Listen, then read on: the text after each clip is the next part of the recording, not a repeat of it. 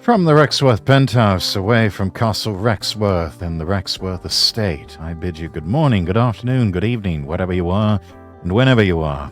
My name is Rexworth, Lord Rexworth, and I welcome you to our Saturday evening stream. I'm going to be doing a bit of Yap Yap first, some video reacts, and then we're going to play some more Pirate Yakuza. Thank you all for joining me. Phalanx, welcome in, you made it indeed. Jade Peppermint, hello, darling, how are you? First, let's do some housekeeping here. You can find all of my links at the website, lordrexworth.com. That's lordrexworth.com. And do make sure that you're following me on Twitter. Take a look at the interesting things that I retweet or talk about, or even, enable all notifications so that you know when I'm going live. We've got a Discord. It's the Castle Rexworth Discord. You can click that link there in the chat and go right to it. And then finally, comms are open. Just buy me a coffee. Anyways, welcome in everyone. Thank you so much for joining me here. How's everybody's weekend? Mine has certainly been interesting. And in a good way. I received a QR code in the email from my now former employer telling me to take my equipment, my laptop, my headset, power supply, key fob, that sort of thing, and take it to a drop-off place where they'll pack it up and ship it back for me. Don't have to twist my arm. I'm done with the place. Been done with the place since Thursday.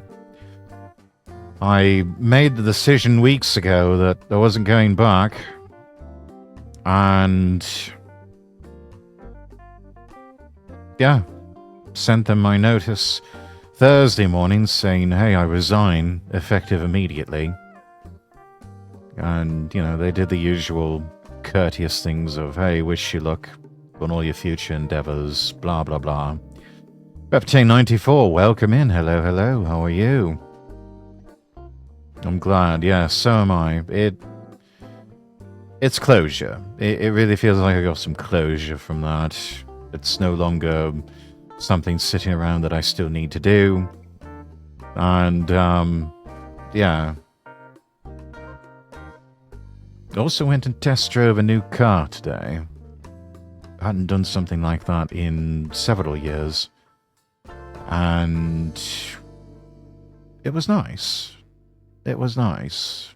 And I'm in a position to where, despite changes in the job situation, I'm still in a position to where I can consider getting a new car.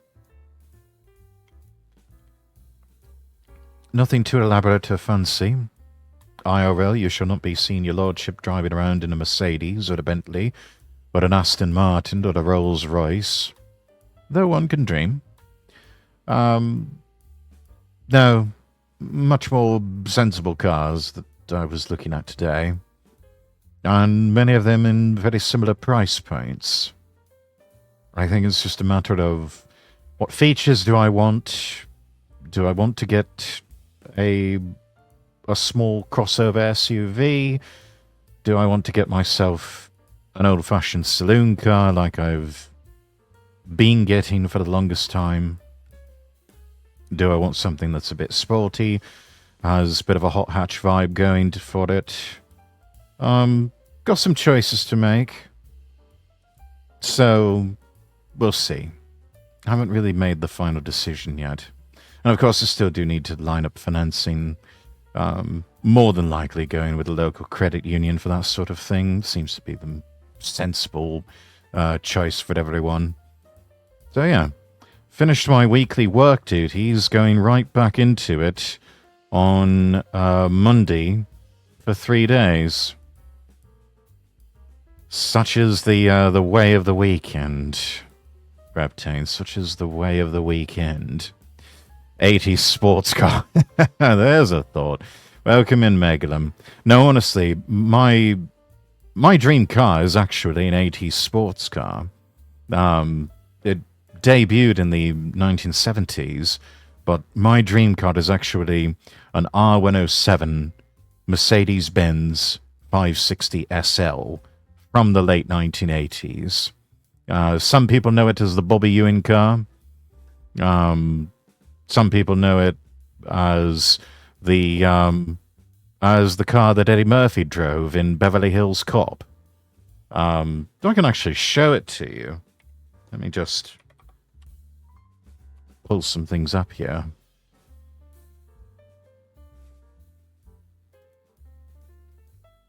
Yeah, there we are. Let's move over to our React Andy window here. By the way, I saw that we lost connection there for a brief moment, chat.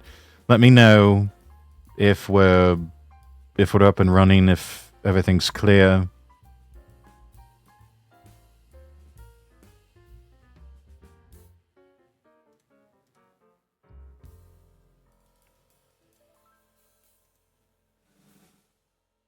Actually, let me check in the stream manager here. Yeah, okay. Looks like we're good. Everything's good. Okay, good. Right. So, bringing this back up, this is actually... you may recognize this as... If you've seen the original Beverly Hills Cop, this is what Eddie Murphy drove for part of the movie. Looks a bit different with the Euro spec headlights. This is how it was originally designed. These headlights here were an American edition just due to laws and standards in the United States at the time. Also, the bumpers on American SL class Mercedes were a bit longer. But this is how we know, more traditionally, the SL class from the 70s and 80s. It's an absolutely beautiful car. Beautiful indeed. It was also driven for many years by Patrick Duffy on the American primetime soap opera Dallas. So some people sometimes refer to it as the Bobby Ewing car, because he always drove a red one for many years. From the beginning of the show, from its inception in the late 70s, all the way into, gosh, I'd say, into about maybe 1987, 1988. And then they switched him over for some reason to a Maserati Spider, which was a pretty cool car, don't get me wrong. But it wasn't the Mercedes. I think we'd all gotten used to seeing him driving round streets of Dallas in a red R107 Mercedes convertible. And I saw that car. My mum's a huge fan of the old TV show Dallas. And it was one of the first scenes they zoom out. And I don't think it was a 280 SL, I think it was a 450 SL that they drove at first. And I'm just like, what is that car? It is perfect. I must have it. And she said, oh, that's a Mercedes, that's a Mercedes convertible there. That's a very expensive sports car. And I'm just like, I don't care how much it costs. I must have one. And, preferably... Actually, I'm going to move chat over. Hang on. Let's see. Chat box. There you are. Okay. Let's move all of you over there. That works. Yeah, that's better. Anyway. No, we're not doing that. I'm thinking I want one in blue. You see them in the red so often, but I love the blue hues that they have for these R107s. Those to me, that just... And I'm not picky on the headlights. It can be the American spec, or it can be the Euro spec. I don't really care. I would probably fit them with LED headlights to sort of modernize them for safety reasons and all. Possibly switch out and go with the hubcap design of the late 70s that matches the color of the bodywork, because I think that is really cool.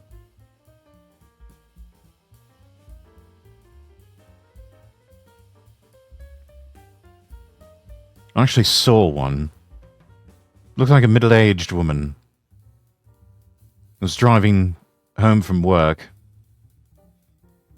and we were in the middle of rush hour traffic where I live, and I'm over off in the left lane on the dual carriageway, and she is, by some miracle, managing to make faster progress in the center lane. And she is in, well, she was basically in this. She was in a white Mercedes, I think it was like a 450 or 350 SL. And it just seemed like, almost like Moses in the Red Sea parting. All the traffic was sort of making way for her. But it is incredible. And this wasn't too long ago. This is like less than 6 months ago. Maybe less than a year ago. And that car, being nearly 40 years old, could still turn heads. Manual or automatic? I would go with the automatic. It's only a 4-speed slash box, but you know what? That's fine. And honestly, manual transmission versions of these cars are quite difficult to come by in the North American market. I would have to get one imported directly from Europe if I wanted one in a manual, but I don't drive manual. I never have. I prefer automatic. I think driving should have a certain level of ease to it. And I've never been one for manual transmission cars. I know that sounds very American of me, but I'm sorry, I prefer an automatic. It's like, let the machines and the computers do that sort of work for you.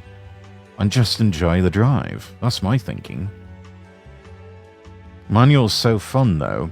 It's even more fun to just enjoy the views and enjoy the drive, not have to think about shifting gears. It's one less thing that I have to devote brain power to. That's my attitude towards that sort of thing.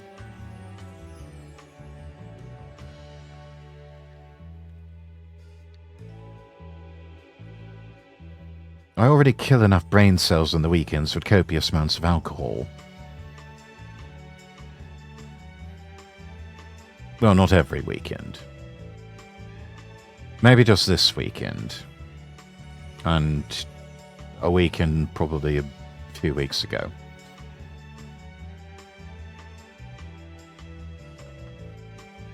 But yeah, that's the dream car chat. So, if you know of anyone who's selling an R107 Mercedes-Benz 560 SL, and it has to be the 560 SL, I want the big 5.6 litre, throaty, naturally aspirated V8 engine.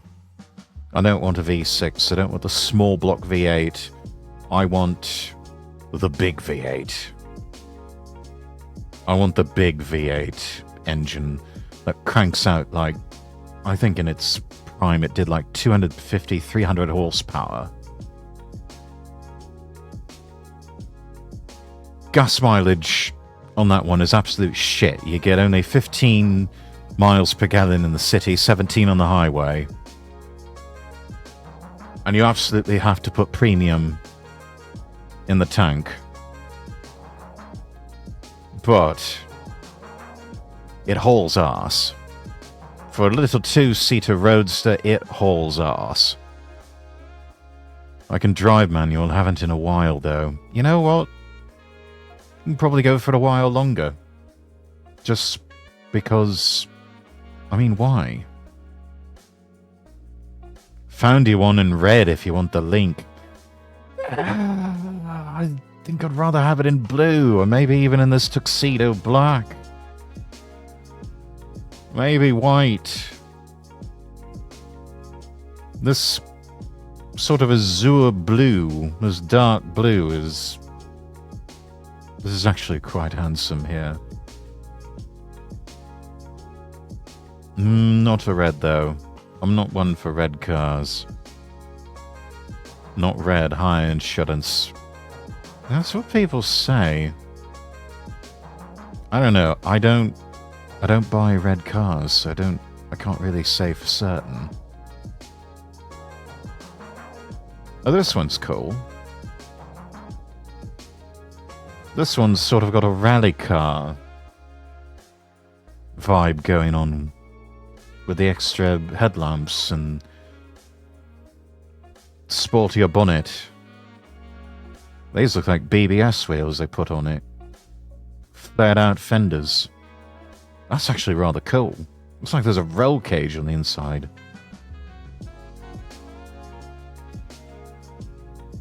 Something that came up in the days before Subaru started eating everyone's lunch in rally car. I put about 130 miles on a Sprinter van today. I can believe that. And those Mercedes Sprinter vans, they are designed for those sorts of long-distance type journeys.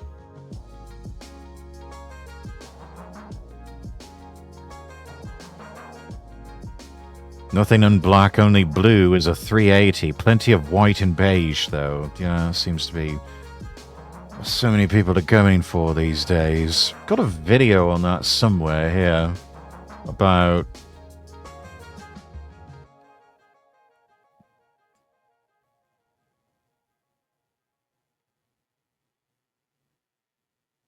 Yeah, there's one we'll get to later on. But I found some cool videos here, chat, that I want us to take a look at. I think mine are Ford, company vehicle. I mean, something to be said about Fords. I can't say too much kind because I don't want the ghost of my grandfather, who was a lifelong General Motors employee, to come back and haunt me, so I can't say too many kind things about Ford, but... I mean, there has to be a reason that the F-150 is the best-selling truck in North America.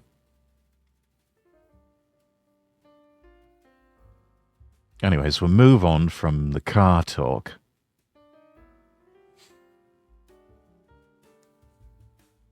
But yes, perhaps someday, when I'm doing public appearances at anime conventions or something like that, you might actually see His Lordship pull up to the hotel in a beautiful blue vintage Mercedes-Benz 560 SL convertible.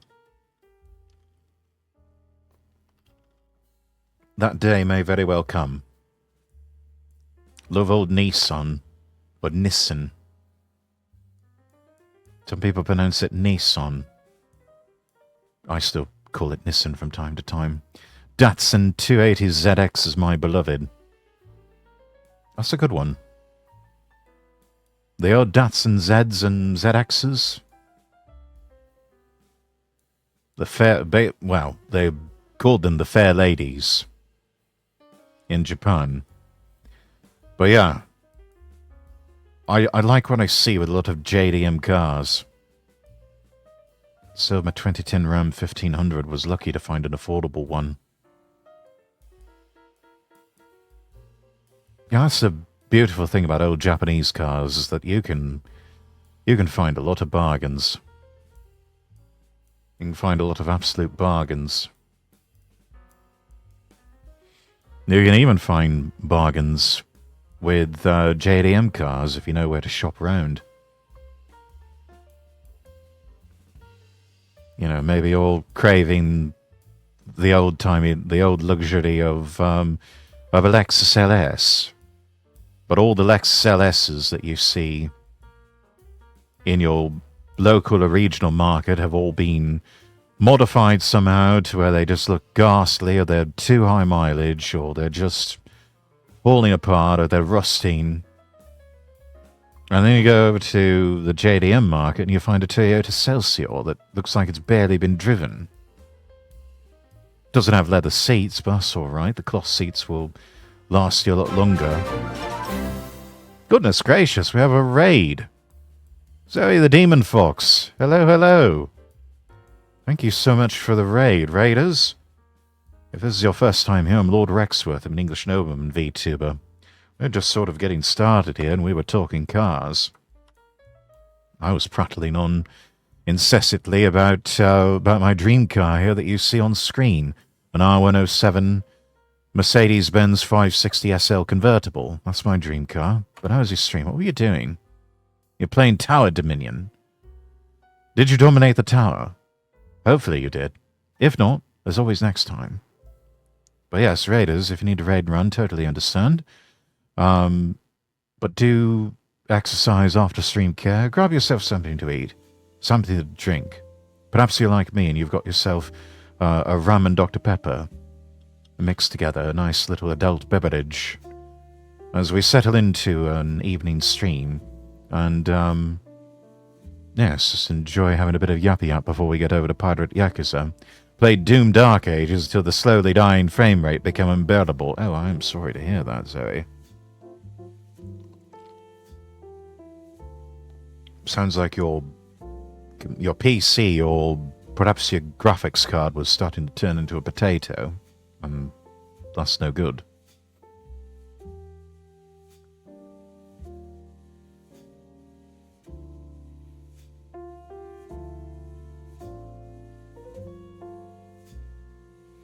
Apparently, according to my chat, Dark Ages itself is the issue. Well, that's definitely no good.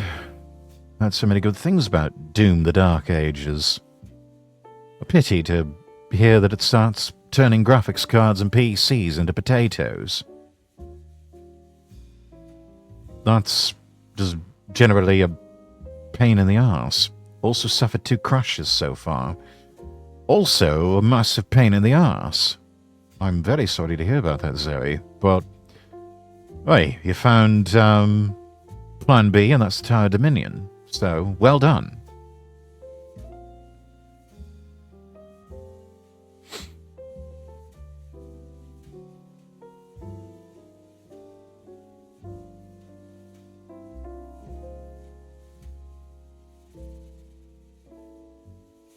Give it a 9 out of 10, would cackle evilly as I slaughter lots of demons for short periods again. In some ways, literally doing God's work. Which is, funnily enough, why you see a lot of Christian VTubers playing Doom games, especially the original Doom. Sort of engaging in a digital holy war against the ungodly and the unholy in the form of demons from hell trying to invade our realm. I just think that they're trying to justify playing violent games and they just sort of lack imagination. Anyway, we must move on now. And posted this up in the Castle Rexworth Discord a while back. I think I also reposted this on the Twitter page. And as something I'm finding out, 10 years on, after having completed an undergraduate degree, and also having got my MBA, having also done about a year of law school, and find myself exiting the corporate world officially as of this past week. And looking at trades,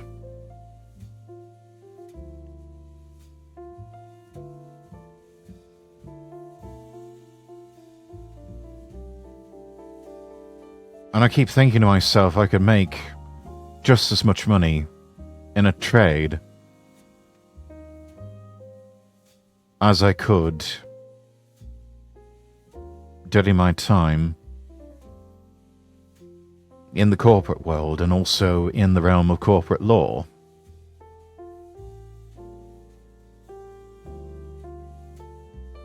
These are just averages. Not sure when these were found or where, but they're fairly accurate. A plumber can make $27.96 to $45.48 an hour. A crane operator, $27.96 to $41.98 per hour. A technician working on wind turbines, $27.04 to $38.78 per hour. A commercial driver, in other words a lorry driver, $25.96 to $37.59 per hour. That's not really how they calculate things in the CDL world. It's more, how much do you get paid per mile? Plenty of first-year drivers will sign with large carriers, making anywhere between 40 and 50 cents per mile.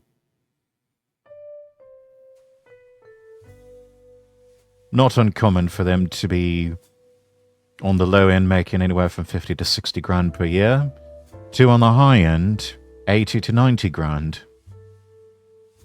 I'm a pedal lift driver. I make more than 3 of those top ends. Yeah.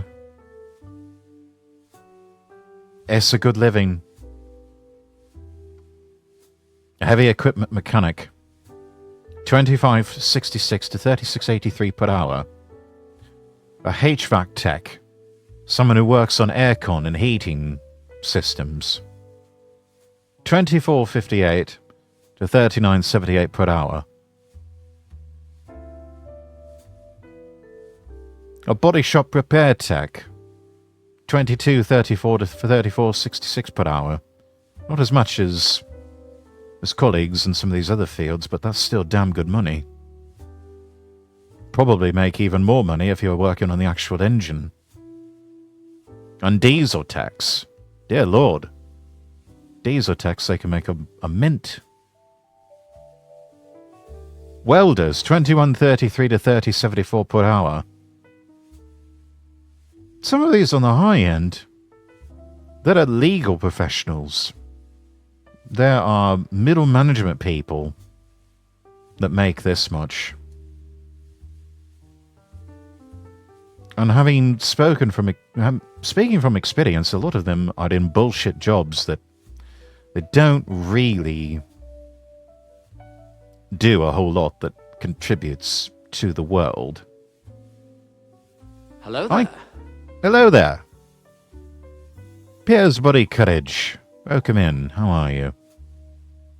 Well, I can tell you, the vast majority of my duties at my previous job were being forced to come into an office 3 days a week,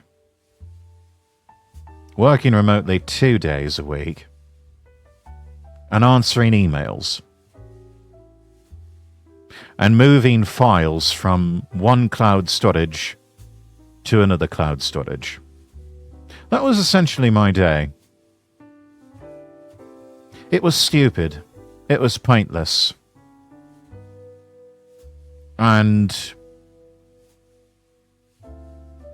was not very meaningful. And I think if we were all to just disappear the next day, the world would either not notice a difference or might see a net benefit from it all.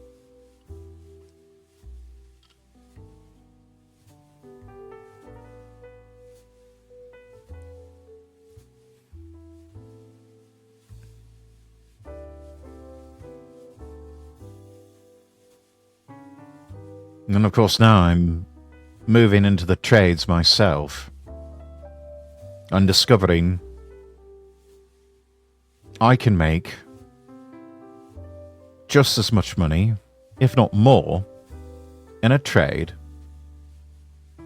than I ever could working as a paralegal in corporate law.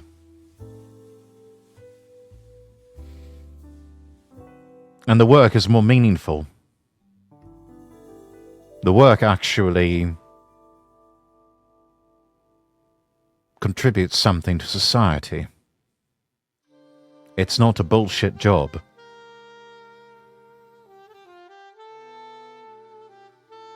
Not only that, I am surrounded by people that come from a variety of interesting backgrounds.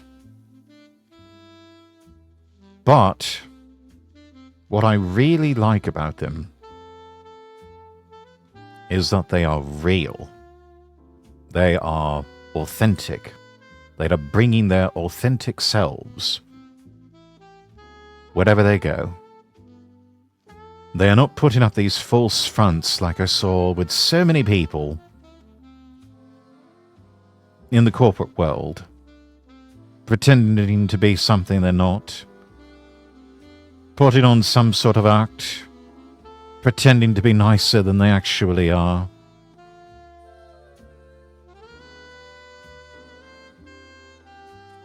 They're just being real. And I like that. I think that's a much more honest way to live than putting on airs and acting like a pathetic corpo drone.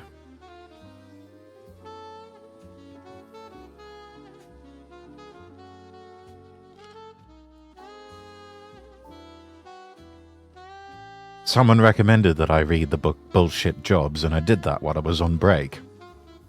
That was then I made up my mind. I'm not going to work in a bullshit job anymore. I'm going to go find something to do with my life that actually has meaning and also makes a decent living.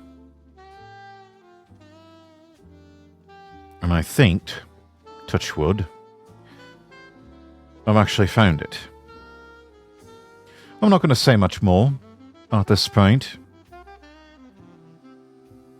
but I will say I think I have found it. Again, touch wood. And I encourage all of you to do the same. If you're working in a bullshit job, find something that's more meaningful. There's plenty to choose from out there in the trades. We'll get into that sort of thing later. Got a video about that. But hey, talk of industry and whatnot. I don't know if any of you have ever heard of Paolo from Tokyo. He goes around and he's got these really interesting videos about sort of day in the life.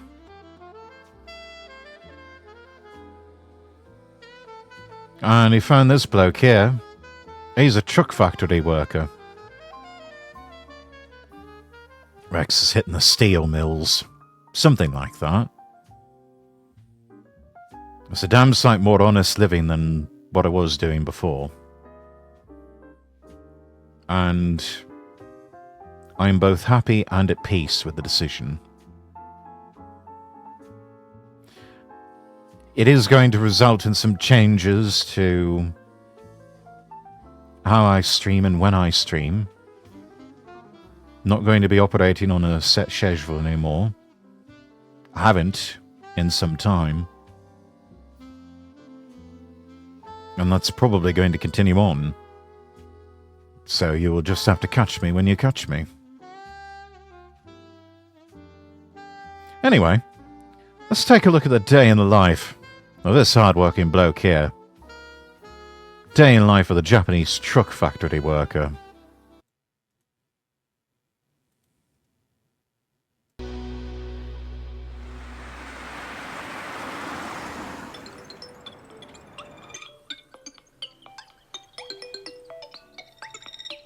"6 a.m. The sun comes up early in Japan." This is Shun, 27 years old, living in Japan's Kanagawa Prefecture next to Tokyo, and he's just waking up for work.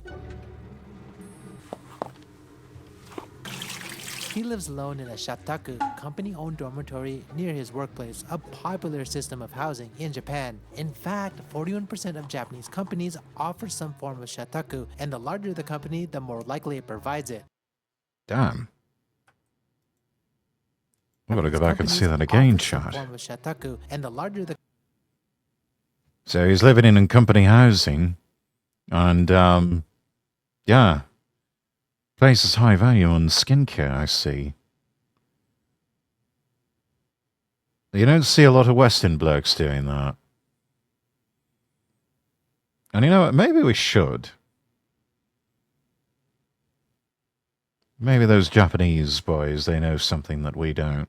The company, the more likely it provides it. It's often fully furnished and offered at a reasonable rent, making it a highly attractive option. I mean, we go back and look at that. It's often fully furnished and offered at a Baseball reasonable fan. rent. Kitchen's not much to speak of, but I mean, for one person, that's really not a bad looking flat. There's not many companies in Europe or the US or Canada that would do something like that. That's good looking out. Making it a highly attractive option for employees. Shun is originally from Fukushima and after graduating high school, found his way here. Ever since he was a young boy, he was extremely Oh, he's damn sure not going to find anything in Fukushima. I mean, that's still rebuilding from that old incident with the nuclear plant. into cars, and when discussing with his high school teacher his future, he learned about his current job. It was at this moment he knew exactly what he wanted to do with his life and redirected his focus on achieving this dream. And Oh, that's cool. Built one of those Lego architecture things. But chat, how many of us knew in high school what we wanted to be? Or what we wanted to do with our lives? I know I didn't. I think he should count himself one of the lucky ones that even knew exactly what he wanted to do. Finding your calling like that? Yeah, that's heaven sent. one of his hobbies is collecting cologne. So you're Damn, man, a style.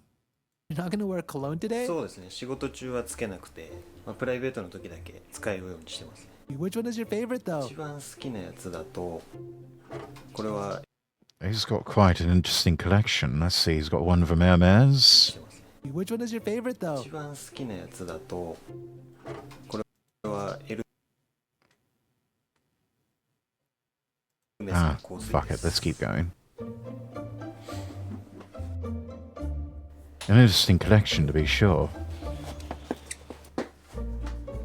I think at one point I was quite like him. I had several bottles of cologne just sort of lined up in the medicine cabinet. These days I think I have one or two.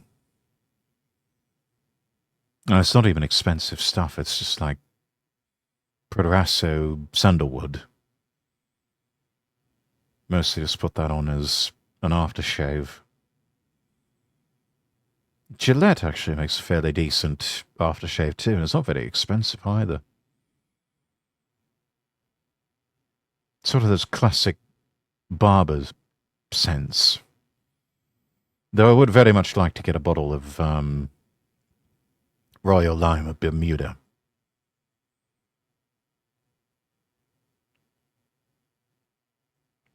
I've always liked that smell of West Indian limes. It was also a favourite of the late Prince Philip. Anyway. Interesting how it all turns off with a key. Don't know many flats that do that. Unlike Kinda handy, most though. Japanese salarymen, he is able to walk to work in the morning, albeit it takes him 20 to 25 minutes one way every day. Despite this, he enjoys Probably. the calm and peaceful alone time. Probably save a lot of time driving a car, but then again, owning a car anywhere in Japan can be quite expensive. On the way, he stops by a convenience store to pick up his breakfast. What did you get? 7-Eleven! Onigiri from 7-Eleven! Erengi mushroom butter shoyu and mushroom Kowa. Looks good. I mean, it sounds good. Good morning, everyone. I'm back with another day in life. It's an early one again. Good hey, morning. You gotta do what you gotta do. This one I've been excited to do for a long time, and we're finally doing it. So here we go. All we have to do is wait for Shun to arrive. Good morning.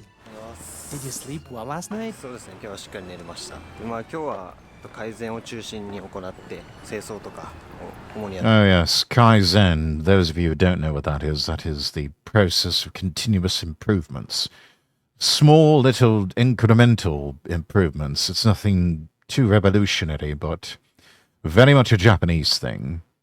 Learned about that touring Fujitsu facilities as part of my undergraduate studies, I believe. いきたいと思います。 This is Shun's workplace, Isuzu Motors, one of Japan's Isuzu. largest automobile companies and the #1 truck manufacturer in the country with 2 major factories. And Shun is based in the Fujisawa plant, where he Yeah, Isuzu, I think, is almost Japan's equivalent of like Freightliner International.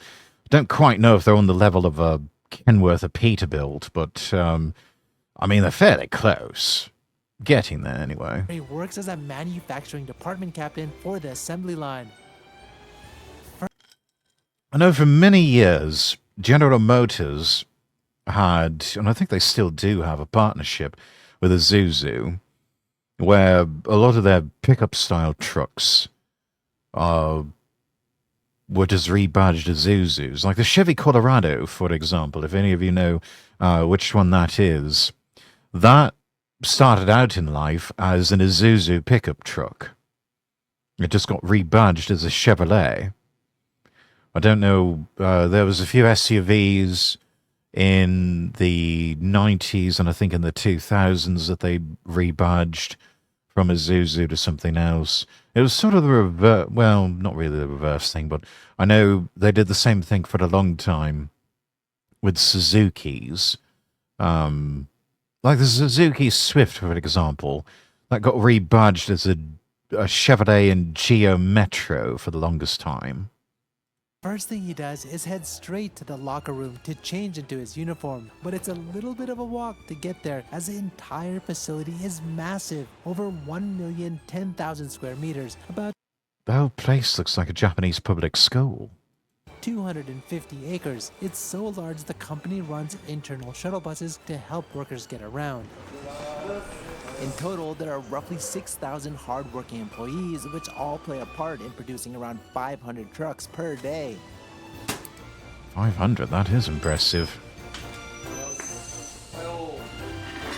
What now? メールが来てるんで、それを確認してるって感じです。 Wait, you have Now that emails. he's made it to the office, he checks his email. As a captain, it's his responsibility to be informed of everything going on with the team, including any new projects as well as any important announcements and plans from the head office. Nice, he's having his onigiri now. Interestingly, in Japan, onigiris were originally a meal eaten at home, known as a classic mom's meal. But over time, with the growth of convenience stores and even specialized onigiri shops, it's become a food that is commonly eaten on the go.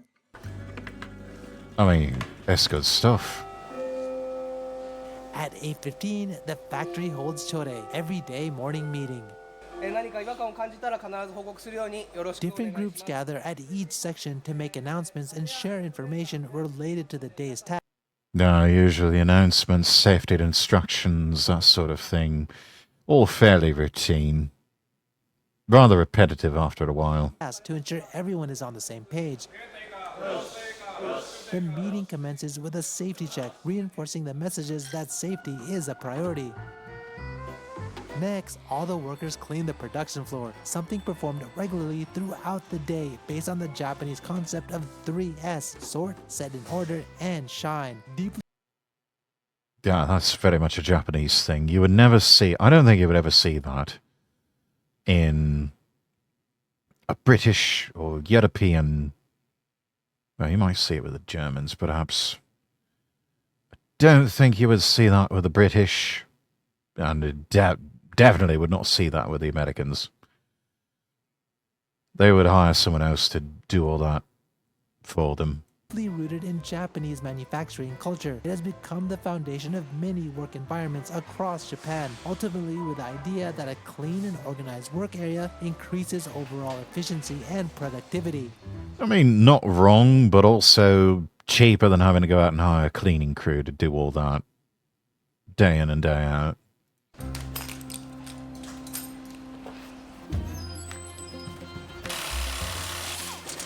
Now he gets to work. As the assembly line team captain, his main duty is to oversee and support the entire team. Today, one of the workers has called in sick, so he's stepping in to fill their position. Originally a line worker himself, he has the experience and deep knowledge of every single task on the line. Yeah, that seems like the natural progression of things. You will start as just assembly line worker, or maybe even a position below that, and work your way up. Gentlemen were seen profiled here as being at this job for several years and has seen his fair share of promotions. Which allows him to jump in whenever needed.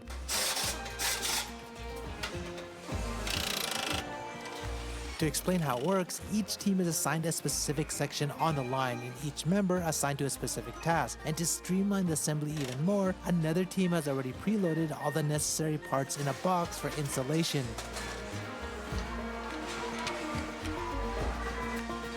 Although line work comes naturally to Shun now, it wasn't always the case. When he first started, he struggled to keep up with the pace, as each section had to be completed within just 2 minutes. But instead of getting discouraged, he used it as motivation, working tirelessly to memorize each task and improve his skills. After 2 months of dedication, he finally caught up.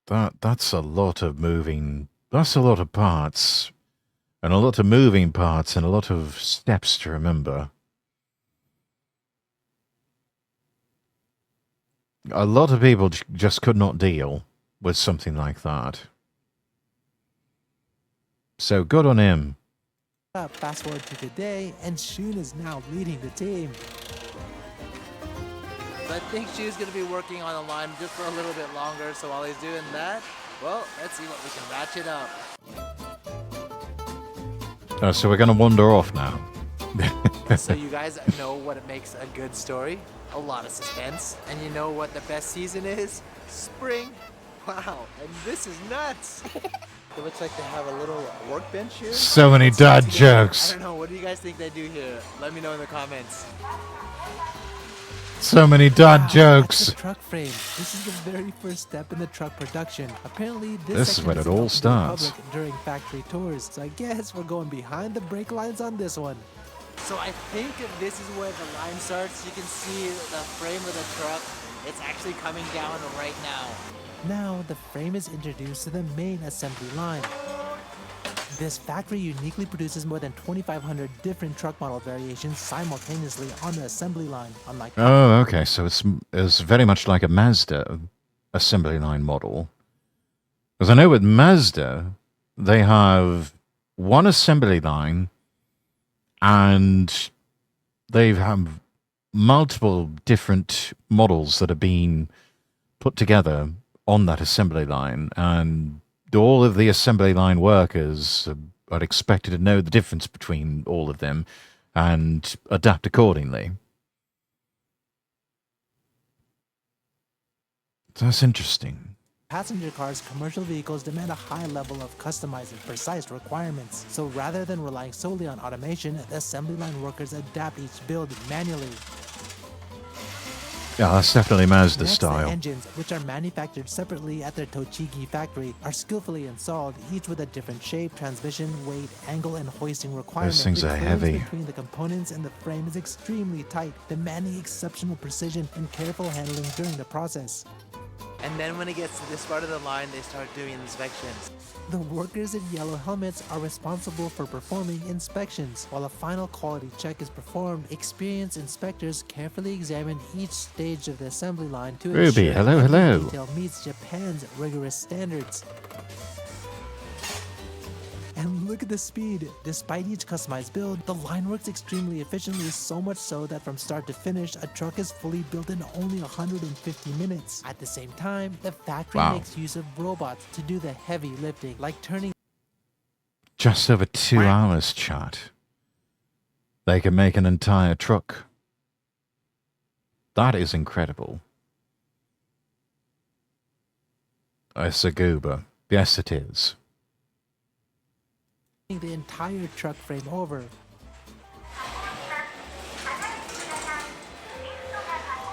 Then the vehicle moves down the line where it's there's the ready cab. for the cab installation.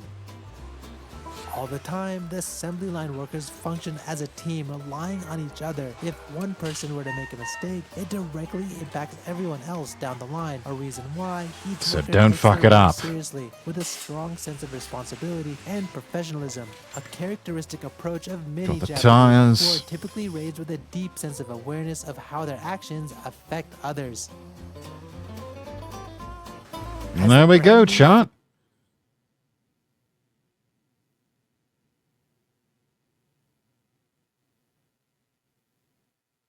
And a Zuzu branded bobtail there. Eventually probably going to have some sort of flatbed or maybe a box there on the back. I don't know, head off to do things. Matthew, welcome in. How are you? Oh, trucks. Kind of want a box truck. A box truck would be fun to have, yeah. Probably a box, yeah, if I had to guess. Box is some sort of Customized open Isuzu bed truck farming rolls off truck. the line, it's ready for its final inspection.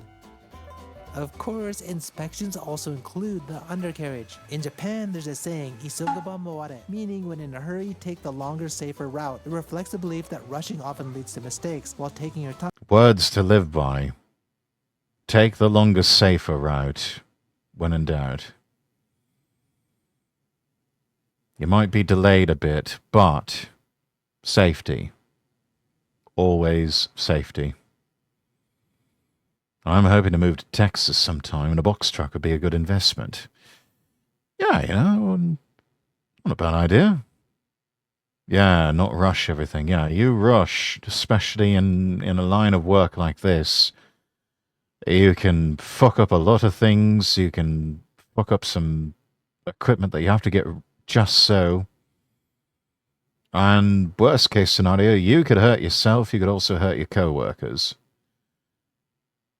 That's just no good. Either a box truck or a box trailer, since I have a truck already. I might just want to get a box trailer then.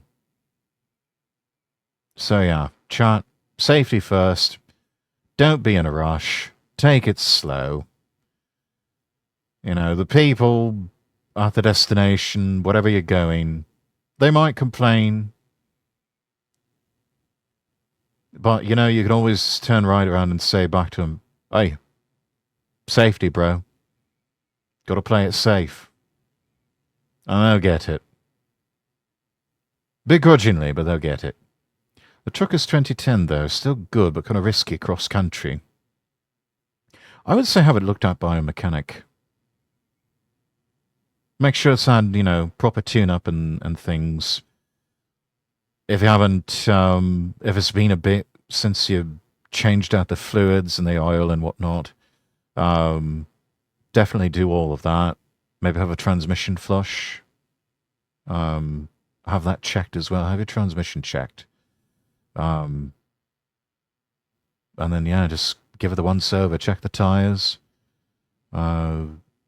Tread's a bit worn. I mean, they're going to be on a long journey. Maybe it might be time for some new tires too. Especially with the trailer carrying my life, yes. Yeah, you make sure you have that truck. Just give it a proper once-over. Let it shake down before picking up and moving cross-country like that. It's a bit of an expensive proposition to have all that done, but you know what? You'll be extending the life of it by who knows how many years, so that when you get there, it'll still be in good working order, and yeah, like I said, you'll have many more years of useful life out of it. Flip side, I'm over halfway to my savings goal for that move. Oh, that's fantastic. Time to do things properly helps you reach your goal more efficiently. It's a mindset that may help explain the high quality and reliability of Japanese craftsmanship. Okay, so we are going up these stairs. If we're upstairs, maybe we don't need the helmet. It's kind of all messed up, but okay. I don't know, mate. I think this is the office. Usually, well, okay, this might be an exception, but most anywhere that doesn't look like an obvious office environment, probably safer to just consider that a hard hat zone. That's just me. Yeah, let's go see what that guy at the end is doing over there. Office looks Excuse me. huge. Alright. Yes. What's this place? ここはね、車両製造部の事務所になります。 Oh, is this the only office in the い factory? えいえ、ここの工場は4つの工場に分かれてて、 Four factories in the ここは plant. 第二工場って Ah, that's just the second 完成車両を factory. 作る工場だから、そこの事務所になる。 Ah, I see. Apparently, section managers and operations support staff work from this office. So, what do you do? 私はね、ここでね、副部長やってるんですよ。 Oh, you're pretty high up then. How long have you been working here? 私はね、18からやってるから、今勤続40 Damn, years. 40 Can you even imagine, chat, any sort of employer with employees that have been working there for 40 years? It seems like that's only a Japan thing now. I would think hard hat areas are clearly marked. Maybe, maybe not. I've been in some environments where they basically say, look, if you're not in a break room or in an office, you have to consider it a hard hat zone, even if it's not an obvious hard hat zone, and even if it's not clearly marked. I don't know, they were a little weird about those sorts of things. Damn, doing it for 40 years, bro's living the dream. I know, right? He's one of the fortunate few. Honestly, I wish we could go back to the whole notion of lifetime employment. You find one company and you work for them for years and years and years, and then retire, get the gold watch, and, I don't know, figure out something else to do with your life. It used to be a US thing. I think my grandpa was a steel mill worker only. Yeah, union type jobs and the like. They still emphasize that sort of thing. And definitely try to incentivize it with the pension.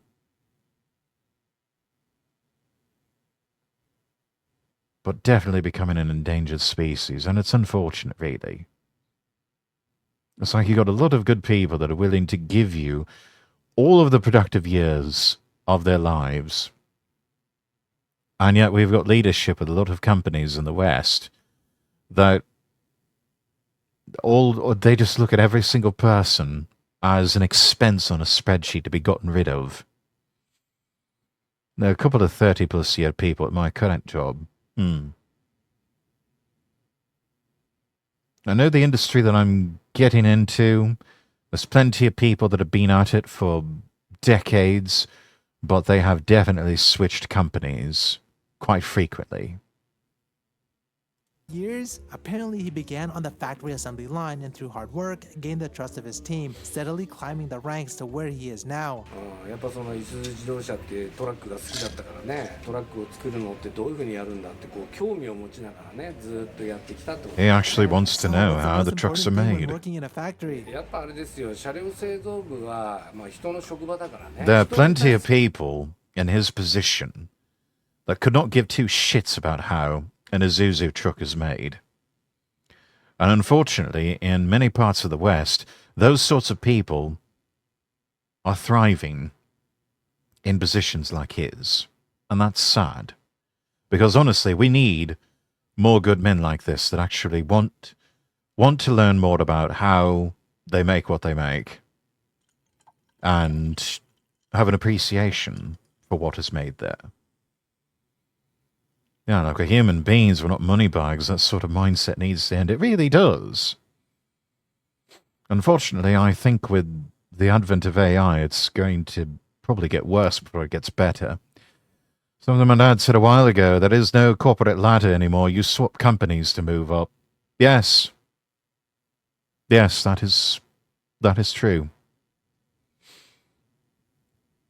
The idea of upward mobility in the corporate world is, yes, largely non-existent. することが一番大切ですよやっぱり。 What's the toughest part やっぱ then? いろんな人がいるからね、やっぱ考え方も違えば、ね、優先順位だやれなんだって人はみんなばらつくからね、コミュニケーションの難しさっていうかな。 If you had one message for everyone, what would it み be? んなにメッセージ、やっぱね車両製造部は1台の車1台のトラックをねやっぱりみん A な lot of hands touch one だから truck. 一致団結でいきましょうみたいな。 Thank you. There's Shun. Hey, where are you going?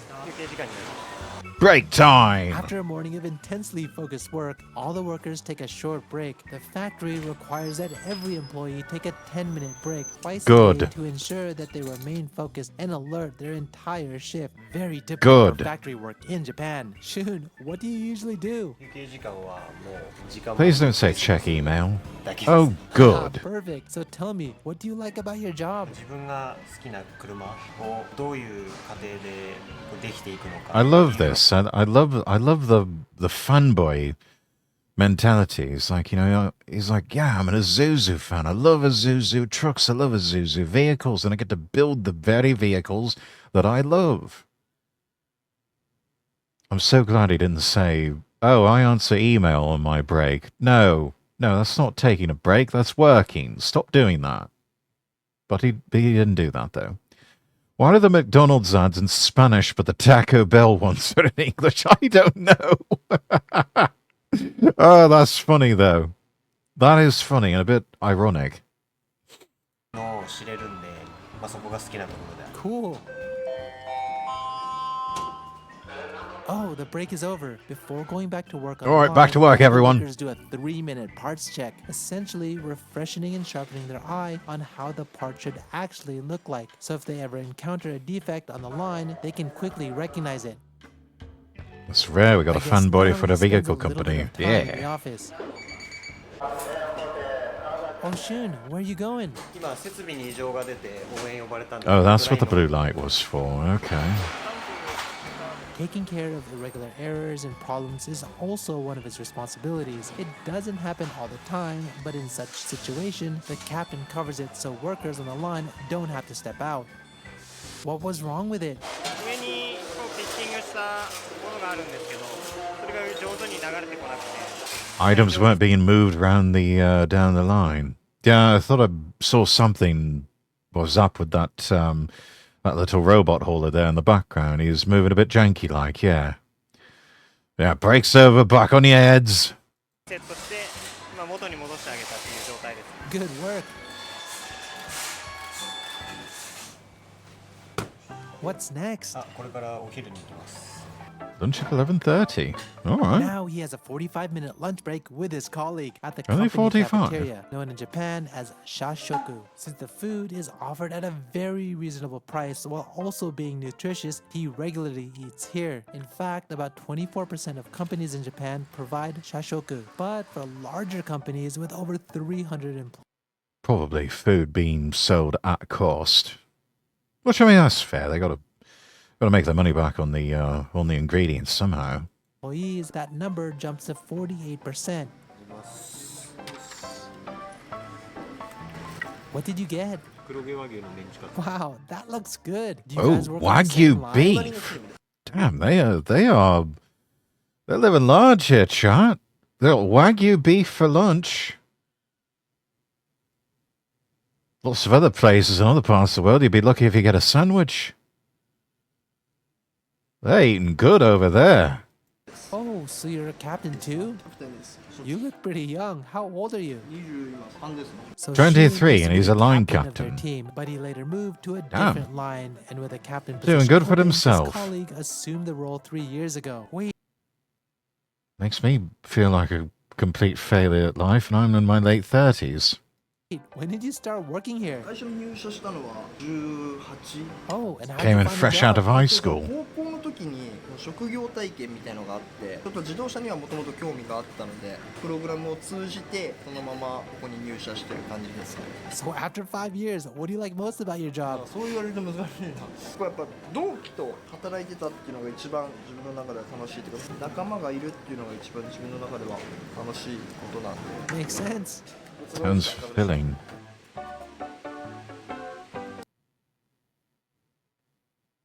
Chicken tendies for lunch. Hey, that's also pretty tasty. No, don't say that, Rex. I mean,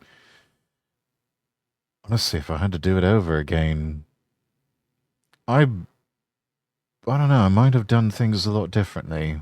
I don't know if I would even have gone to uni. I probably would have just gone into the trades and just stuck with that. But we can't turn the clock back, so we just have to play the hand we're dealt, or play the hand that sometimes we've dealt ourselves. I'm 40, and I'm not too far behind from you, Phalanx.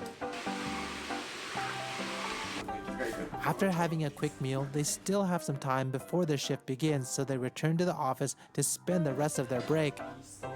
Okay, so It's like he was checking baseball scores or something like that. I mean, you have a good life ahead, have to keep that chin up, you know. Yeah, that's fair. That's fair. And, you know, things I believe, touch wood, started to look up for me again. So, that's something. Shun is in there just doing his lunch break. Decided to walk around a little bit, maybe. So this section is just We're going to wander off again, chat. See why it's a little bit different than the line over there. Excuse me, what's going on here? Right over there makes the diesel engine trucks. Oh, these are electric Which trucks. line would you say is more difficult to work on? I can believe that. More electrical connections, yeah. Makes I see. sense. Apparently, there are too many tasks required to fit on the main assembly line, so EV trucks must be built in a separate area. Okay, we are making Okay, around makes sense. hydro unit sub and picking area. Huh. What? I have no idea what that even is.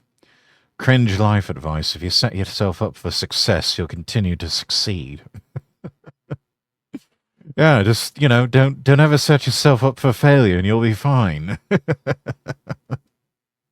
Easy, right?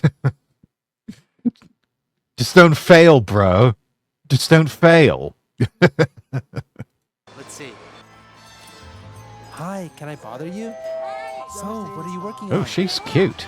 ハイドロユニット、エチューって言ってパイプを組み付けてラインの方に流して供給するっていうことをやってます。 I'd like to install some pipes for you and send you the main line. I mean, what? See, and how long have you worked here? 私はまだ短くて半年。 Oh, what did you do before this? 6 もともと months. 北海道で車の作る仕事っていうのをしてたん Oh, です by for another manufacturer in 仕事 Hokkaido. してます。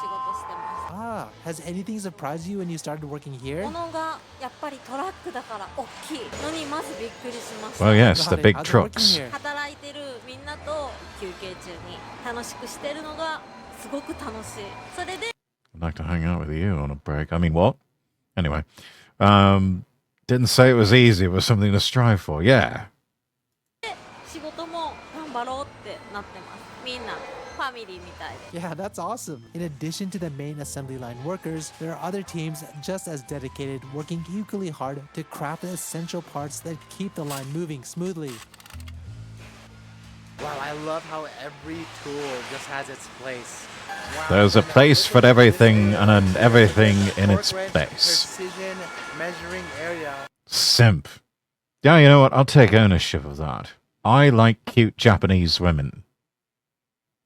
They have all of these wrenches. Here, the tools are assigned to one worker from each shift or inspection to ensure that they're all in working order, helping to prevent any potential downtime caused by equipment failure. Brilliant. This is pretty dope just walking around and going to all these different places. Check this out. There's I think Elf Mio EV. It says EV, so I think it means. Oh, there you go, Phalanx. All-electric version of your box truck there. And it's just sitting there in the car park waiting for you. Just go and pick it up. Like family means something very different in a Japanese factory than an American factory. Yes, very much so. Hey, no problem with that. She's cute. I know, right? Would definitely ask her out for a drink. Their electric vehicle. Let's see if we can go inside and check it out. Hell yeah. This is nice. I'm a truck driver now. I guess more like a truck sitter. Almost got enough. Yeah, no. You're kind of on the level of a van driver, mate. You want to talk truck driving? You're gonna have to upgrade to lorries for that. And this is no lorry. This is impressive, but no, this is more like this is sort of in the territory of like American CDL Class B vehicles. Maybe tell us some funny jokes too. Oh yes, I'm good with that. Enough room for 3 people in here. Looks like on the left-hand side you have the charge, and then on the right you have the 2.5. speedometer. Probably in the middle you have just some electronic displays. The center console, there's another display. I'm assuming that's for maybe the rear view, but there's another display up top, so maybe that's One of those is going to be the sat the nav. rear view. So they even have some e-heat here, which I think is different than a regular heat. Pretty cool. Wish I could drive this thing. Like an engine block heater or something. Oh, we found the Oh, keys. there's actually like a little switch here. Maybe we just turn it on. Okay, so that's what the center display looks like. It looks like it has all the gauges. That is mirror, I guess. So it looks like people are going back to work. So I should probably head back. No, that size would require no special license. Oh, really? Huh. Figured it would be at least a Class B. The more you know. Right now, see what Shun is doing. Oh, there's Shun. What are you doing now? 今からちょっと修正します。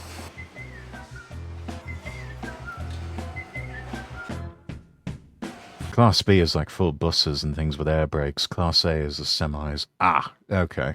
Right. Yeah. That makes more sense. In the afternoon, he starts working on the trucks that didn't pass the inspection. The issues are usually minor, but they often require the precision and judgment that only human hands and eyes can provide. What's wrong with this one? コースのクリ Well, you see, the problem is we're trying to do our work and they keep playing that bloody turb outfit and the Tijuana brass in the background. Makes it hard for us to focus, you know?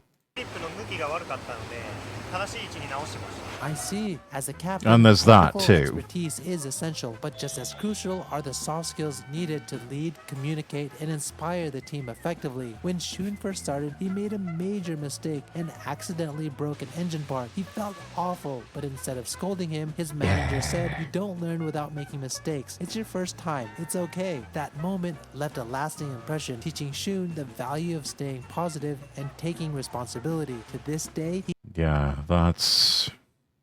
It'd be so easy to just chew him out and rake him over the coals for something like that. And yeah, his boss man was just like, yeah, you realize you fucked up, yeah? You know you fucked up, yeah? Right. Bet you won't do that again, will you? All right, let's get it fixed and let's move on. He carries that same approach when guiding his own team. After finishing the repairs, he goes back to the assembly line.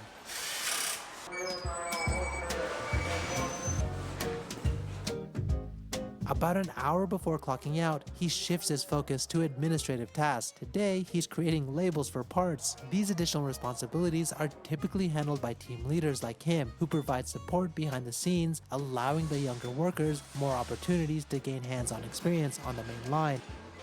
Most of the time, something like that would be farmed out to a secretary or assistant, but I don't know, in a way, it's probably for the best that he handles it. Once is a mistake, twice is concerning, 3 times is a pattern and a problem. Yeah. Why do you need to make labels? 部品ってもう品番でこう来るんですけど、全部品番だと So we don't get things mixed up, of course. これ背番号って言うんですけど、設定してで部品の箱につけといてあげれば、 We need big, big labels. こう分かりやすく。Ah, I see. The bigger the label, the And the easier it share is to takes notes for the spot. next team, a simple but effective way to share updates and pass along important information. About 6 months, we'll be coming up with labels that are so big you can see them half a mile away.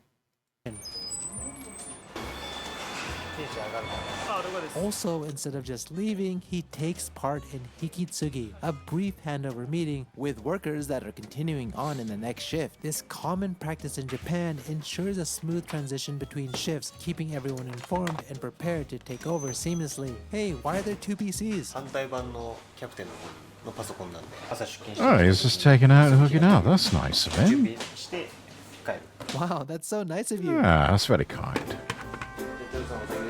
Alright, 5 p.m. quitting time. Make it idiot proof. Keep trying to stay ahead of the idiots. No, right? Not that anyone here at the Isuzu plant is an idiot, of course. Yay, finally done. Tonight, he has dinner plans with some of his co-workers to go to an izakaya restaurant after work. Oh, is the cute girl joining them?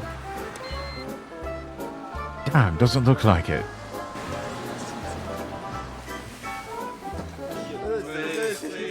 In Japan, it's quite common for co-workers to gather for a nomikai, a casual eating and drinking session often held at an izakaya like this one. Tonight, they're out as friends, but I it's love the also chill typical to join vibes. their outings with their managers, strengthening team bonds outside of work.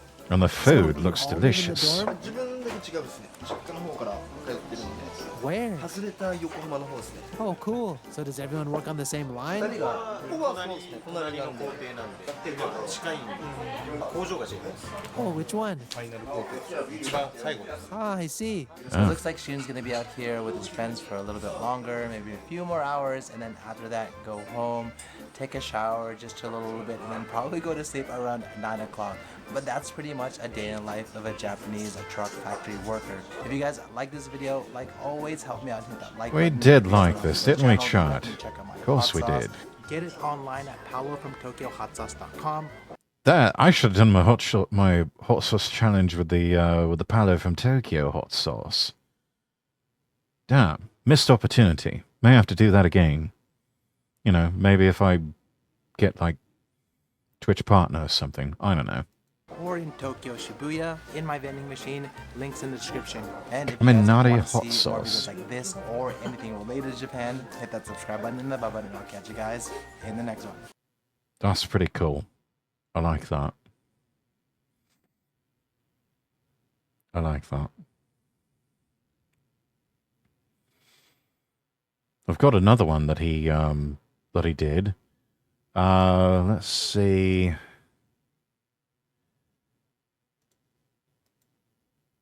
Keep on the subject of cars and everything. But let's have a little bit of a palate cleanse before we move over to Japanese supermarket bakery. Who wants to see how a Toyota Land Cruiser is made? I think that'll be fun. Let's have a look at that. This is the Toyota auto body plant in Yoshiwara in Aichi Prefecture, Japan, where the Land Cruiser 300, Land Cruiser Prado, and Land Cruiser Furusato 70 of are Land produced. Cruising. Pressing process. In the press shop, punching parts such as roof panels and side panels are stamped on one of the largest presses in the industry. The Toyota plant in Yoshiwara has implemented highly efficient pressing processes through automation. For example, special small batches can be produced, and several adjustments can be made for processing. Each step takes just 3 seconds, applying 1,600 tons of pressure vertically. More than a dozen steel plate types Just are a used few per seconds. car. Cars use different steel plates for different parts. Brilliant. Properties required for steel plates vary based on location. For example, to protect occupants during a collision, hard materials are used in the cabin, while easily deformable materials are used in other areas to absorb impact.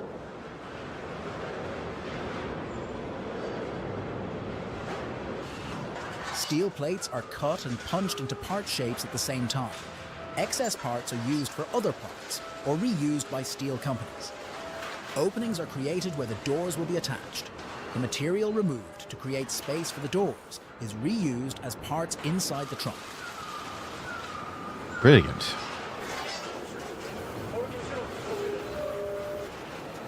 Toyota can manufacture various types of vehicles on one production line. This is called mixed model production. Oh, that's the pressed name for parts it. are Okay. rearranged in the order in which they are used and picked up for the next process. Imagine if the two people can handle with that issue.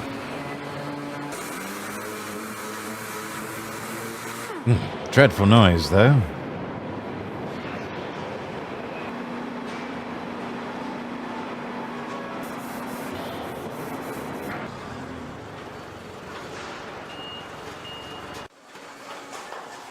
Ah, welding.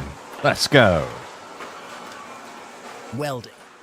Toyota uses 3 major welding methods. Spot welding. This method uses electric current to fuse together metal parts. This process is used to weld 2 or more steel plates by applying pressure and heat from an electric current focused on a particular spot. Most welding in automobile production utilizes this method. Arc welding. This method uses electricity to generate heat to join steel plates. This welding process utilizes an electric arc between a metal stick, electrode, and the base material to melt the metals at the point of contact. It is used for areas where spot welding is difficult to perform because it cannot be clamped by electrodes. How interesting.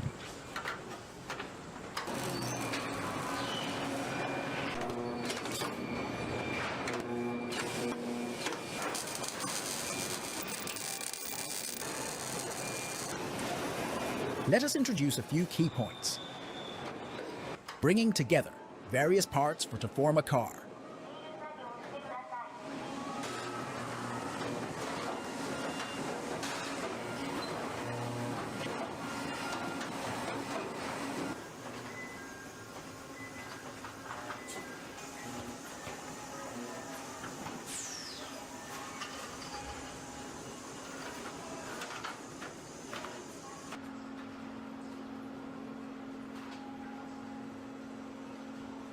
Looks like some sort of adhesive, a glue that they're putting on. Assembling the car body.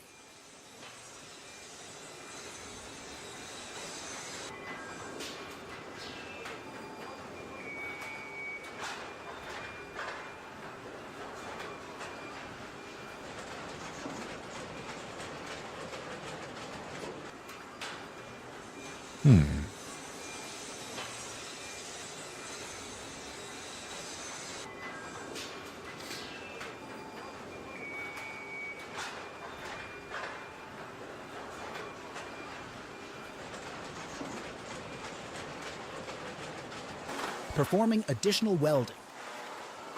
So a lot of machinery to just come down from the Forming heavens a car like through that. a variety of stamped parts.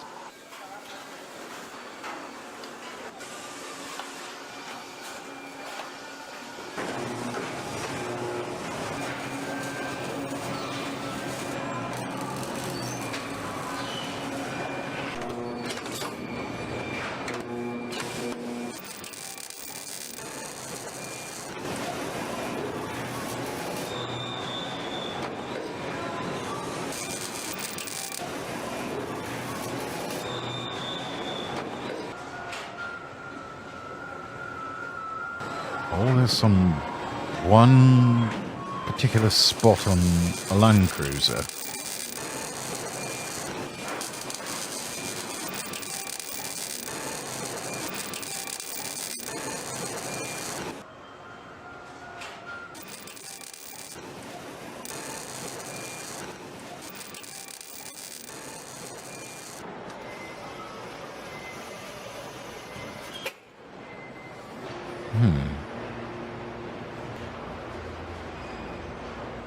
Those look like sanders or something like that.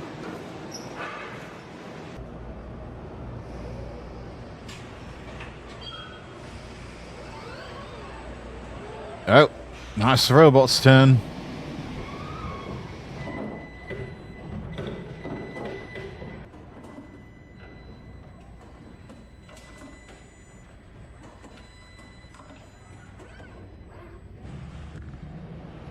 Oh, they even make the robot-y sounds. Laser welding. This welding method is for high-speed, high-precision joining. This is a method of joining steel plates by melting them with a laser. It has excellent joint strength and is used to join steel plates of different thicknesses and materials. All right. Laser welding allows for the joining of more areas at higher speeds. We have taken advantage of this feature to bring forward even more advanced welding technology. Special robots weld more than 500 additional locations to strengthen the body.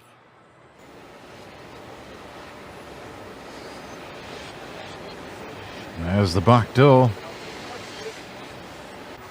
There's the Attaching passenger doors and side various door. parts.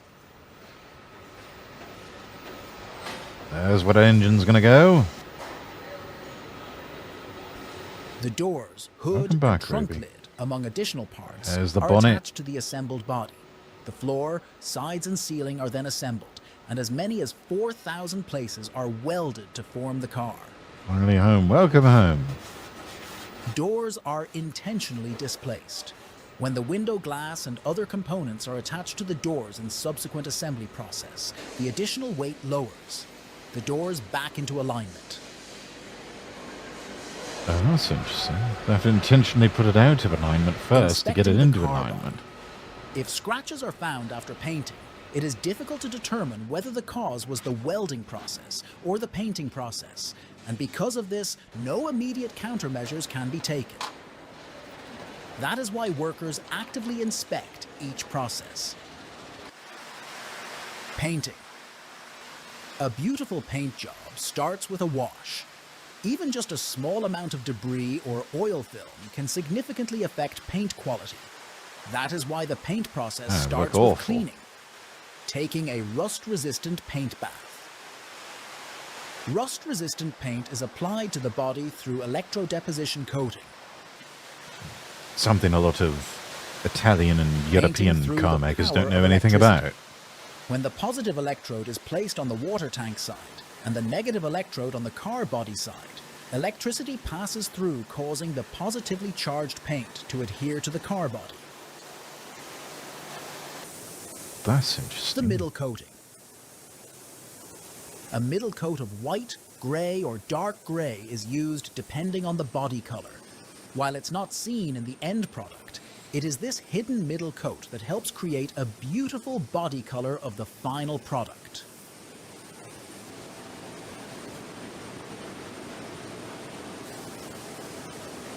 The middle coat color is determined based on the desired exterior body color, with the right combination to help it stand out. Almost 1800. I'm ready for bed. You should definitely head off to bed then if you're tired.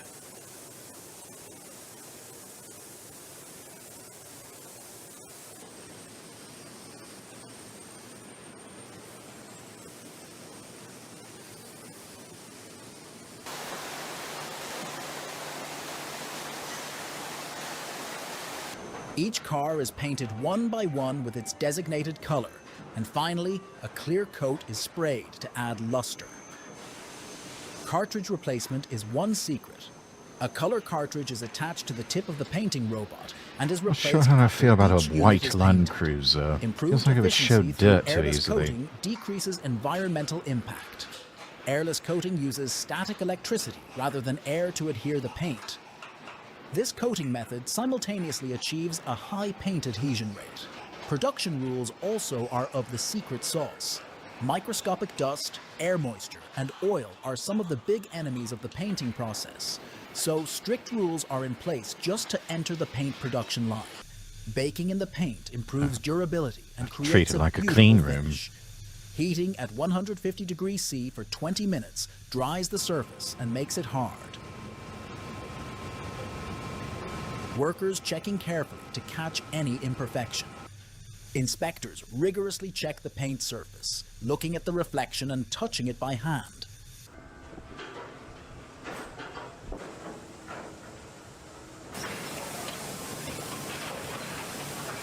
Now they're going to start putting things in.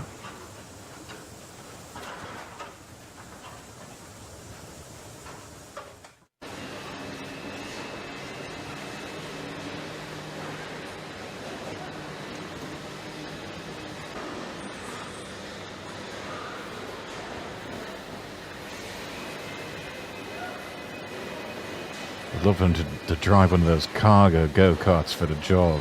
Hell yeah, that'd be fun. Assembly line Land Cruiser. The engine, brakes, and other undercarriage components are installed, followed by the bumpers and tires.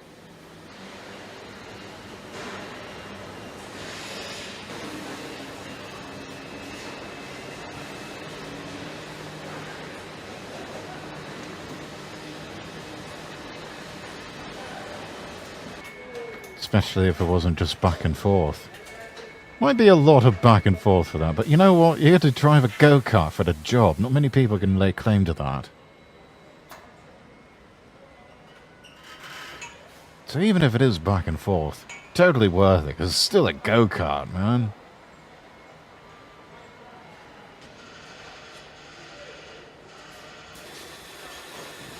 Next, the frame goes to the conveyor where the wedding with the body takes place.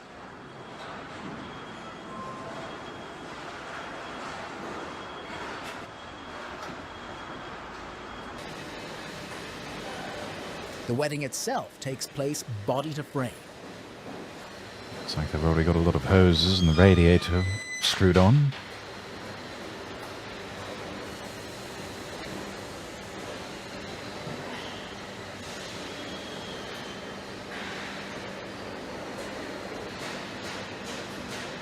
Ideally it'd be something like X to Y, then Z to B, then X to Z. Something like that. Yeah, that could work.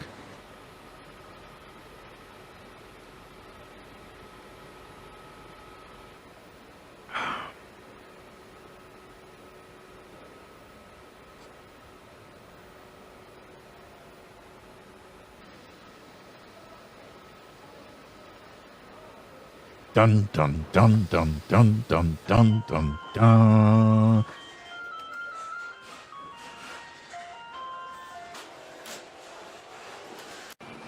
Electrical wiring and the ceiling liner are installed. For release. Not as much dramatic punch as also sprach Zarathustra. Assembling various parts to complete production. There are a total of 60,000 part suppliers involved with producing vehicles with Toyota domestically in Japan. Reactionary gopher.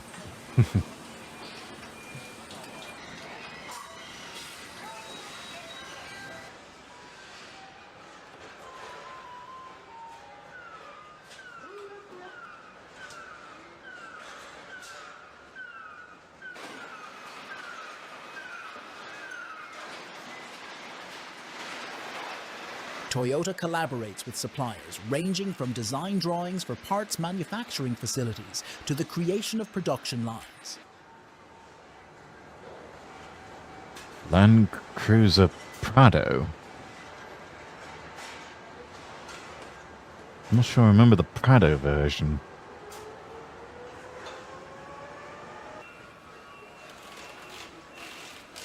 The windshield and rear glass, along with seats, are installed, and then the doors are reattached.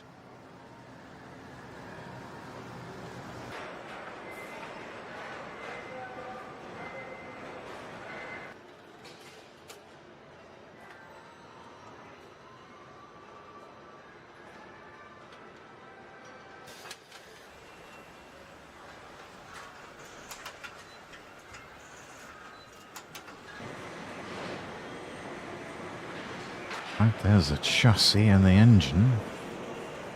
That looks like the radiator that he was securing into place. And down comes the frame.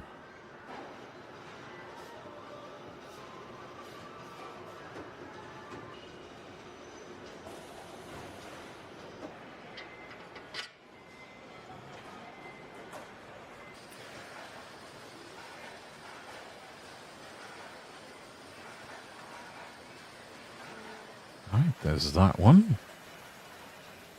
Just ever so gently lowered into place. And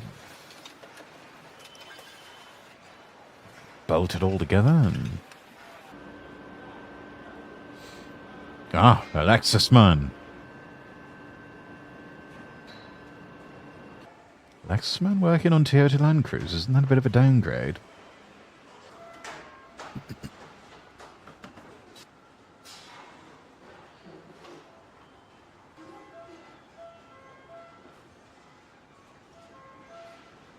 A lot of this seems like it would be B-roll footage used in newsreels.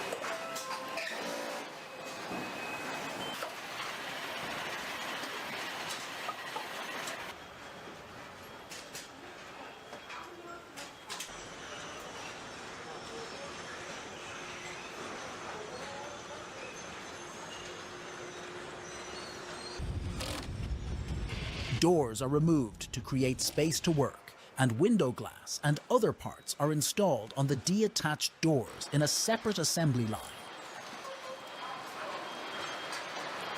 Ah, we're grabbing the seats.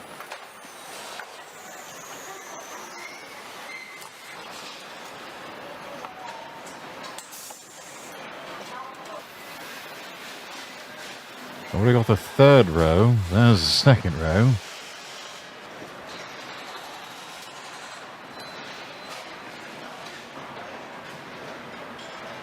That could be a thing. Do a YouTube vid like this and sell the raw footage to a television channel so they can use it. Wouldn't surprise me. I'm sure there's plenty of YouTubers that have done that. Inspectors use a handheld device to confirm that correct parts are installed on a vehicle. Under lighting, inspectors look for any scratch or dent on a vehicle, confirming visually and by touch.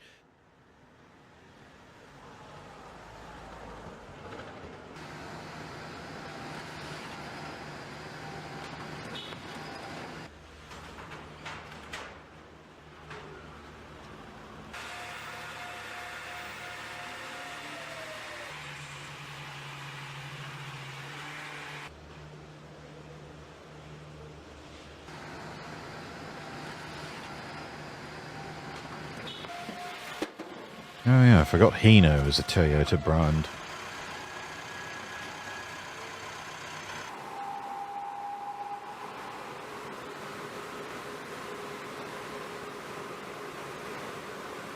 Checking and adjusting lighting fixtures and gauges.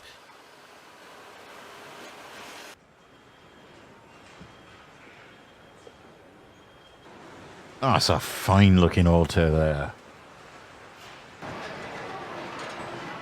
Now, if you're going to buy an SUV, chat, there's yet a proper SUV. A Toyota Land Cruiser.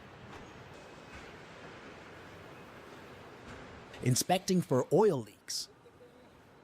I'd go crazy inspecting one vehicle More than part all day. 10,000 vehicles per day. It'd probably are fit produced right in in here. Toyota's Japan-based plants. They are then shipped to domestic dealerships and around the world.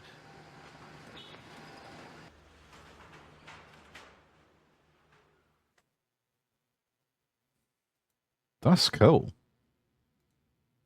Give that a like.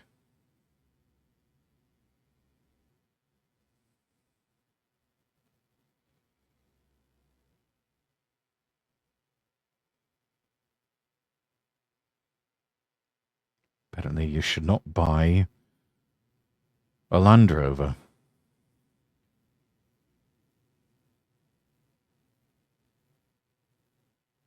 And certain models of Chevrolet that die at 60,000 miles. Who knew? I would need a more reactionary or varied job position. You could probably find something at Toyota. Or even one of the other places where one of the other car makers. Right. Let's see.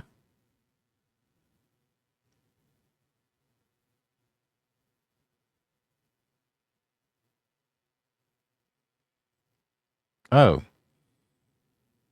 So, chat, a few weeks ago, probably close to a month ago, yeah, that whole thing going on with Genshin VAs.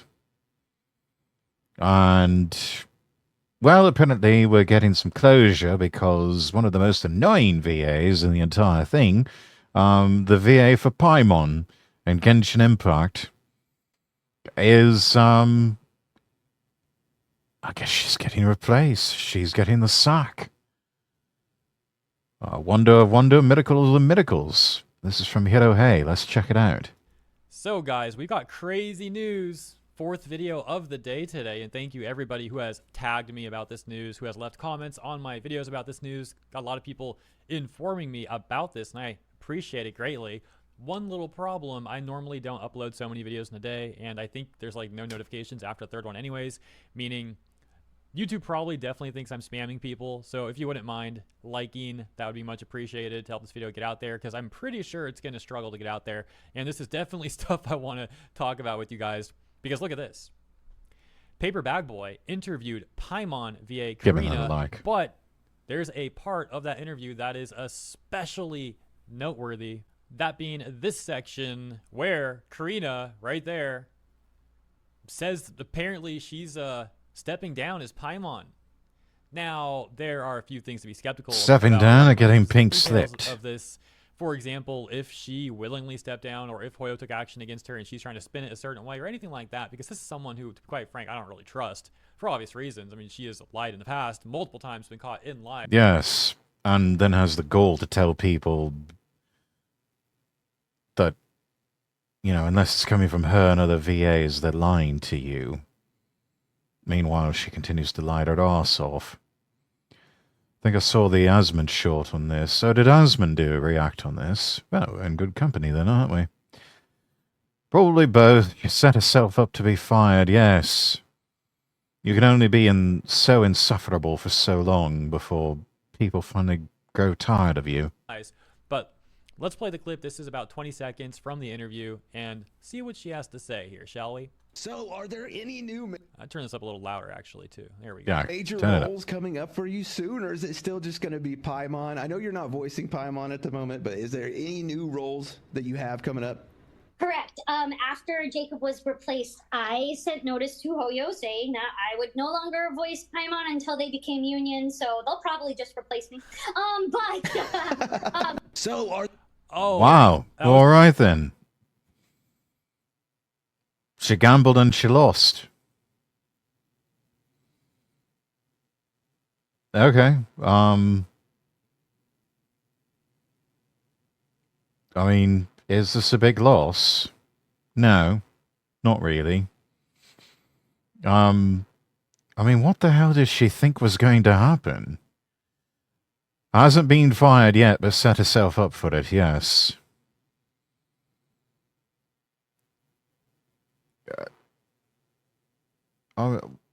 Honestly, what the fuck did she think was going to happen? It's like, you either become a union shop or I quit. They're not going to become a union shop just for you. I mean, wow, she must have a really inflated opinion of her own importance. She thought she would get public support. She thought wrong because really no one gave a shit. I mean, that's just the long and the short of it, isn't it? That was the clip. It's done. I was about to say, like, all around the world, hundreds of thousands of Hoyo players and gamers in general and people in general on the internet cheered. Parties were throwing. Yes. Parties were scheduled. We are finally going to get a new voice for the emergency food. Liquor store sales just shot up. So did Primo Gems. As a matter of fact, we saw CN players saying that if Hoyo replaced Paimon, that they would top up those Genesis crystals. They would top up those. There you go. Mentioned, go get some Primo Gems chat. That this is the way things really went down.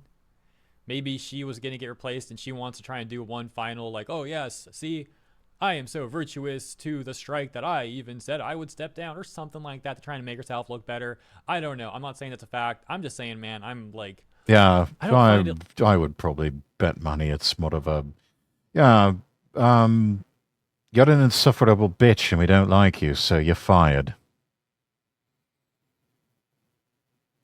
And she's like, you can't fire me, I quit. Whatever. Like, particularly wise to believe what she says. Like, there might be a little bit more to it that she's leaving out or something, right? But we're gonna. There's always more to the story that's been left out. Because newsflash, chat, women lie. They lie like hell all the time. subreddit to see what some people are saying. Spoiler alert, they're very happy, of course. And credit to Paper Of Bad course Boy they for are. doing this interview. Like, I'm actually kind of shocked that she did this. And again, I'm just like skeptical. Like, why would she do this? Hopefully he asked her. Because she's stupid? I don't know. I mean, she is admittedly someone with... She's someone who is on the autism spectrum. And there are certain autistic individuals where it's like the whole thing with social skills and social intelligence.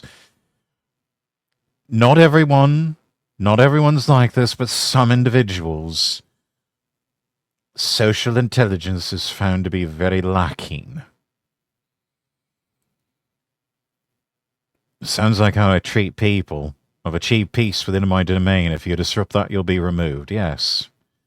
That is, those are good rules to live by. I like that. At some point in the interview about Pomeranian of Doom. I don't think he did. He probably didn't, but that would have been hilarious too. So I was actually so excited about this news that I didn't even catch that she said the wrong name. She said that frickin'... She said she said Jacob got replaced, John got replaced, Jacob replaced John. So that's just especially funny. She's all like trying to harass Jacob with these other people for replacing John, and she doesn't even get John's name right there. Great job. After Jacob was replaced. Real smooth there. And so, to be quite frank, I recorded the rest of this video already, but I went back and I'm adding this part now because I just saw that she's on Blue Sky as well making this statement. So just keep in mind this was recorded after the rest, and then after we talk about this, then the rest of the video. The rest being when we hop over to r/Genshin and see everyone celebrating. Was supposed to come, but I'm putting this first because this is important. So hopefully that made sense. On Blue Sky, Karina says, "Thanks, Paper Bag Boy, for having me. But yeah, I make the announcement here." Yeah, thanks, Paper Bag Boy. She got it right that time, at least. That was the final straw for me, and I told Hoyo I was not coming back to record until they signed the SAG interim agreement, as I have still been dealing with my contract being broken again and again. And Hoyoverse just being like the one cowboy in the meme. Well, bye! And again, from them not paying me on time on a consistent basis, not being paid within the 30 days as my contract states, waiting anywhere from 3 to 5 months on average for my paychecks. This is why contracts mean nothing if the game isn't union, because contracts are not enforceable without a union. That's bullshit. Contracts are absolutely enforceable without a union. I mean, there are courts in varying jurisdictions that, yes, if you have not been paid, you can take that to a court and say, I got a contract here, I did work, they didn't pay me, make them pay me, and depending on the jurisdiction, they'll do that. If she isn't working, you don't get paid. Yeah, I mean, I don't know exactly what's going on here. We don't know if what she's saying is true, if it's a falsehood. But I mean, it's so stupid. You don't absolutely have to have a union to enforce contracts. That's now lawyers, on the other hand, in courts of law. Yeah, you sort of need those. But you don't necessarily have to go through a union to get those. God, this is just... She's so stupid. That's not true. Yeah. Hoyo still refuses to sign an AI protection contract, and even if they did sign my contract and several of my castmates' contracts are broken on a regular basis, this is why we need SAG. Oh my gosh, the bootlicking is like off the charts, bro. Because without SAG, these companies... Please. Continue your jerk-off hand motion for SAG-AFTRA. Do it harder. Do it harder, Karina. Do that jerk-off hand motion for SAG even harder, please. Not sure what all she's doing, but proclaiming no work until means you don't get money for work since you're not working. Yeah? You no work, you no get paid. Know that we do not have the money to fight them in court, as most of us, including myself, already live What? paycheck to paycheck. And Yeah. here you are finding time to go on podcasts and video streams and bitch about how you're not going to be doing stuff for Genshin Impact anymore and blah blah blah, and to her breaking the contracts and she's not following orders. Now, something tells me our Karina here doesn't really know how to take orders well. Barely knows how to take direction for voice acting work. So I mentioned throughout this video that I'm very skeptical of what she says, and this just makes me even more skeptical. Like, this comes off like she was getting replaced. This is in my opinion. This comes off like, yeah, she was getting replaced, and she's trying to get ahead of it now. This is the found out portion that comes after fuck around. She's been through the fuck around arc, now she's in the find out portion of the arc. And she's spinning it for her optics. Yeah.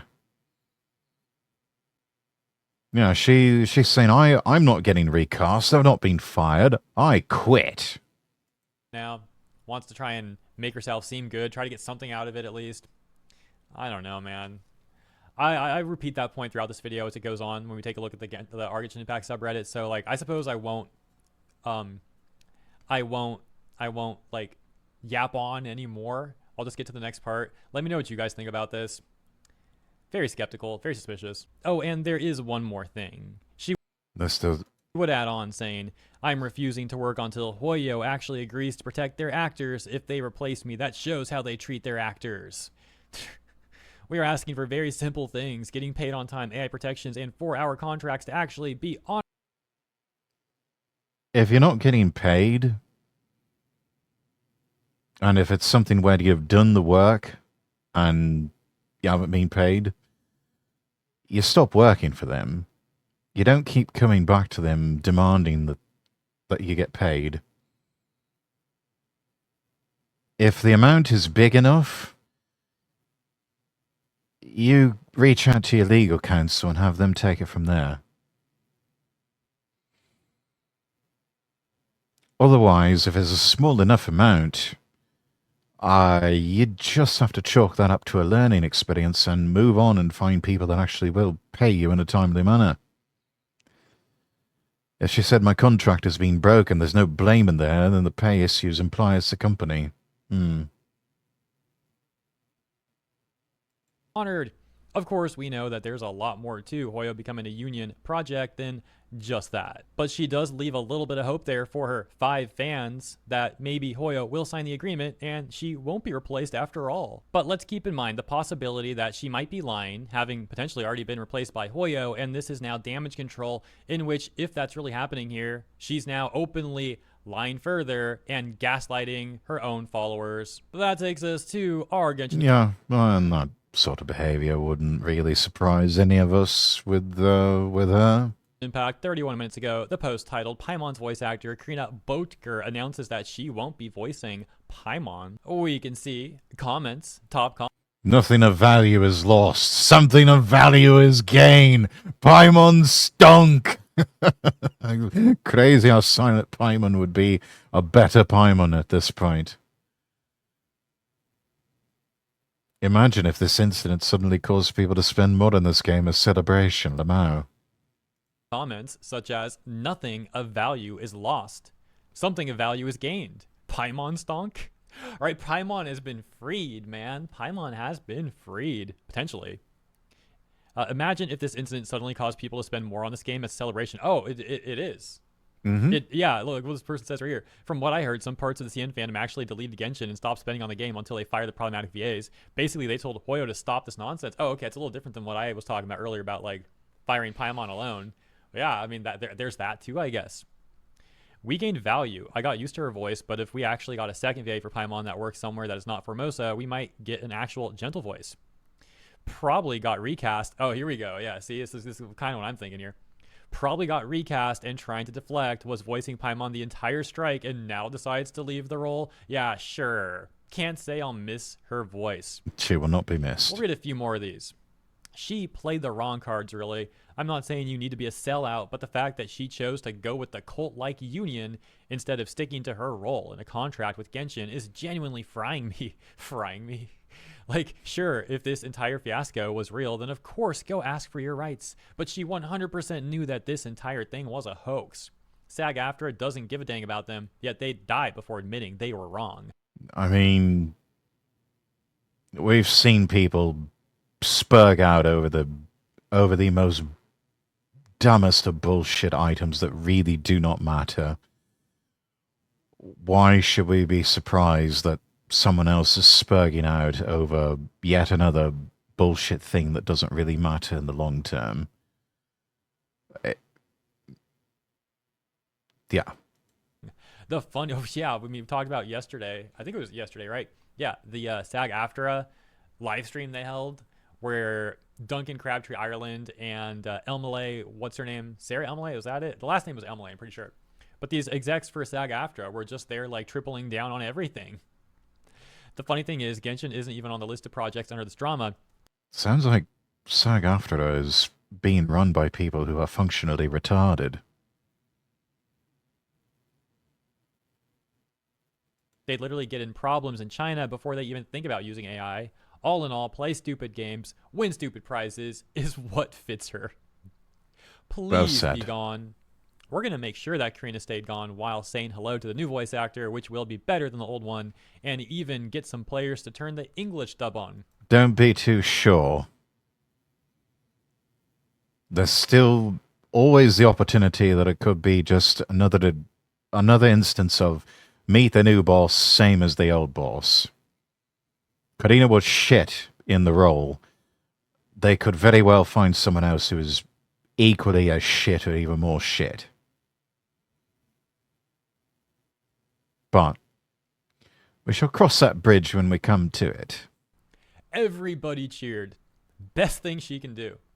Yes. It's performative and meaningless, not gonna lie. She only did this because of pressure, not because she actually wanted to do it. That sounds like cope. If she wanted to strike, Paimon should have been silent from the start of the strike like everyone else. Or she actually got recast already, and this is her way of coming out on top.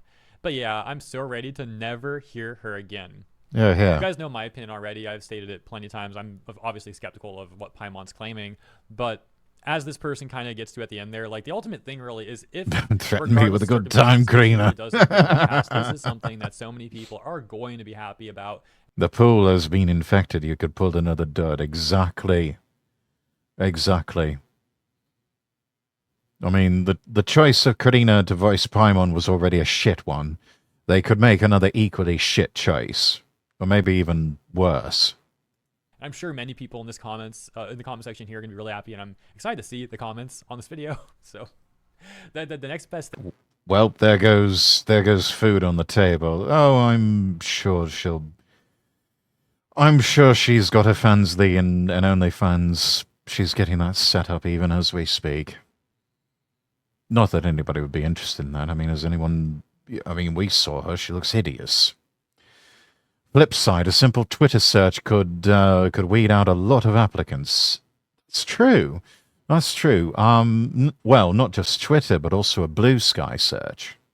Thing from here would be like the actual like patch notes. If we get a patch for Genshin, and it's like new VA for Paimon, or however they phrased it officially. I forget like how they phrased it for the recent Honkai one, but could you just imagine that? Update Paimon VA. It's like it'll be like lines changed for Paimon or something like that.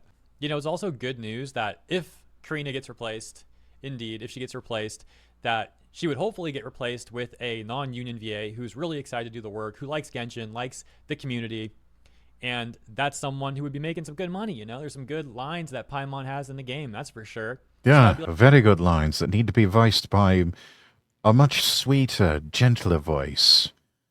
You know, hell, at this point, I would settle for someone who has that sort of voice that you would hear on phone sex hotlines. That would be an improvement. Feel like a very wholesome conclusion. It would also, of course, take further power away from these nonsensical, power-hungry VAs and their corrupt union. We'll read a few more. Doesn't this prove what everyone was saying was correct? That it was not about AI protections, it was about unionizing the game and company. Yeah, let's engage in already, racketeering. More evidence supporting that, I suppose, is not a bad thing. So she spent the entire time complaining how she was going to keep voicing that's her only source of income, but she supported the strike. Now I'm supposed to believe she decided not to continue? Yeah, right. She got notice she was being replaced and is trying to deflect. Yeah, similarly, it's all this the comment. scope. If she stopped voicing Paimon after John got replaced, 1, why was she still voiced while others were voiceless? 2, why when people were calling her a hypocrite for still working yet judging Jacob, instead of saying, I'm actually not voicing Paimon anymore, she says, I have bills to pay, I'm disabled.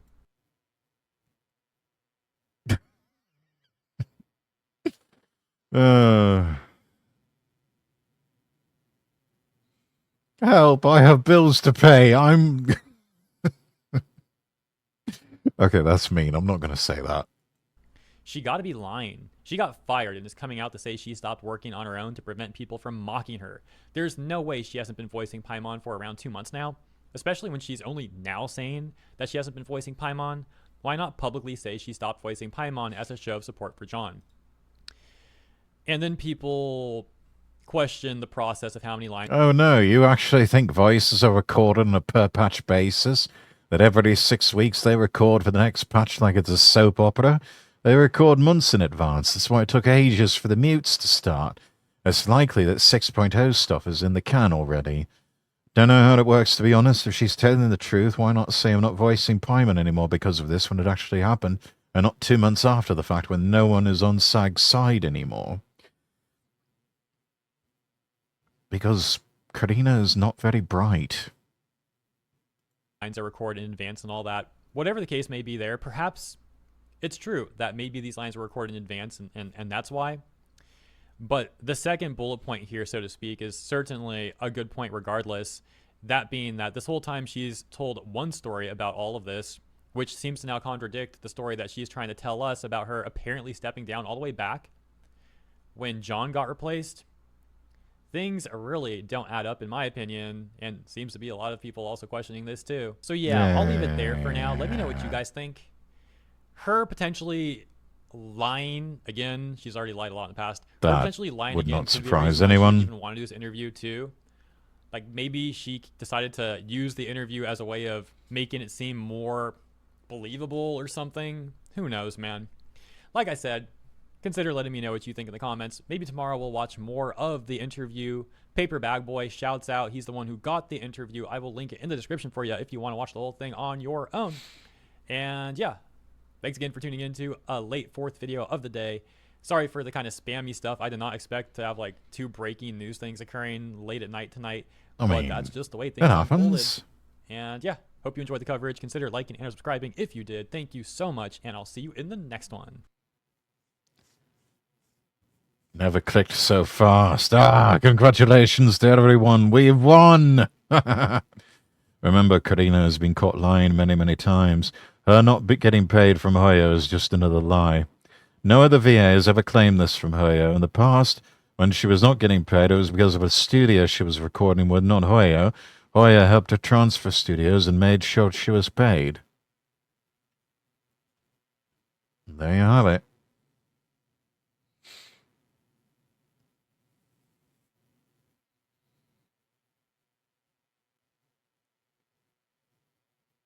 Let's see. I don't know, chat. Do we want to look at do we want to look at an Asmongold video? Men are in decline.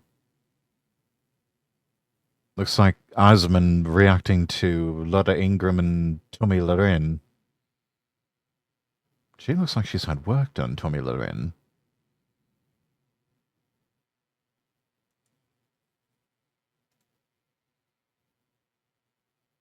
Prophecy of Pope Leo the 14th.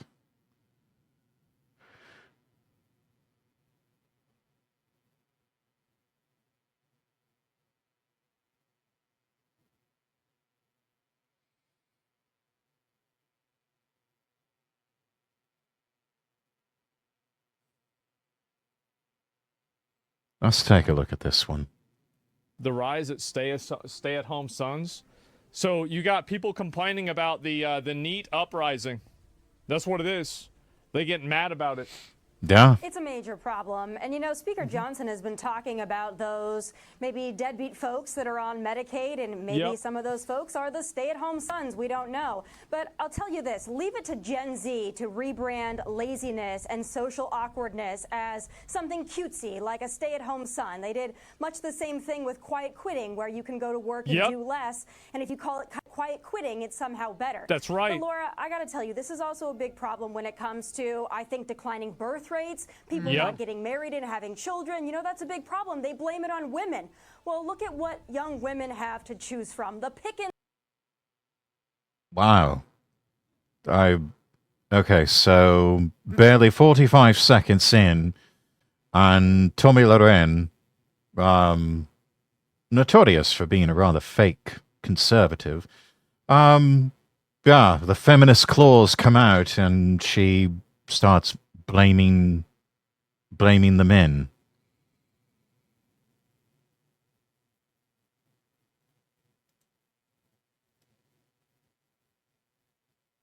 Chat, I'm going to move you over to just slightly above Asman here. All pickings are slim. True and real. True and real. Let me move myself over here. There we are. That way I'm not blocking Asman Gold here.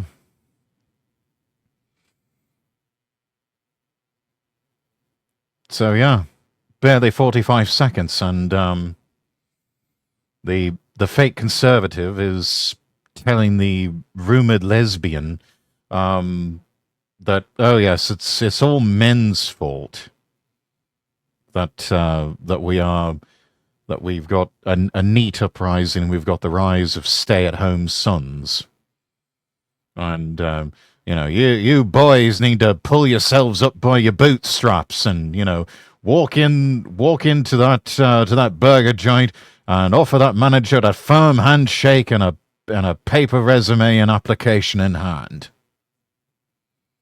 That are shit women and shit men, and both are on every social media blaming the other one.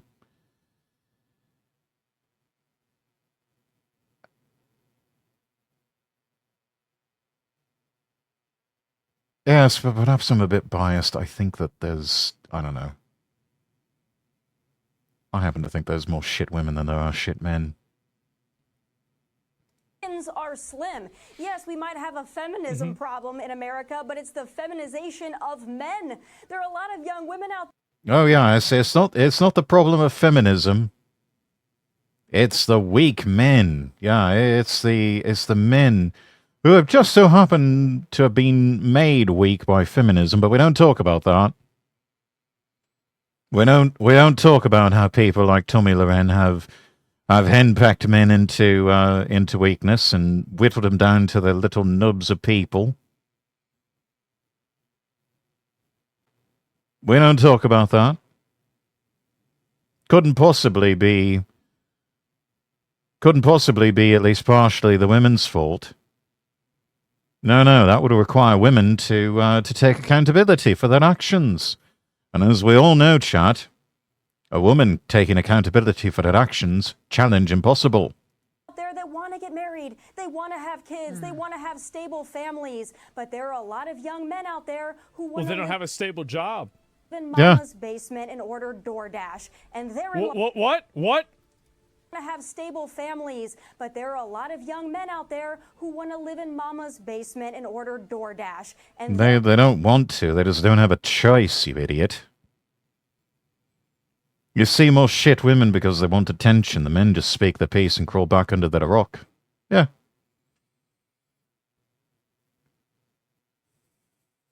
therein lies a big part of the problem. That's not it. No way. That's not it. Let's see. Gen Z rebrands laziness as stay-at-home sons, just like they did with quiet quitting. Now, quiet quitting is a real thing, but it's just a fancy way of saying you do the job and you don't go above and beyond.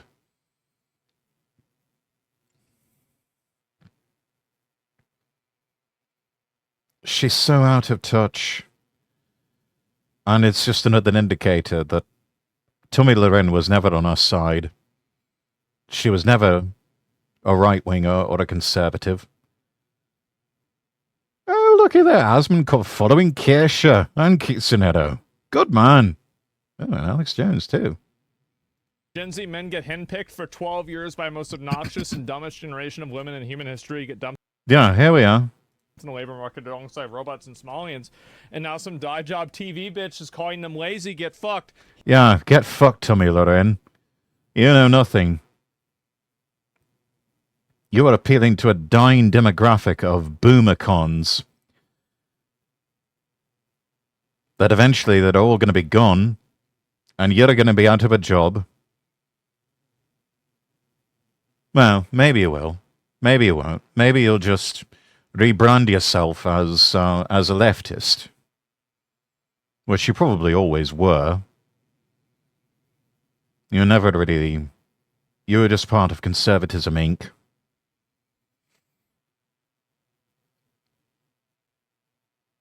As a matter of fact, I think she was a porn star. Or she was some sort of pornographic talent with some sort of talent agency.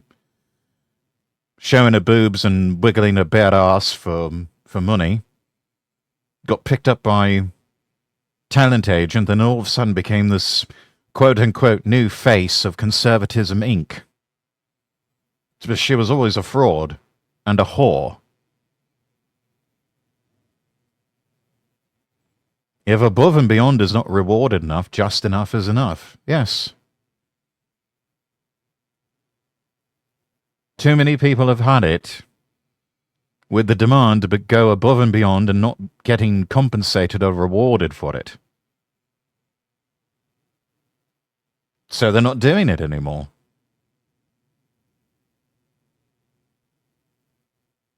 He's completely fucking right, man. He's absolutely right. She's hating me. Yes, the thing is that a lot of guys nowadays have a ton of disadvantages. And also, I think that guys can't get a good job. Like, many guys are not able to get a good... Also, let's bash on men more. That'll make them come around to our side, yeah. She thinks that by nagging and henpecking on Lotta Ingram, that somehow that's going to... That's somehow going to make people be more on her side. No, that's not it.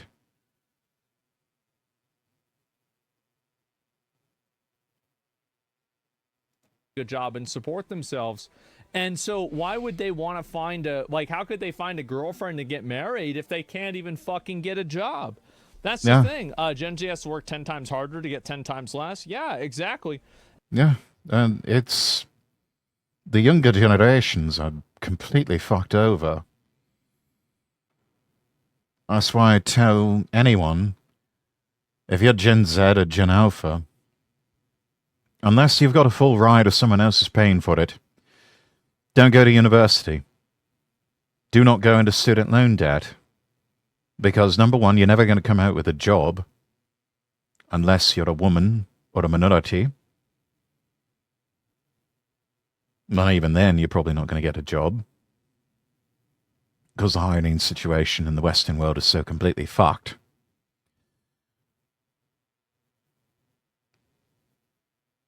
You're honestly just better off avoiding student loan debt and going and learning a trade. Go learn to weld. Go be a plumber. Go be an HVAC technician. Go learn to work in construction, transportation. Go get your CDL. Become a lorry driver. There's still a national shortage in America of lorry drivers. And they pay well.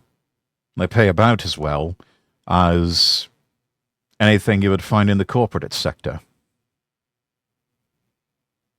And Yeah, I don't understand this rural area struggle the most. Yeah, I think so. And also quiet quitting and all that stuff.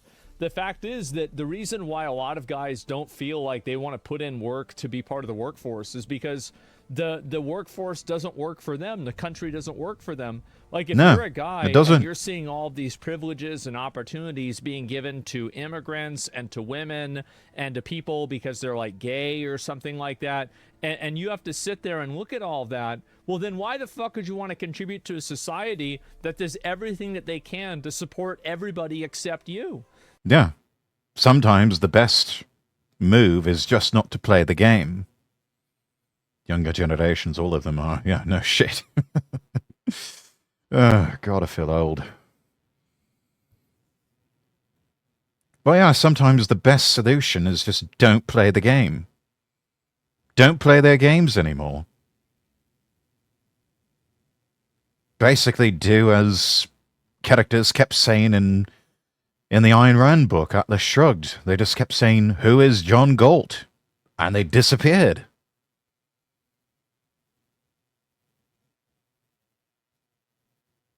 Because it's like, I'm not going to support the rest of you parasites. Get fucked. Who is John Galt? Deuces, I'm out. Right. I need to pee. I'll be back.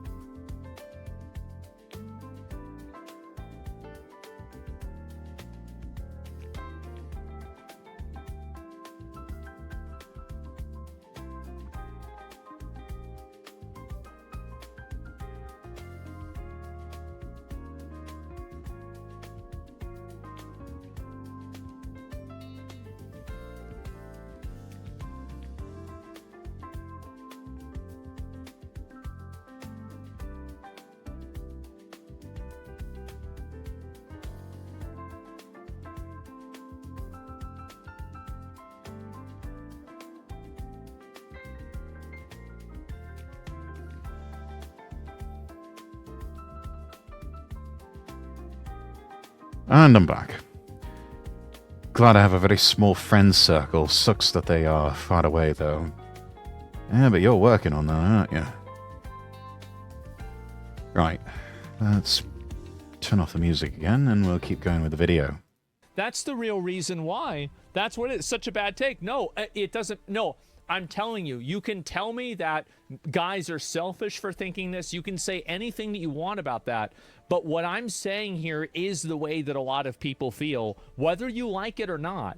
And that's the big difference I think a lot of people don't understand, is that, yes, sure, you might not want this to be the case, but it in fact is the case. This is massively the fucking case. This is lack of incentive. Yes, a lot of guys nowadays, Gen Z rebrand stay-at-home sons, just like they did with quiet quitting. Yep, a lot of people are unhappy. Let me see if I can find this. How old is she? She's 32. She does not have children. Oh, she doesn't have children. I thought she did.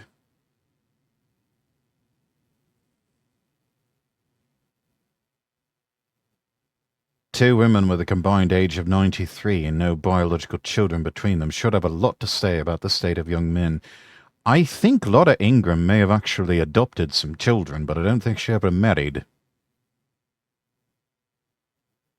Having worked for some radio stations that carried her in national syndication way back in the day, I've heard some stories about her. She's one of those incredibly high maintenance types that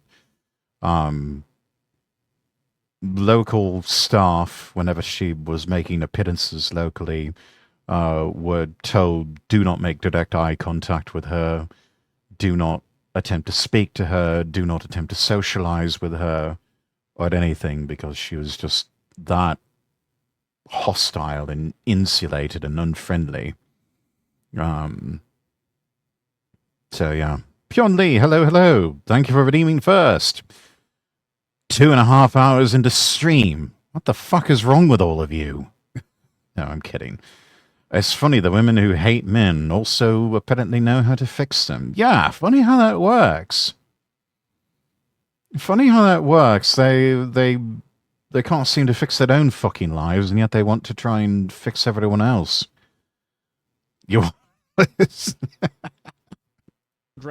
Yeah, obviously she doesn't have kids either. Two women with a combined age of 93 and no biological children between them. I have to look this up now. It's going to bother me. Let's see. Let's put up a new window here. Does Laura Ingram have children?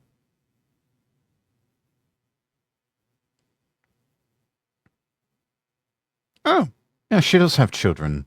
She has no husband, however. Can't imagine why.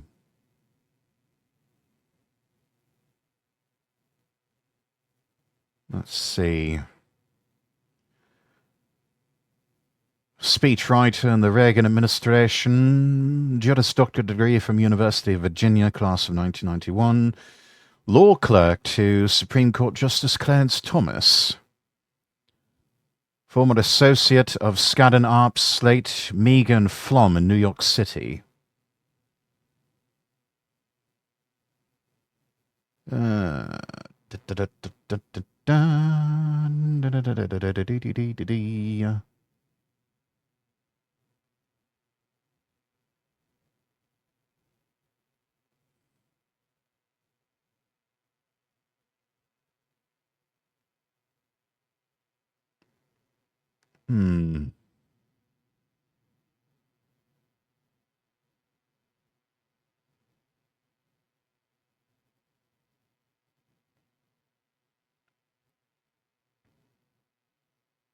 Later convert to Roman Catholicism.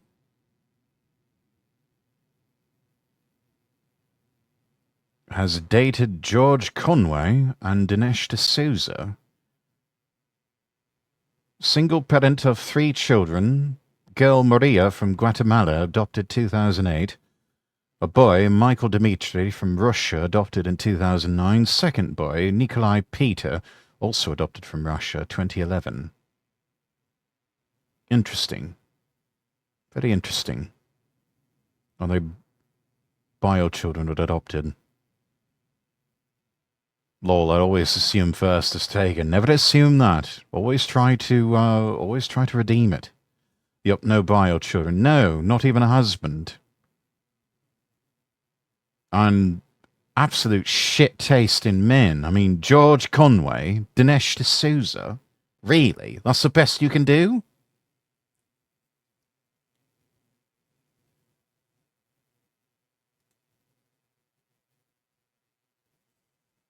Sure have a lot to say about the state of young men.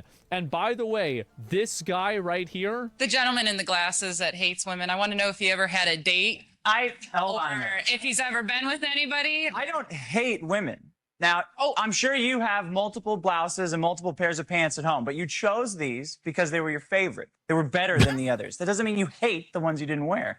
I don't hate women. Men What does it have to do with having a date? Men are better than women. Yeah. Answer my question and take your stupid glasses off. I'm sure Dr. Phil can back me up. Oh yeah, and make the sideways remark about the glasses too while you're at it. Yeah, because you have no argument. On, man. Show us how you look. Women line up to date guys like me, and you've had them all on your show. I don't see any women lined up to you, and I would definitely be at the end of that line. Well, if you hit the treadmill a little more, you'd be at the front. Damn. What's that? I didn't Yeah, quick personal attack. That'll work. hear you because I'm sure it was something stupid, and I'm glad I didn't hear you. Yeah, of Thank course you. you didn't, love. Yeah, Sit down. Shut I'm glad up. you didn't either. Yes. Yeah. Sit down. Shut up, lady. Get back in the kitchen. Make someone a sandwich. Iron the shirts while you're at it, and just shut up.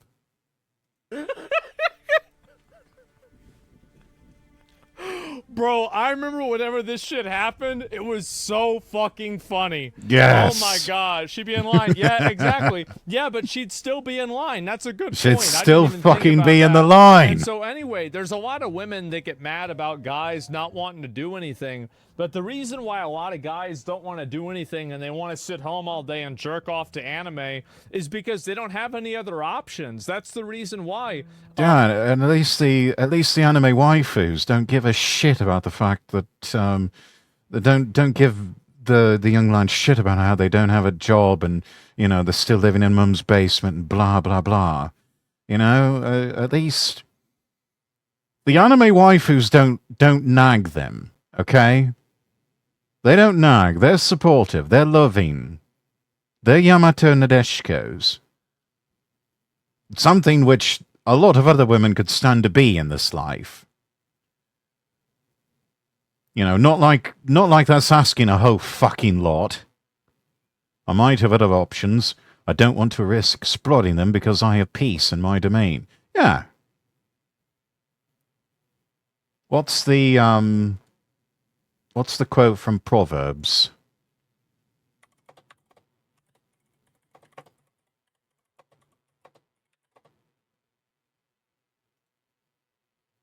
Proverbs 21 verse 9.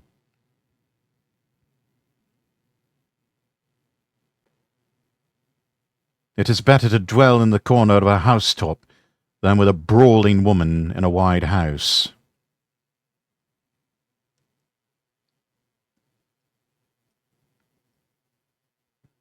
New Living Translation version says it's better to live alone in the corner of an attic than with a quarrelsome wife in a lovely home.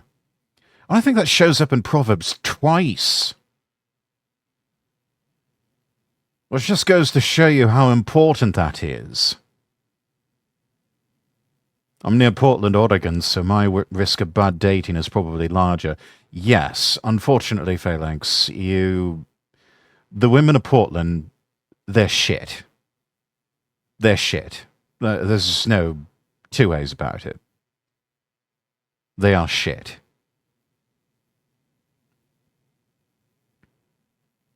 Well, yes, don't ever forget that, chat. Contemporary English version, Proverbs 21, verse 9. It is better to stay outside on the roof of your house than to live inside with a nagging wife. Words to live by. Mainly because it is the word of the Lord.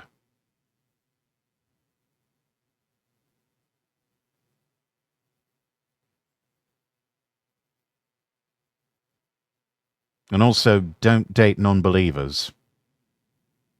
I made that mistake. I was married to a non-believer. You'll always be unequally yoked. Marry yourself a good Christian woman. And if she's not Christian by the time you're dating, before you get married, she needs to convert.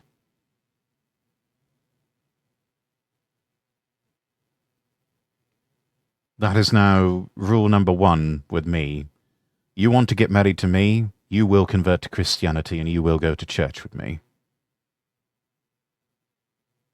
I will not be unequally yoked with wife number 2.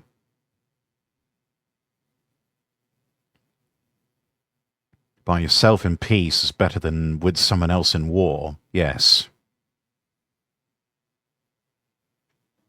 And also, here's the other thing, is that if you're a smart guy, you can get ahead, but most guys aren't smart. That's just the way the math is. And so you got a bunch of guys out there that there's no way, like back in the day, if you were a bit of a dumbass, but you could do the right thing, you could go and get a decent job working at a factory somewhere, and you could make a good amount of money, right? That's obviously the case. And there's nothing wrong with that. There's plenty of midwits out there that can do the job and earn a decent living. And even the midwits, they've got a right to a decent life. They're people too, you know. But nowadays, you're not able to do that as much anymore. You don't have the opportunity to do that anymore. And because of that, now things are a lot worse. And if you're one of these guys, you can't make any fucking money. You don't have any account. You don't have any self-respect. You don't have people that like you. There's nobody in society that gives a fuck about you. There's no labor jobs. Exactly. No, there's not. And so that's the big issue. That's the reason why guys have these issues. And you can have these girls get mad about it all the time, but a lot of the reasons why guys don't get married and have kids is because they don't have money to do it. They don't have the amount of the resources to do it. They don't have the money, they don't have the resources, and they're also looking at the prospects. And it's like, do I really want to be married to any of that? Fuck no. I mean, I certainly wouldn't. This is all varying degrees of worseness of my ex-wife. Stay mad, women. I'm going to play my computer games. Yeah. Who's mad? Again.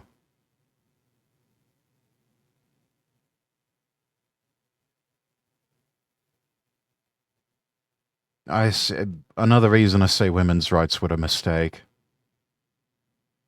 Women voting, mistake. Women in the workforce, mistake.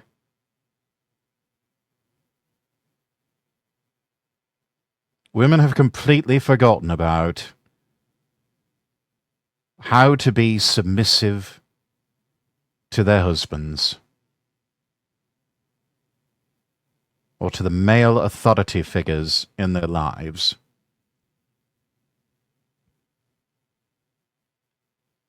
And what is especially comical is to go into some of these churches, so-called churches anyway,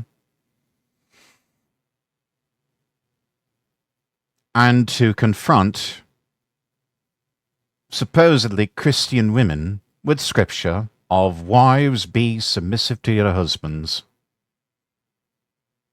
or let women be silent in the church.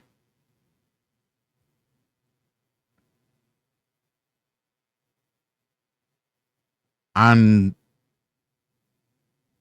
just watch them absolutely hit the ceiling over that.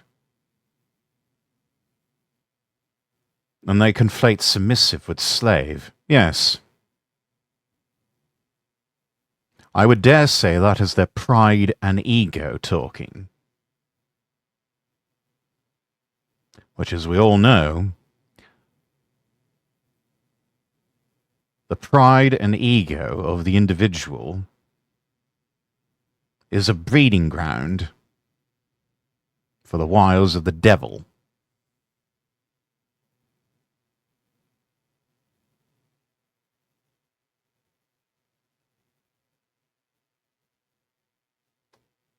It's like, oh, really? You don't think a wife needs to be submissive to her husband? You don't think it would be more appropriate to listen, keep your ears open and your mouth shut, while male authority figures take the lead in the home and in the church? You want to usurp that authority?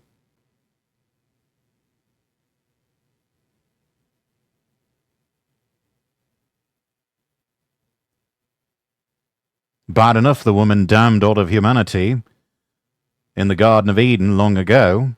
Now you want to do it all over again? Because your silly little pride and ego just can't handle it otherwise. It sounds like you need to humble yourself. And oh yes, get thee behind me, Satan. That's the big issue they don't understand. Responsibility without authority is slavery. Yeah, exactly. Young women want families. I mean, some do, right? I'm glad I don't pay for TV. Yeah, it's really sad, man. It really is. I love that. Believe all women, chud. Grug brain over here. They'll wreck your double wide. And big brain dude over here. Never give them the upper hand. They both get it.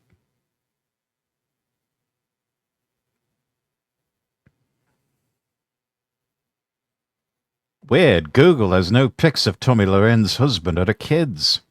It's almost like they don't exist. Oh, and then there was this whole thing down here that Roosh tweeted out one time. Congrats to Tommy Loren for turning 25. Looks like she had a really fun night.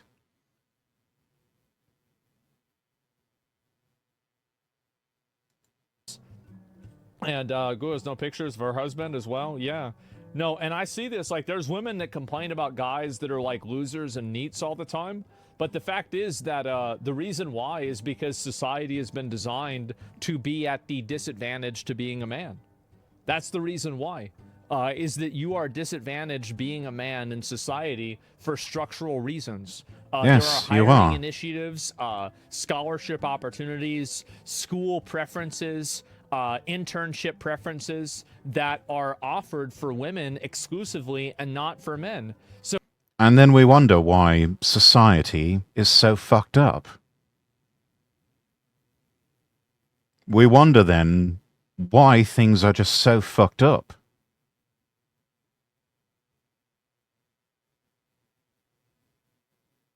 Because we've basically got too many women in positions that once belonged to men, trying to compete with men, trying to be men, something which they will never be. And it is just creating more societal discord.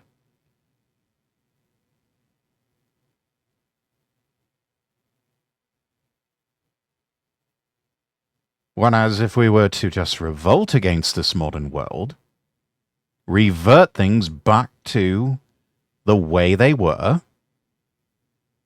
we would find a world that is much more at peace. We would find a world that is much more pleasant to be in,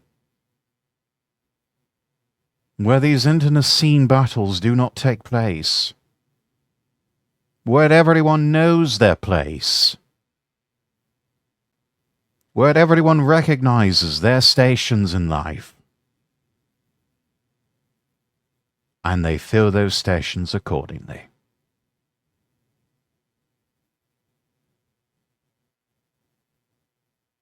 Trying to be men their way and failing every time because they are trying to be something they will never be.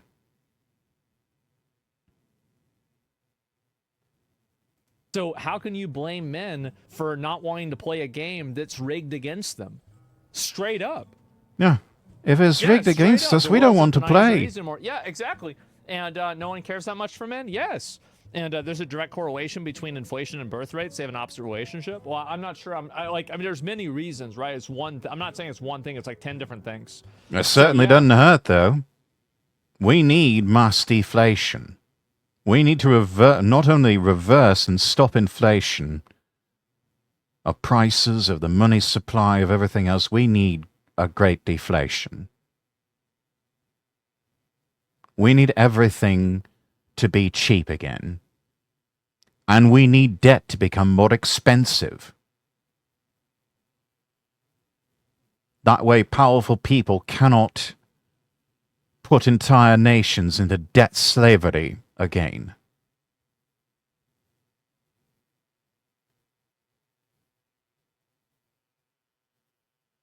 Knowing your place does not mean you're stuck there most of the time. No, of course not.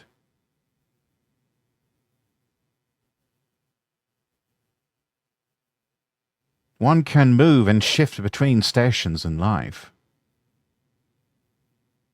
One needs to have a certain measure of upward mobility.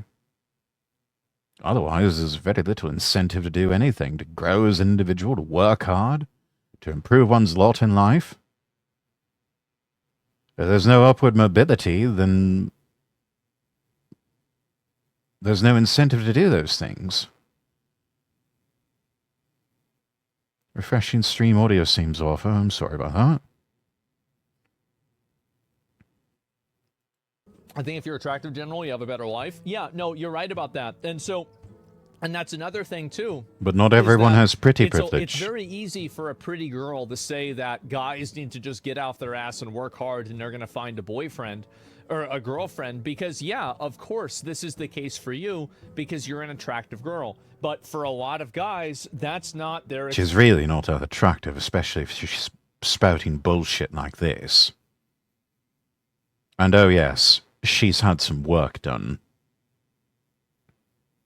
That face that she has, those lips, she wasn't born with those. She's had work done.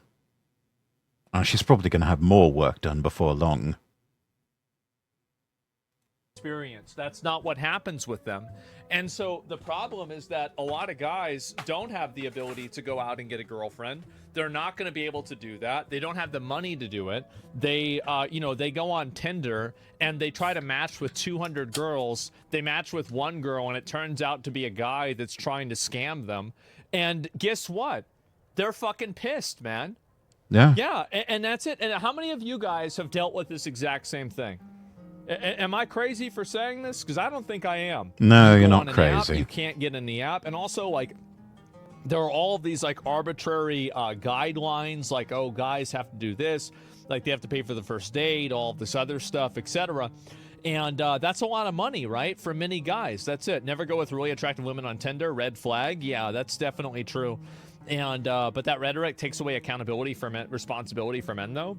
Well, what I'm saying is that whenever men, does it though? I think that does men it really? do have a certain level of responsibility, but at the same time, that responsibility is counteracted by the fact that things like this are structurally created to disadvantage them. That's the reason why men don't give a fuck anymore. That's the reason why men just want to sit home and play video games anymore. It's because they've been demoralized by media. Think about... Honestly, it's at the point where so many men... Well, it's kind of always been like this. I don't know if anybody remembers the line from Scarface. Al Pacino says to his brother and his best friend there, he says, first, you get the money. Then, you get the power. Then, you get the women. And that really needs to be the sort of priorities that you focus on. Focus on building your nut. Focus on yourself. Focus on your health. Focus on getting in good shape, eating a healthy diet, living a healthy lifestyle, and focus on hobbies, even if they are just one-person hobbies. You want to take up a sport, fine, take up a sport. Don't do all of that to chase pussy. Do it for yourself. And the pussy will follow. Better to close your mouth and look the fool than open it and remove all doubt. Yeah. There's a lot of people in this world, and you especially see it amongst the younger generations. It's a young person thing especially, where they talk too much. They talk too much and they don't really have a whole lot to say. They think they do, but they don't. Because they're still young and dumb. And the earlier you recognize that about yourself, that all that you know is that you know nothing, and humble yourself, the greater your odds of success in this world. Let other people do the talking. You do the listening. And they'll think you're one of the nicest and most intelligent people just because you let them blather on about themselves incessantly, on end.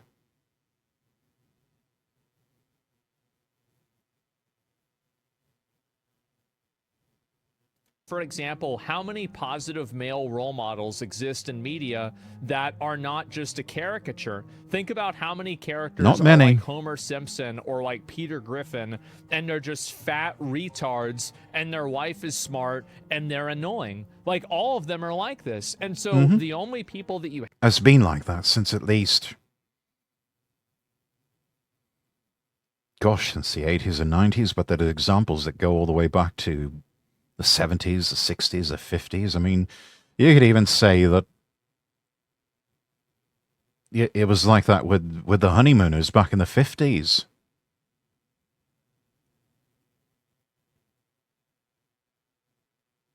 Especially with Jackie Gleason's portrayal of Ralph Cramden.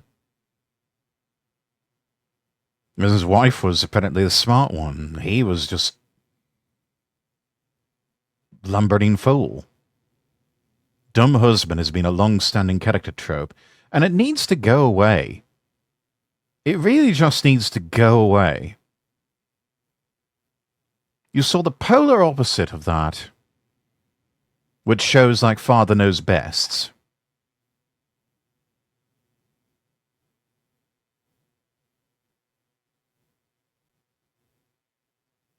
To a certain extent, you saw like the old show Leave It to Beaver, where the father was a respected and wise authority figure, and his word was the final word in the home.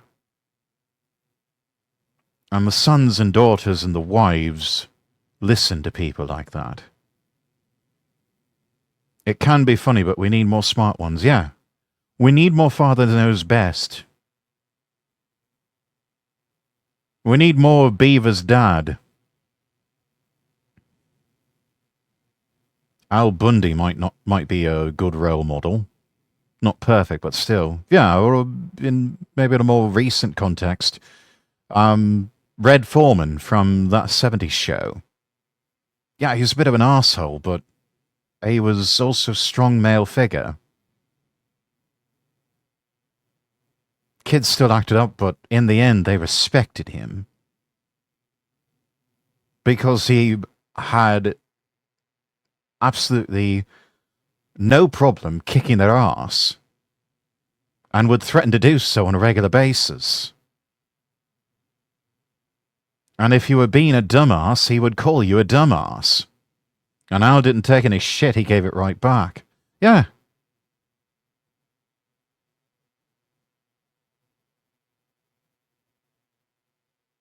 But even, I mean, it's an animated version, but Hank Hill.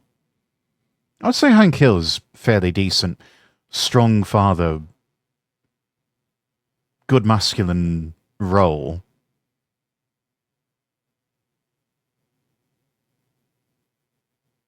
And there, he was literally one of those characters that had to stand up to a lot of the decadence and feminization and just general degeneracy and leftist authoritarianism was trying to creep into his neighborhood. It was like that one episode of King of the Hill where Halloween got banned because some woman came into their church and just brainwashed everyone into thinking that Halloween was this terrible, awful thing and that we need to ban it for religious reasons. And so it took Hank Hill putting on some basic bitch tier Halloween costume and yelling out in the neighborhood, trick or treat. And you had Peggy Hill and the rest of the Hill family saying, no, Hank, don't do it, you'll go to jail. And he's like, no, this is fucking bullshit. It's Halloween and we're going to have some fun. Hank is good, but they're better. Yeah, not perfect, but it's a start. Hank Hill is great. Principled, but not perfect. Willing to admit when wrong. Yeah. Very human. And I like that about Mike Judge's characters. In the end, they really have this fundamentally human side that makes them so relatable. And yet they can turn around in the next moment to just be absolutely slapstick and comically funny. Have that are positive role models. There's a very, very select small handful, but the majority of male role models now are problematic in some way. Like somebody like Andrew Tate, for example. Like Andrew Tate gives some good advice, but the stuff he says about how to treat women, I don't agree with at all. And so you have Raiders, welcome in.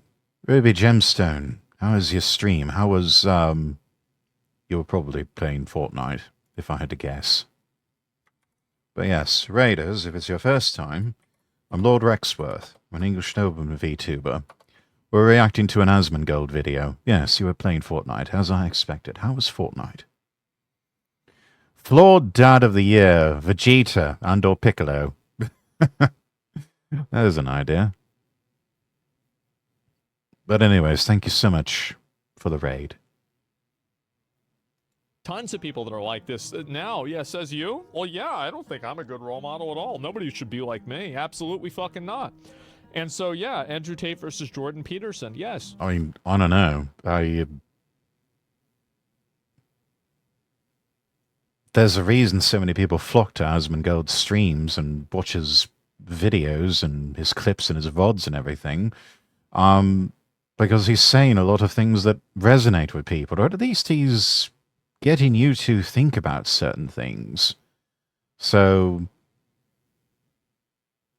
in that sense, that sort of intellectual honesty that he has about himself, even if you may not agree with Asmongold on everything, and I certainly don't agree with him on everything, I still admire his intellectual honesty and his ability to make an unapologetic inquiry on fundamental issues of the day. Honestly, he's having more frank conversations, more frank and candid conversations with chat and with other people that would rival even some of the most celebrated radio talk shows that I both listen to and also work the news between station breaks on. You know, people like, well, one of the biggest and most successful radio talk show hosts, Rush Limbaugh, may he rest in peace. Honestly, I think Asmon has kind of become the new Rush Limbaugh of our time. To where he's a dude on the internet asking questions. And it's having an impact. I think it's not just people like Joe Rogan, it's also people like Asmongold that are daring to ask questions that for so long, it's not even, I mean, a lot of these things would not be considered hot takes, they'd be ice cold takes. But because society is in such an absolute state now,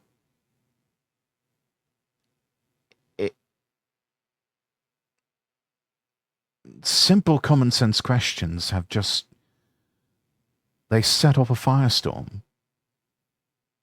He's entertaining and based, still might not be a good role model. Yeah. I think probably some things in his personal life need working on. But, you know, we don't know all the details of his personal life. You can take some things from him to emulate, but not everything. Yeah. No, we definitely need more people who are more intellectually honest and willing to just ask basic questions, like what Asmon does, and have that conversation with people, and just have a sort of almost an autistic fixation on getting answers to those questions and not giving a shit what anyone thinks. And so they look down on healthy masculinity. Yes, and that's the other thing, is that there's been this war on any form of masculinity at all. And I think that the way that guys act, like, for example, being aggressive at all was viewed as being bad. And for all of these things put together, you're going to have guys that don't want to play any role in society anymore. Like, guys feel like society has betrayed them. And because of that, they no longer have a vested interest in the best interest of society. Yeah. I would say those people definitely need to go gold. And they need to, as Andrew Henderson, the nomad capitalist, says they need to go where they're treated best. That's the one missing link, is that if you're not being treated well in one environment, you need to leave that environment. Don't hang around that environment. Go where you're treated best. And that may take you on a long journey, and it's not going to be easy for a lot of people. They may never have the resources to do that. Not in any sort of like radical fundamental way. But even just try taking some small steps to do exactly that, to go where you are treated best. Because I not only have to believe, but I know for a fact that there are places in this world that good men can go to who have been so maligned and disenchanted by modern society, where they can find opportunity, and where they might even find joy and happiness, and might even find themselves a good woman.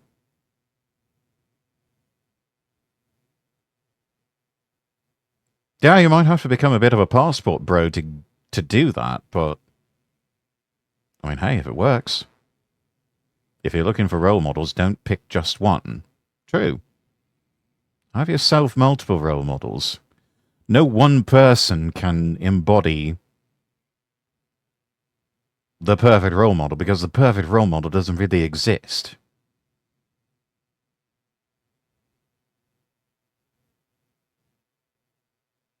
Going full circle, go where you're treated best, passport bros, yeah.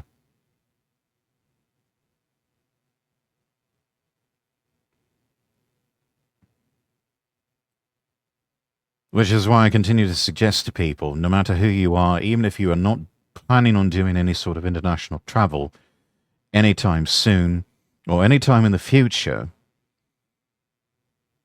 get your passport. Have your passport just in case. And maybe see what you can do about getting a second passport. Because who knows, you might actually have options in your life, whether it be citizenship by descent or whatever. Maybe you'll be one of those fortunate few that can purchase citizenship by investment. But regardless, get your passport. And get out there and see the world.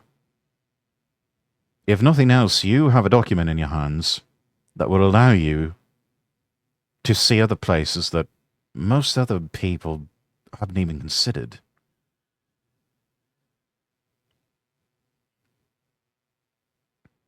I know it's easy to say, I'm fine where I'm at, I don't want to go anywhere, my domain is at peace, and I see no need to change anything like that. Okay, fine. Maybe it's that way for now. But things have a way of changing. And so it helps to have those keys that can open more doors for you to go where you are treated best.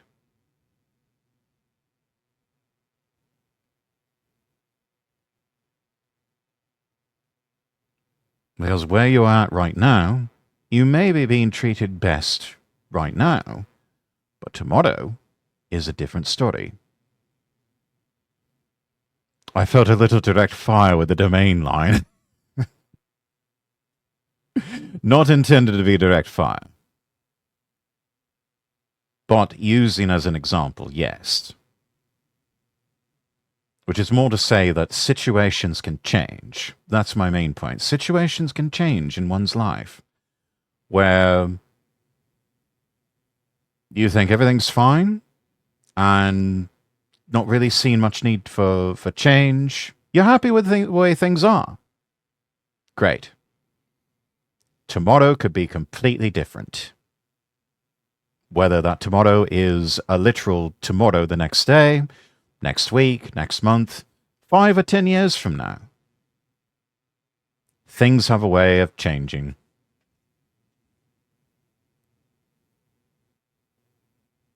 And we as individuals must learn to adapt with those changes. And so, having something as simple as a passport in hand is one of those tools that's always helpful to have in your tool belt, just in case.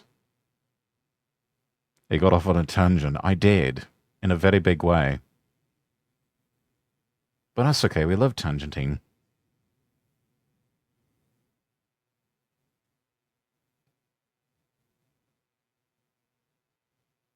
So we don't really know what the future will bring, but it's best to be prepared. And you can prepare by getting your passport. And for a lot of people, like you Americans, for example, that involves getting your photograph taken, sending those off along with an application and a fee, possibly getting fingerprinted. I don't know. It's been a while since I've had to apply for a passport. I'm actually due for a renewal in the next few years. When I hear the word tangent, I think I'm a hated unit in trigonometry. Not that sort of tangent. That's it. Where do you see yourself in 5 years? Dude, Friday's really fuzzy to me. That's the reason. Like, I remember whenever, and the reason, like, whenever I talk about this, I'm not talking about this from a perspective outside. This is the way that I was, right? As a kid. Like, I remember whenever I was in high school and, like, you know, out of high school and everything, and I saw other people get opportunities and get chances that I didn't have, my reaction to that was that I viewed everything, like, I had no responsibility to society. I never cared about anything. I didn't care about helping people. I didn't care about anything because nobody cared about me.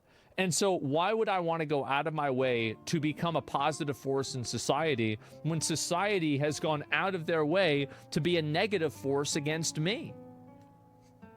That's the reason why. Makes sense. Fuck society, man. And my morality and ethics then were anything that I can do to make things better for myself is something that I will do regardless of any negative effect on anybody else. Like, no restrictions. You have to look out for your own best interests. Nobody else can do that for you. You have to look out for yourself. And I think with a lot of men, especially, they have been told and gaslit and brainwashed and psyoped into thinking it is wrong for you to advocate for your best interest. Emotional damage. And I am here to tell you that is all wrong. You are being told wrong. It is all right for you to advocate and pursue your best interests. If need be, I am giving you a permission slip. You have my permission to pursue your best interests. There. You've got it. So pursue what's good for you. Literally no. If you don't take care of yourself, you can't take care of others. Yeah, and if you don't take care of yourself, no one else is going to do it for you. Restrictions. I viewed myself as an animal, and an animal is going to do whatever it needs to do in order to survive. And good point. Yes, exactly, Alex. That's true. Incel take. Yeah, pretty much. And so, but that's... Except it's not. It's not an incel take. It's just a human survival take. Again, this is just fucking common sense. That's ridiculous. The thing is that, no, that's all I look at, yes. And anti-hero thinking? Well, no, it would be there. Life isn't fair. No, it's not. And what I'm saying is that the reason why a lot of these people, the reason why they do that. It's an incel take due to it does not help feminism. Well, fuck feminism. We're not interested in helping feminism. They can call us incels all they like. But the fact remains it's not an incel take. It's just a human survival take. Well, they would do the same thing if they were in our position. And they do. They're advocating for their best unit. We are advocating for ours. And if it happens to come into conflict, it's like, well, one of us is going to win. And frankly, we're going to make damn sure it's the lads that end up being the winners here. If nothing else, feminism has had it too good for too long, and they've had too many wins for too long. And so now we're taking their concept of equity, and we're handing some wins, we're handing some dubs over to the lads.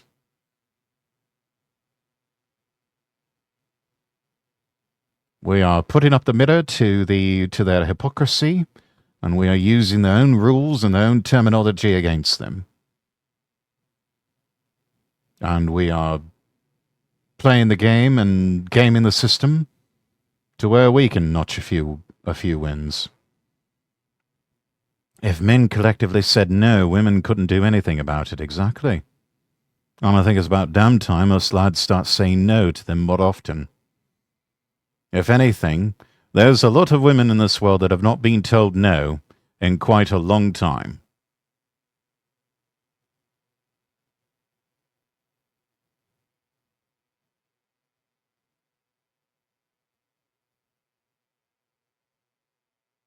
Of course, there's also a lot of women in this world who collectively need mass floggings and enemas. Is because they don't feel like they have an opportunity to do anything else. This is true. I can tell. Let's see here. How many kids just do a complete 180 from whenever I was at their age? Mind you, I was barely a senior in high school. It even comes down to some mannerisms seem a lot more feminine now. Well, that's because acting like a guy, like think about all of the guy behavior. Like how many of you guys roughhoused with your friends in like high school a little bit or middle school, and now like maybe you have kids or you know how it is now, and like if you did that you would get immediately suspended, right? Like wrestling and just fucking around, like not fighting but just fucking around physically, right? Like all the time. So you can't even do it that anymore. You can't talk the way that guys talk. You can't be abrasive anymore. You can't do this stuff. And this is boys can't just be boys. And I'm not talking about boys can be boys whenever they're like, sexually harassing a girl. No, that's disgusting. Of course not. But like I'm talking about the way that I don't know. I think the pendulum swung too far in one direction. I think we could probably do with a bit more sexual harassment of women in this world. Just, because one side has gotten a bit uppity these days and need to be put in their place again. Those who buy into the superiority of one or the other don't understand all it takes is one side saying no. These morons don't understand it's about the two sexes complementing each other. Yes. Seem to have forgotten that whole thing. That men interact with other men. Whenever that is being fucking pecked apart and hyper-analyzed by a bunch of Karens that fucking hate their husbands, then guess what you're going to have? You're going to have a society of a bunch of shrews young guys that need to be that tamed. hate society. The bar for sexual harassment has been pushed underground. Oh yeah. No, it is in the Metal Gear 100th floor basement level at this point. To where just breathing or just, glancing in the general direction of a woman is now considered sexual harassment.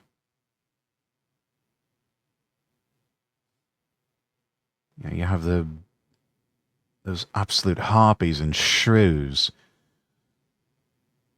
Guys wanting to say, "Ma'am, you dropped something, you left something in the shop there," and she just absolutely loses her shit. Like, "Do not approach me! Do not approach me!"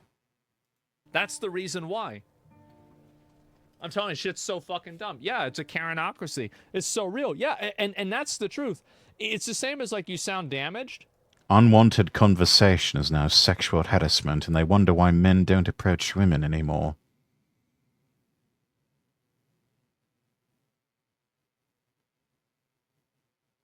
This will go on until women learn their place once again. Or until we all get robot girlfriends. One or the other. Or maybe both, I don't know. Because I am. Duh. There were a lot of things in society. Yes, that's the thing, and that's the way a lot of guys feel. That's the whole point. I mean, not anymore. Like, I mean, in my opinion, I think my life is great. Like, there are 3 or 4 things in my life that I'm not happy about, and I'm not going to list them. This is not my personal therapy hour. You guys don't need to know my actual real problems, right? Well, if you need a girlfriend, I mean, you're already following a certain Foxu girl who would fall all over herself to go on a date with you, Asman. I mean, I'm just saying. The Bostonian Foxu anime girl, she digs you. And you would be the perfect himbo for her. You lucky bastard. Wish I could have a Bostonian anime Foxu waifu. Sorry, what? Anyway. Kersha might already have a guy. That's possible.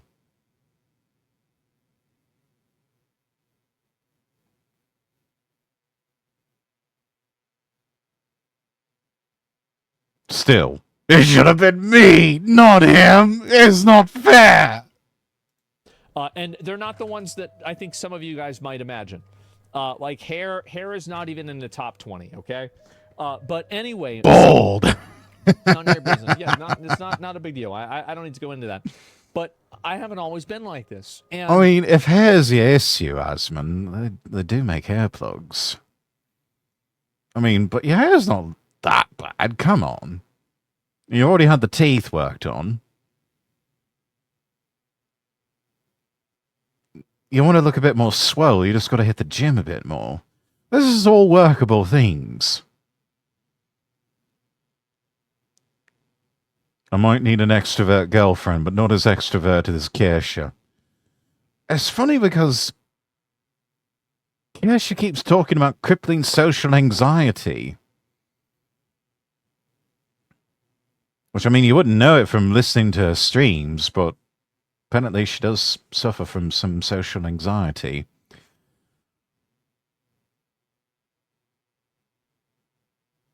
But yeah, she can be a bit unhinged, yeah.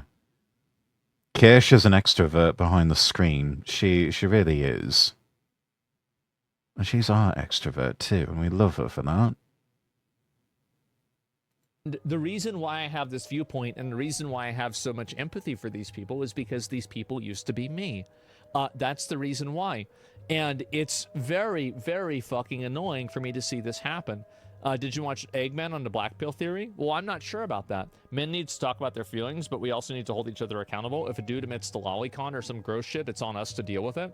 Lolicon? Who the fuck is talking about lolicon? Well, I don't know about that. I mean, that's something crazy. It's like, but like in general, at no I think point it's was anyone true. talking about Yeah, I lolicon. mean, like, This is, you are inserting some sort of cause célèbre that only you care about, that is not relevant to the conversation. Kindly shut up and go away. She's in a very stressful occupation. Some anxiety is probably mandatory.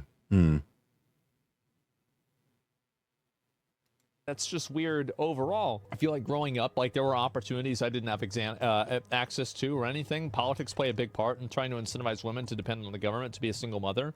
Yeah, in some cases, hot take, maybe there was a reason they weren't allowed to vote. Well, I don't know about that. I mean, I don't want to take women's right to vote away, right? I don't know. We could probably do with a women voting holiday. You know, a couple of election cycles. The women folks sit this one out. We could at least do with a break. We need to be on a break. We need to take a break from that sort of thing. You've meant it slightly a topic. Because, I mean, we've seen how women vote, and some of the shit they vote for, it terrifies us. Couple times. Hope you're doing well, bro. Oh no, that's fine. And you should address these women as toxic feminists, call them Karen subverts. Yeah, and the thing is that a lot of guys nowadays are not going to give a fuck about society. And I don't think, as a guy, I don't think that you really Because should. society has just said, we don't give a fuck about you, and you all... Society has said to the men, it's the Sam Hyde quote. It's like, we want you dead, broke, your kids raped and brainwashed, and we think it's funny. Separate girl voting, but the ballot is just shredded, but they feel like they got to vote. Brilliant. I love it. Bound to work. Let's give it a go. Good. Like, if you feel like society is against you and you've had the cards stacked against you, I'm not going to try to guilt trip you into doing what you think and being a good little worker bee. Like, no, absolutely not, because I think it's just so dismissive. Hell yeah, no. Because I remember how it was for me, and the way that I looked at things, and this is the way that I saw them, is that, again, anything that I did that was to my advantage, I would do it. Literally anything. It doesn't matter what the effect of it was, I would do it. And I think that if you're a guy, I totally understand why people feel that way. Then you're just as pathetic as a Karen? Well, no, because you end up coming out ahead. That's it. There's a stark difference between feminists and a feminine woman. Yeah, sure. It's a hard game to balance without the polar opposite, those Bro, two. stop defending lazy people. Make them take accountability. I don't think that you should blame it on somebody who's lazy whenever they feel like they've had the situation that has been structurally made against. The accusation of laziness, especially in this context, is just such a cop-out and a cope. Against them, right? Like, whenever there are opportunities that are reserved and made exclusive for groups of people that you're not a part of, you are, like, that's not being lazy, that's being fucked over. That's being disadvantaged. Bro's reading fake chat? No! Somebody said that! These guys are a drag on society. Why should society give a fuck about them? The world owes them nothing. They're just lazy fucks. People who don't take accountability are screaming for others to take accountability. Yeah, it's not my fault, it's the other person's fault. Let them handle it. It's their problem. Because I think that there are enough of them that it's a problem. There are too many of them. Yeah, that's it. And please, people don't understand lazy. Yeah, and also, like, there's a certain degree of, it's not necessarily people that are lazy, it's that they don't want to contribute to society because they feel like society doesn't work in their best interest.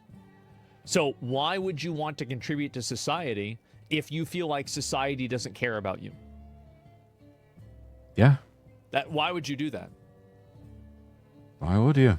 Really? You wouldn't. If you feel like society is actively positioned against you, I wouldn't want to do that. The incentive isn't there. Yeah, the incentive is not there. I'm not lazy, I'm efficient. I work 3 days a week and my account is growing. That's good. I do wish I could work only 3 days a week. That'd be awesome. Maybe I'll get there eventually. Help yourself? Well, that's what I was saying about the way that I would look at it, right? I mean, like, if you want to help yourself, that's good, but the focus should be on yourself. Why put effort into something that no one else does? Yeah, of course. Just because you feel that way doesn't mean it's true. No, it does, actually. Because if somebody feels that way, then it's true for them. And if enough people feel that way, then it's a general problem. And I think it's true enough for their own individual experience. Anyway, we're near the end of this one. Gave it a like. That's some good content there. You know what? Let's have a palate cleanse here, everyone. Let's have a palate cleanse of Gorilla versus 100 Asians. Here we go.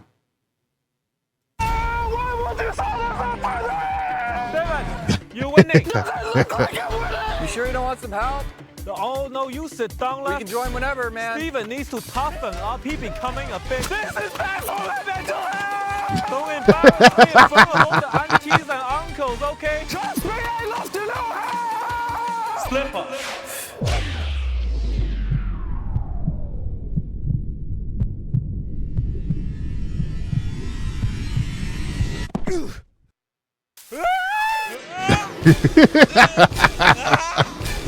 You had it there for a moment. Send you to Harambe. Sorry, everybody. Stay at room temperature, IQ.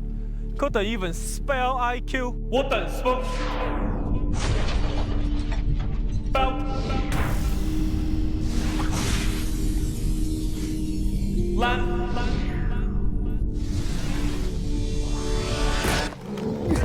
Oh. No animals were harmed in the making of this. Lamp? That's Muhammad Ali Baba. No, it's more Bruce Lee than anything. These soccer lessons cost a fortune. Don't forget he's still an 800-pound gorilla. That apparently wears... Are you serious? Apparently wears Chuck Taylor All-Stars. Back in my day, it was 100 gorilla versus 1 man, and I still made it to school on time. The Slipper, the most legendary weapon of an Asian parent. With 100% throwing accuracy, it cannot miss. He dodged it. It's not for him, you donut.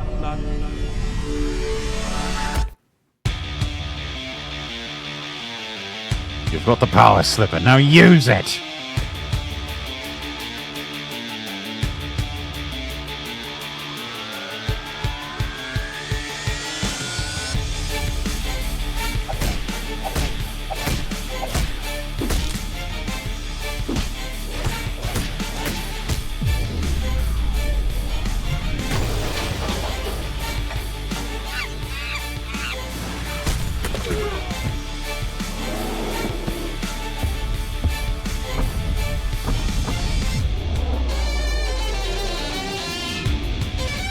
So dramatic.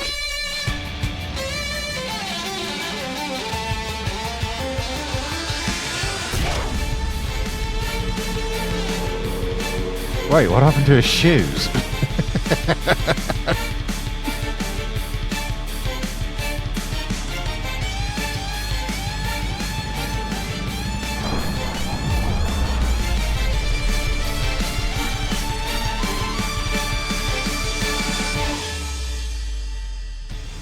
I got family.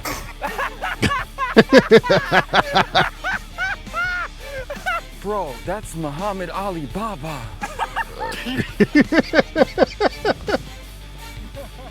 Thank you guys, appreciate the call. Stray baseball. Good catch. Oh. Ah, so close.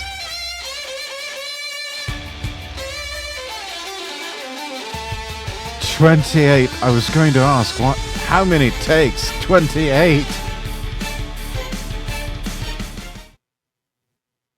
Brilliant. All right.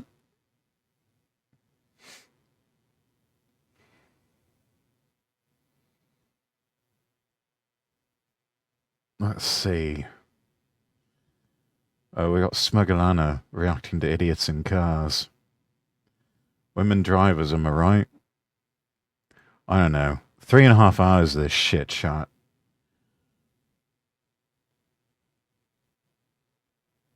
Might be best to just move on to Pirate Yakuza. I looked out. I'm not an example to strive for directly. Ah, but you didn't say anything about indirectly. Anyway. We will consider this a segment. And we will move on from this segment to another segment.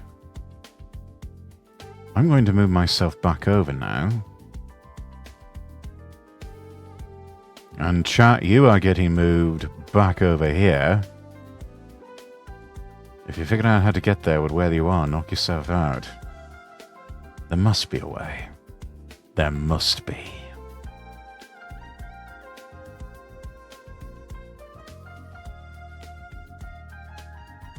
Let's get some Pirate Yakuza going here.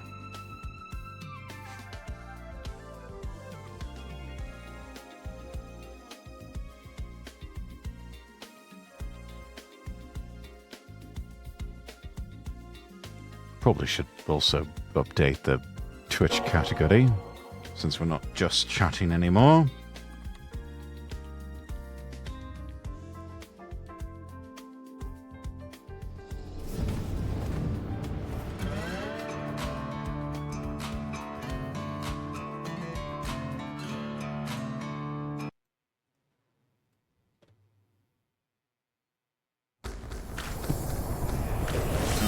Grabbing the Xbox controller.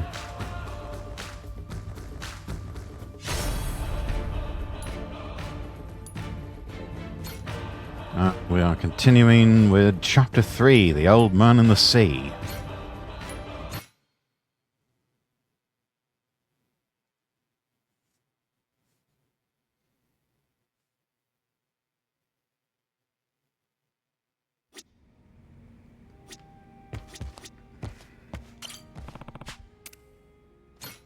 Let's change our clothes, chat.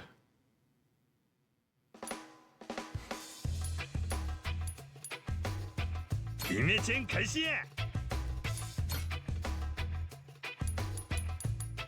have any other outfits? We got that. Could have sworn I had...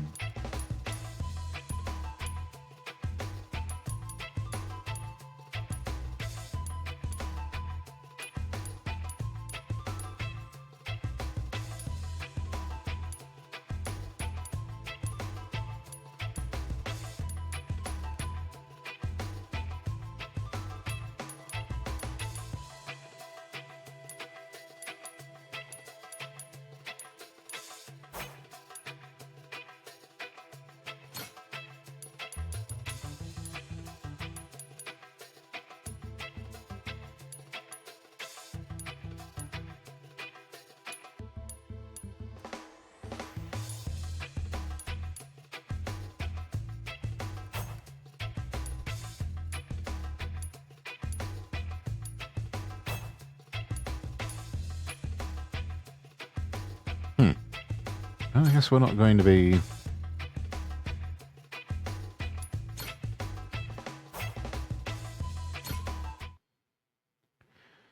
Thought perhaps we might have... I could have sworn I had that as like DLC, the Kazuma Kiryu outfit. Thought that would be interesting to see Majima wearing that one.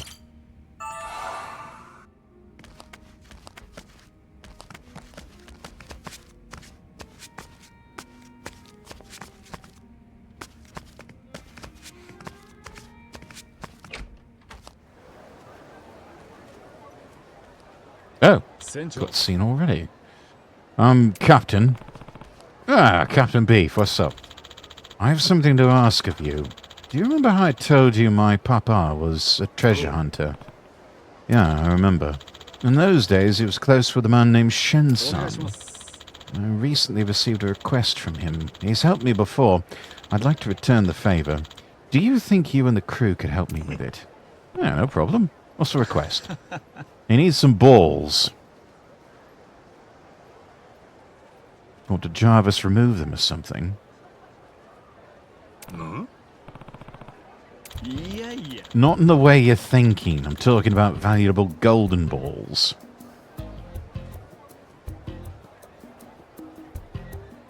Oh, still phrasing. Shen-san is a world-famous ball collector. He wants me to find a count of 7 balls from Hawaiian Atlantis for him. I mean... Bro, we all have a strange, weird-ass hobbies, I guess. 7 balls, eh? And they could be anywhere in Hawaii or Atlantis. Sounds like a hassle. It may be worth a while, though.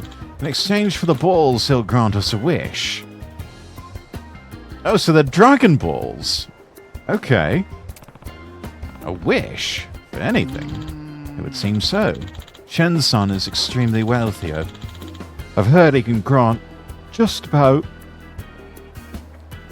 any wish one might have.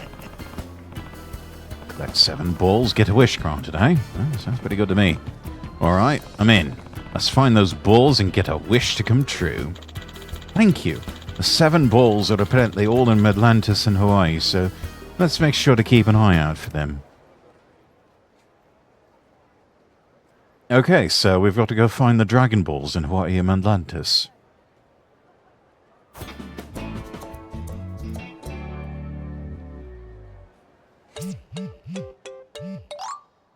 I heard from Beef. Thanks for taking my request. I'll share the info I have on the location of the balls, so use it how you see fit. We've got one at a TCM shop, sushi restaurant, Seaside Avenue pool, Mar stall and a pawn shop, man chasing down sickos, a freak on top of dunghill, and a sweaty man near the Colosseum. Dun dun dun dun dun dun dun dun dun dun.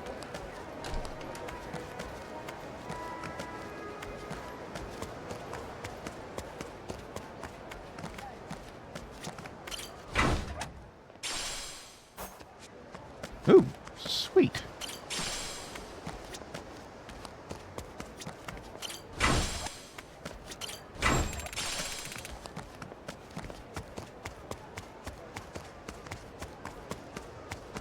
Get your ass ready.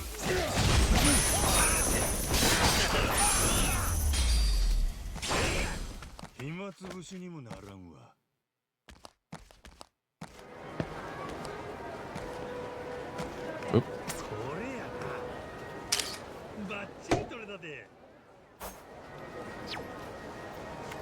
Alright, cool.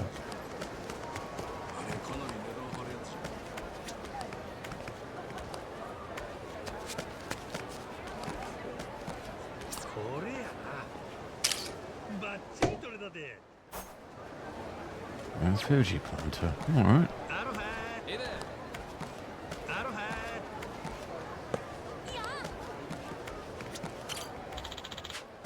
Now the business trip cut short. I'm sure he'll be hungry, but I can't just make food appear with the snap of a finger.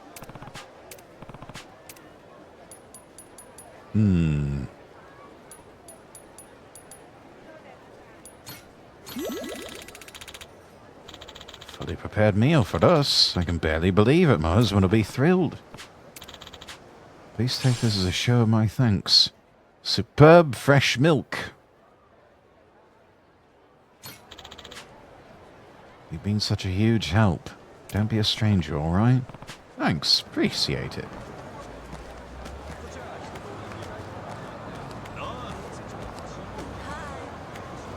Well, hello there.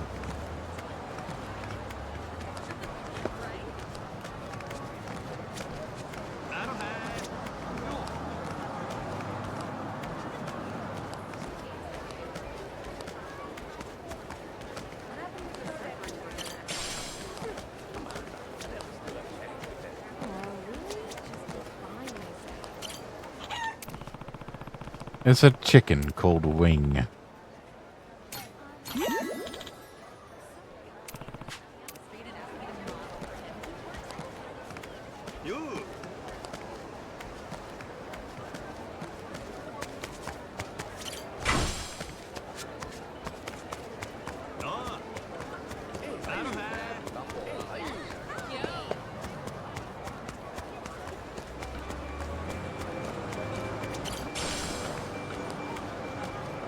Momentarily full. Guess that was just a matter of time.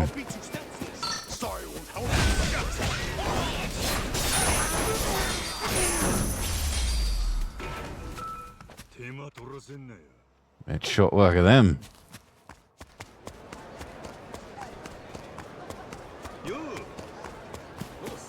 These biceps ain't for show.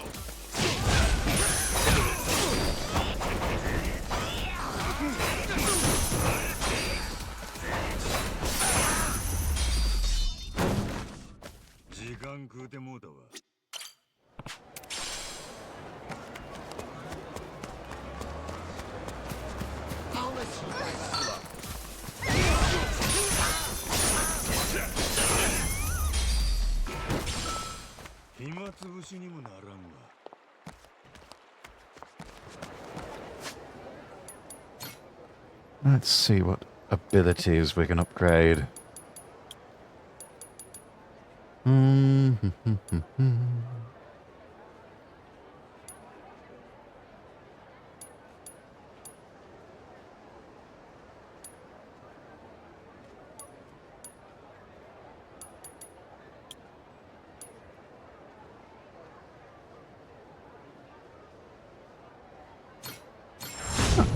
Alright. 17 madness.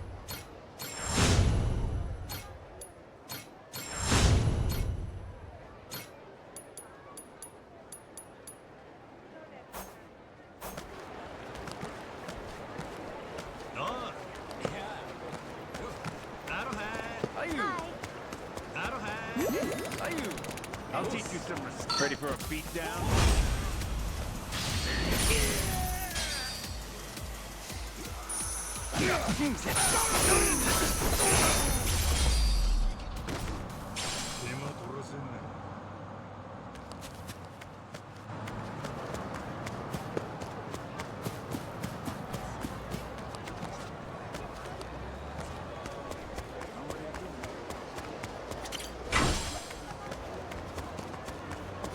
Oh, big boss.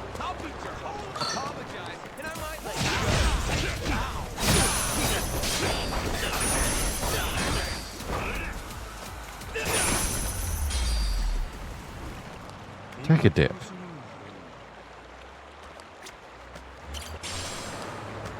Oh, gold plate.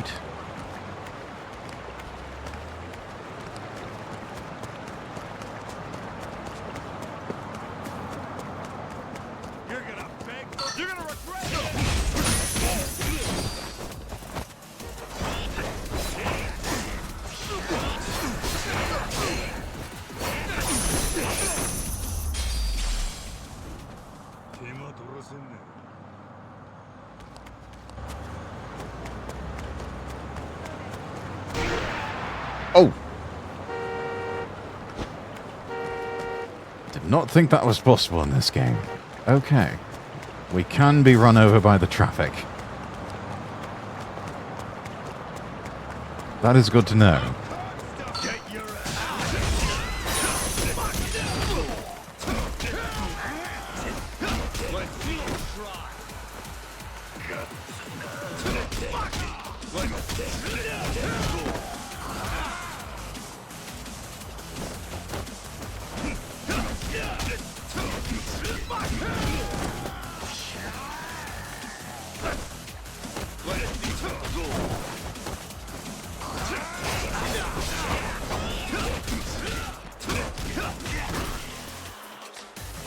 Getting my ass kicked here.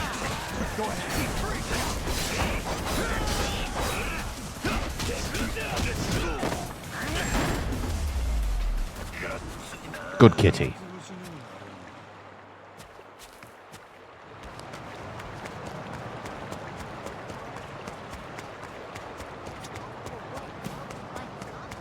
I'll beat you. Apologize, and I might let you go.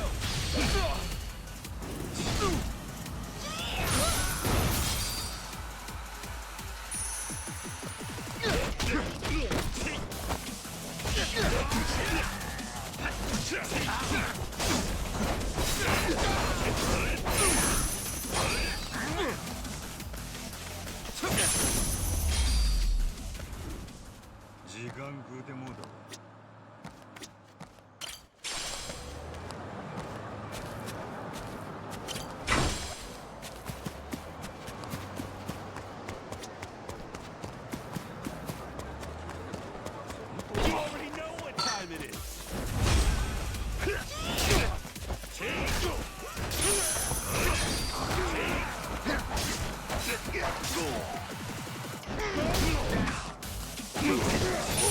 Oh, I was going to use that trash can.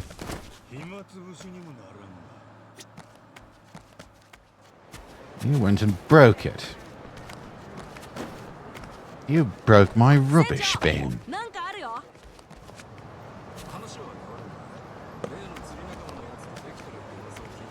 Oh, yeah.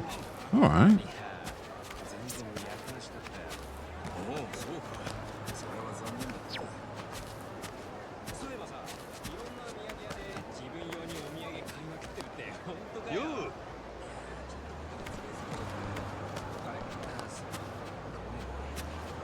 Okay, now how the hell do we get up there and grab the, ball?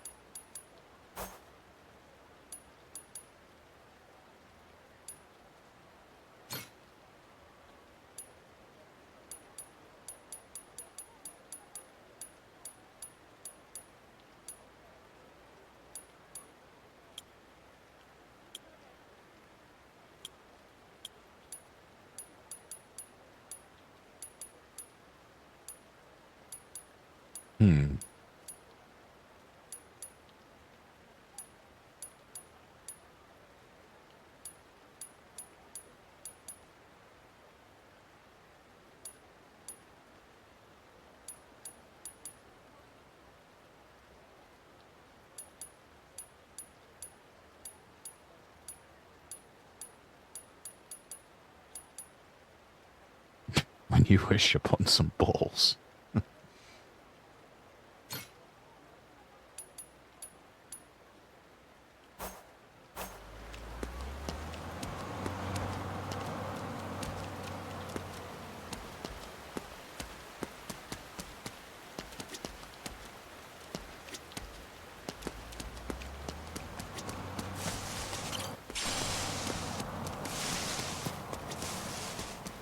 Wait a minute.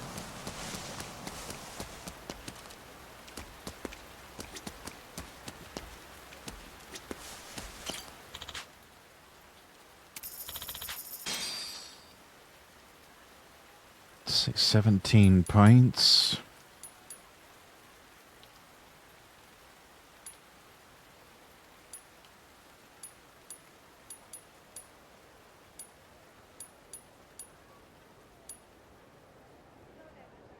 Oh, Daytona soundtrack CD. You really want that?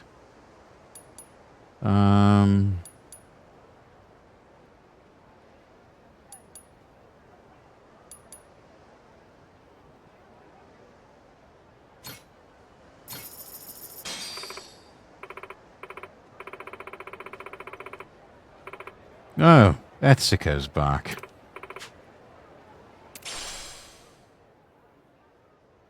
Oh, goody. A leopard print sweater. That's just what I always wanted. Let's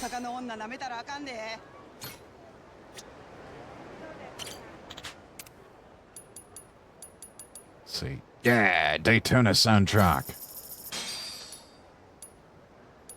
Ooh, space area. Gimme, gimme, gimme.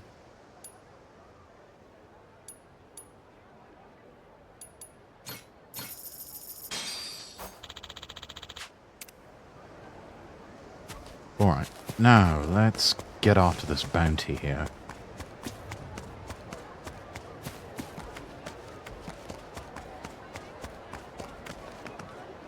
Can't we climb the fence? Guess not. No, can't climb there either.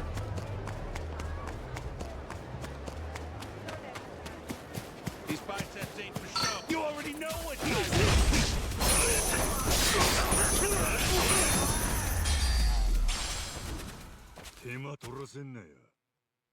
Alright. Rabble has been dealt with. Now let's deal with the other rabble.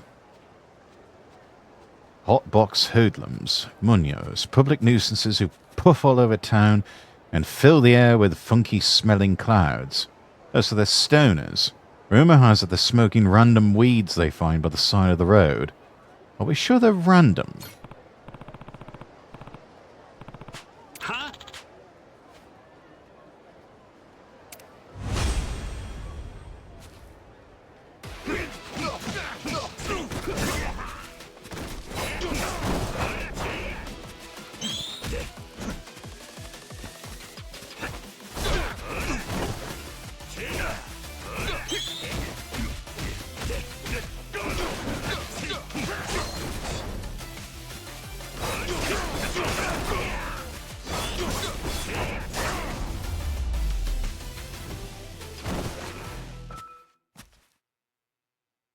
Get smoked, motherfucker!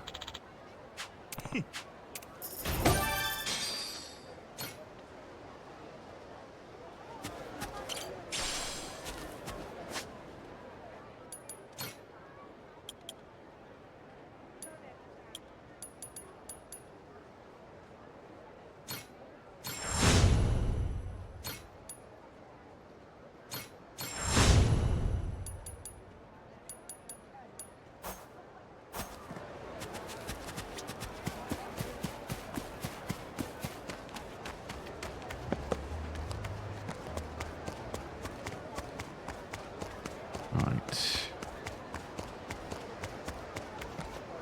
Oops.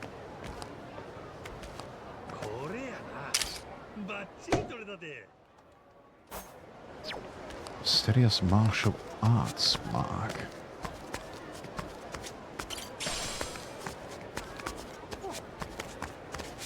Can't get up those stairs. I'll teach you some I'll teach you some respect.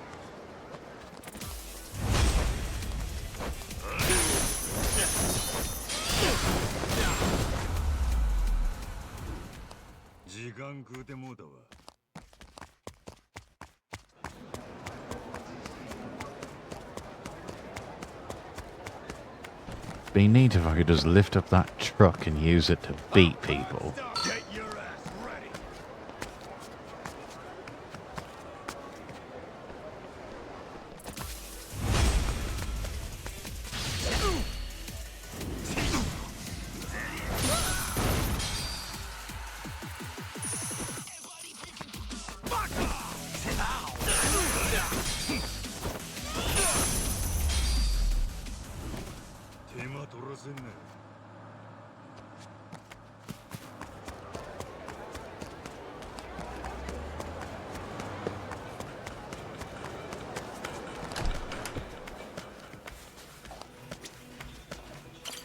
Oh, hello. Oh, hello there.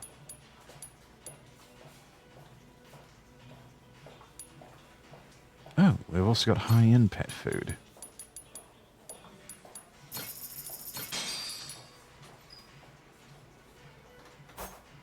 Certainly.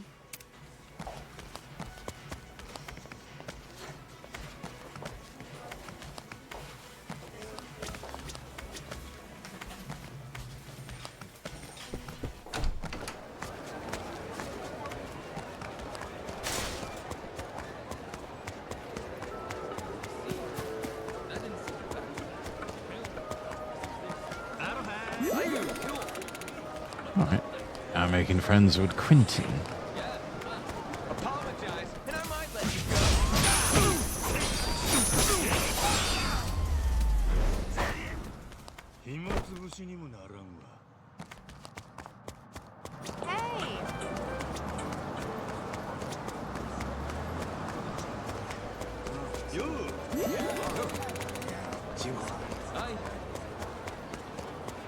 I'll beat you to a I'll beat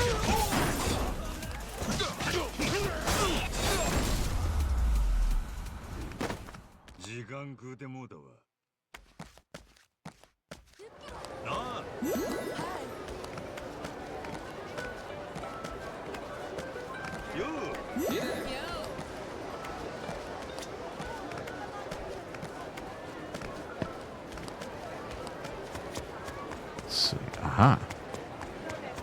I spy another bounty. Sorry, I'll beat you senseless.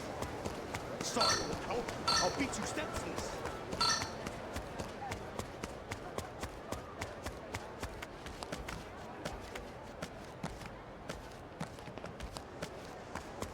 What do you lot want?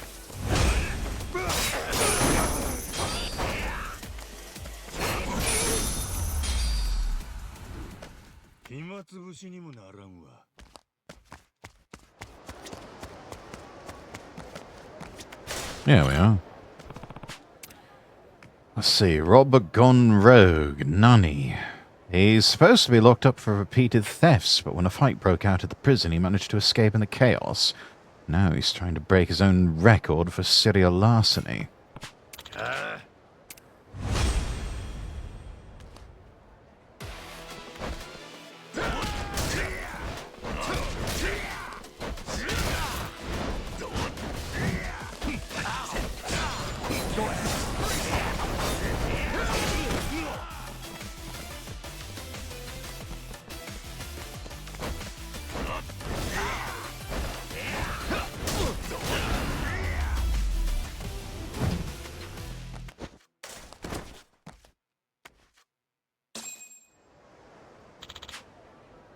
beaten by a bicycle.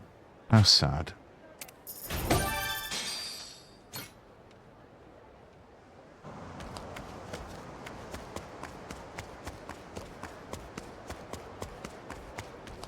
Do we have any other bounties we can go after? We do! Got lots of fresh bounties here. Let's go after Hayes.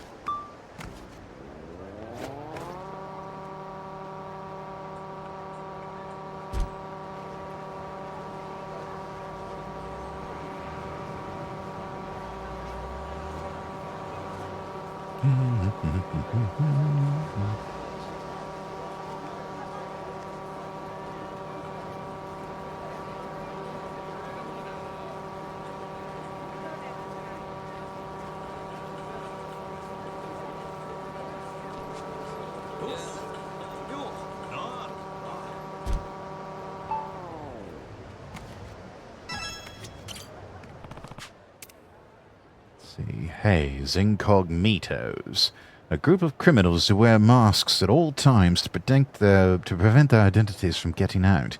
They're so committed to their anonymity, they even wear them when meeting each other. That's commitment.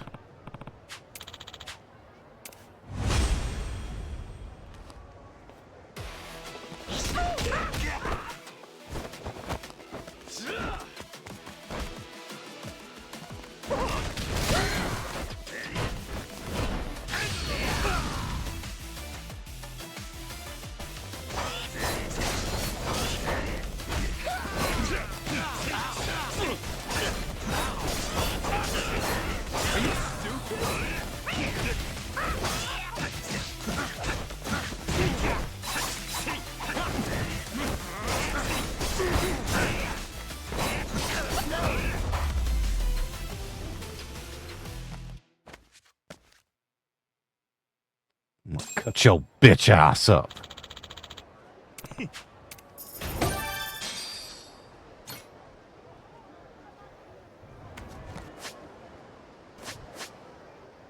Let's see. Where's another bounty?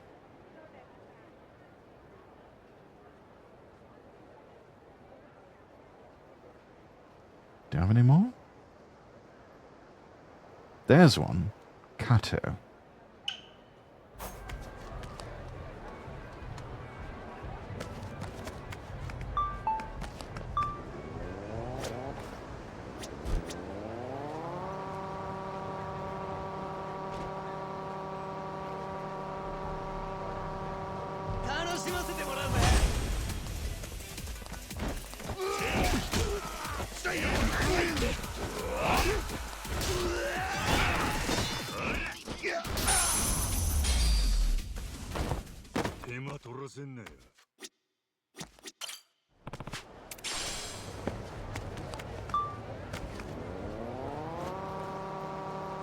Going to need to recharge the batteries soon. Get your ass ready.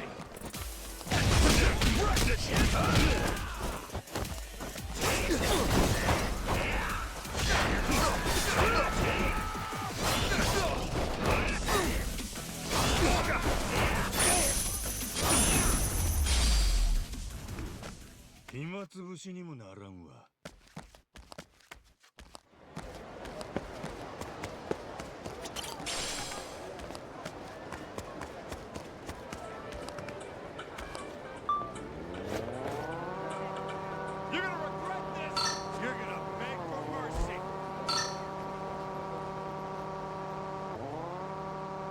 Gotta catch me first.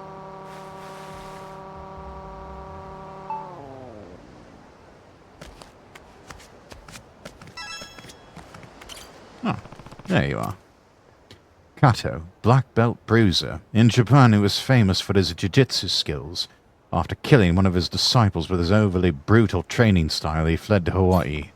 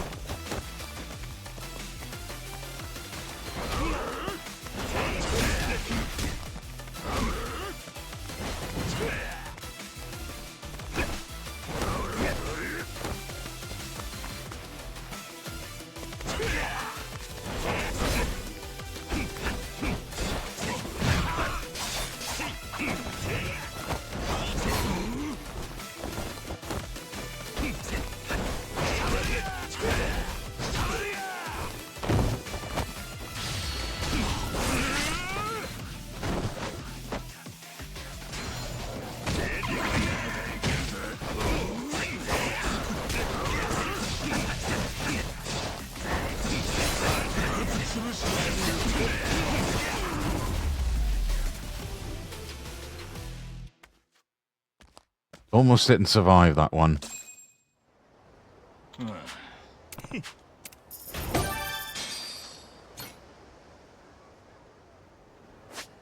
Okay. We're having ourselves a stamina royale.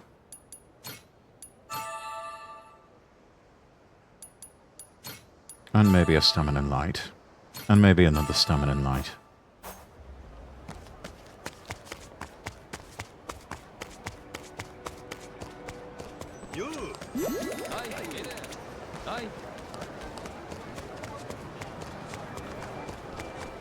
Ready for a beat? I'll teach you some respect. Of course!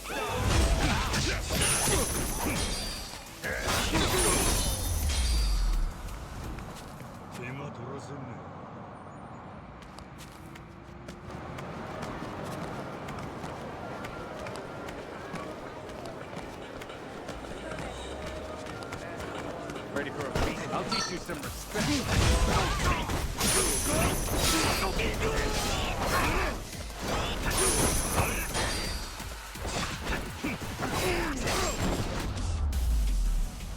And he got run over by a jeep.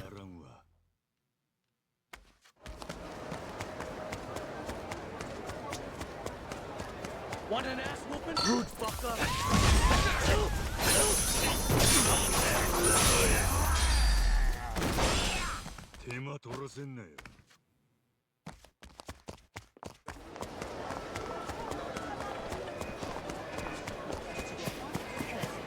Alright. Hey, you want to buy something?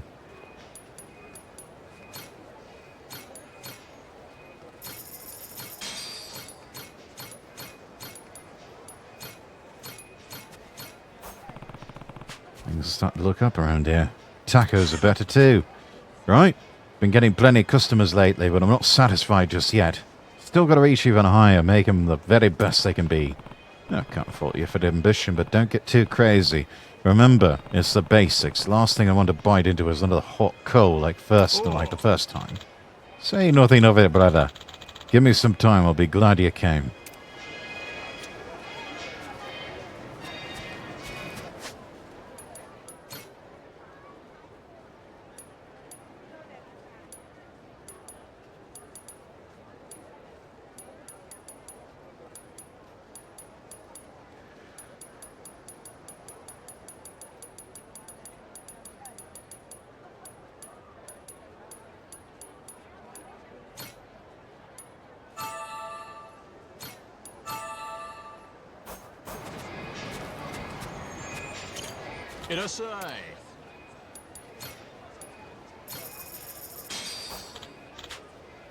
Hey, mahalo. Soon I'll have a whole new recipe for you to try. Come back again, yeah?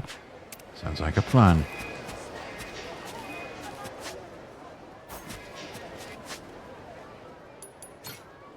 Let's see what sort of abilities we can upgrade. Nothing under Mad Dog. Anything under Sea Dog? Yes.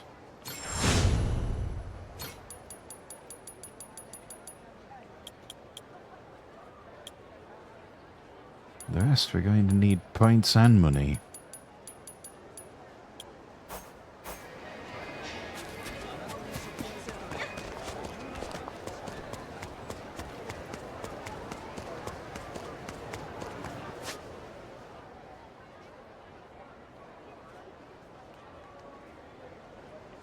Let's see, just down the road we can get our battery charged up.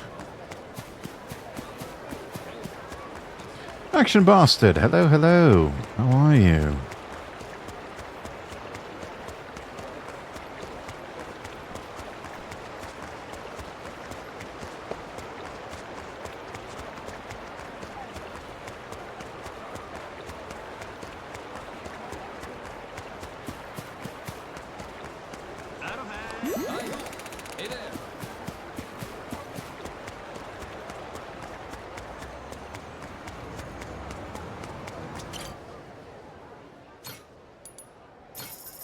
Full charge. There we go.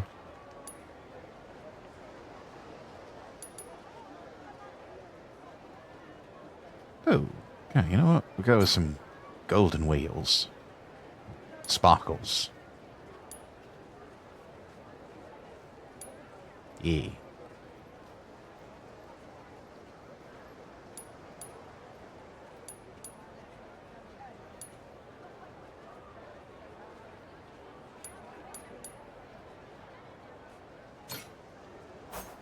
Go with the blue line. Yeah, glittery. Doing pretty good. I've been spending a majority of my night with the missus, made my schedule. Caught up on vids, getting ready to draw at the moment. Nice.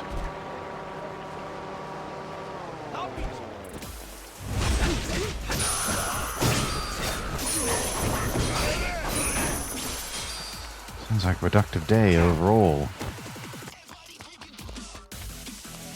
Oh. Forgot to kill one.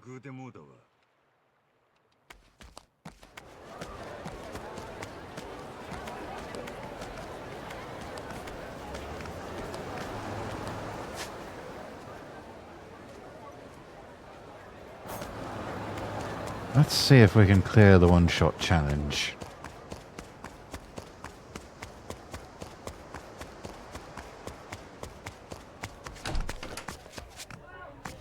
I've had a good chunk out of a 6-hour stream. If you haven't tried Expedition 33 yet, by the way, you should.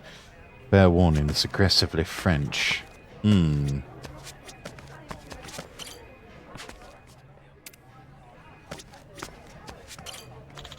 I've been hearing good things about Expedition 33.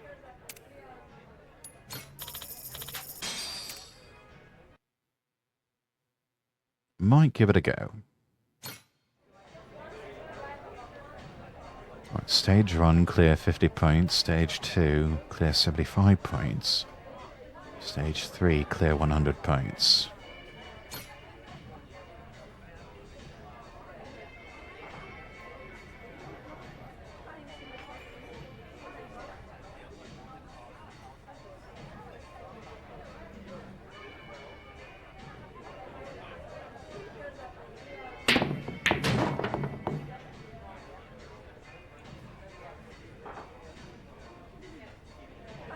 It's also free on Xbox Game Pass, so worst case scenario, you use up a chunk of drive space for a while.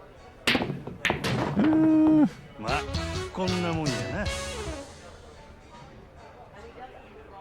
think I'm pretty good on hard drive space, so I don't know.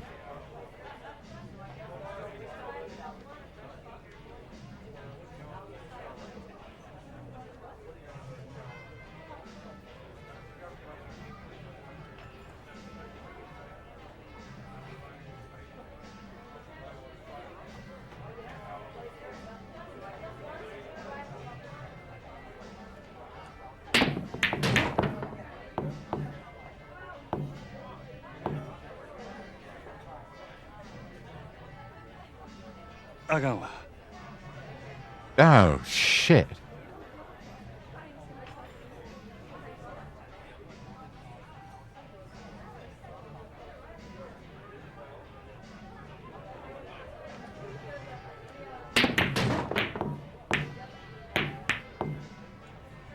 Not supposed to hit any of the 8 balls? Fuck.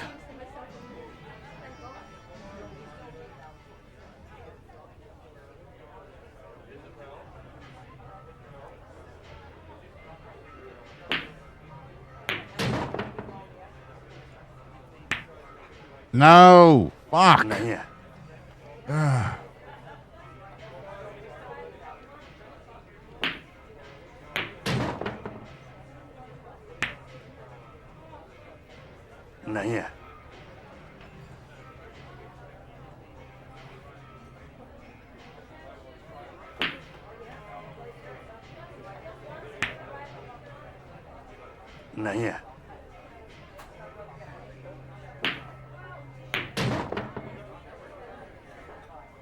Okay, that got it.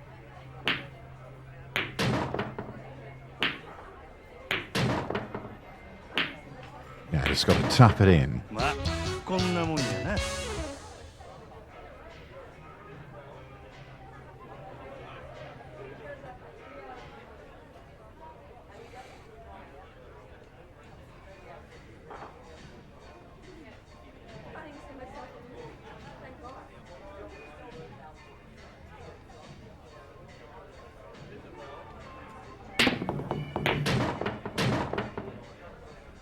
あかんわ。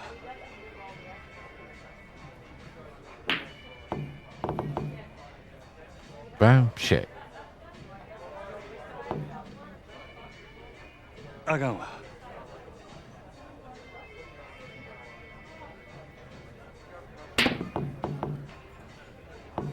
Nope.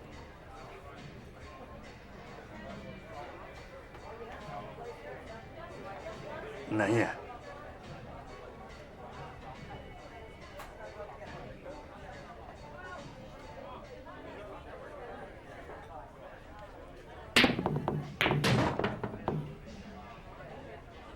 Oh, hey!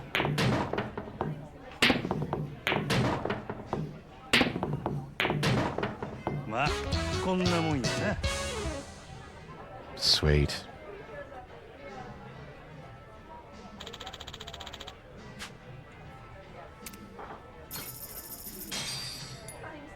Okay, we've cleared the easy mode. Let's go with normal.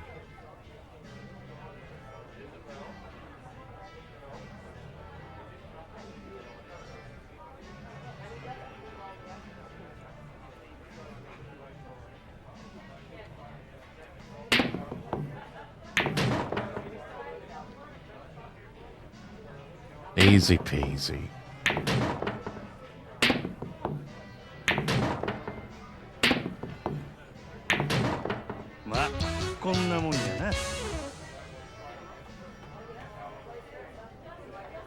Stage 2. Here we go.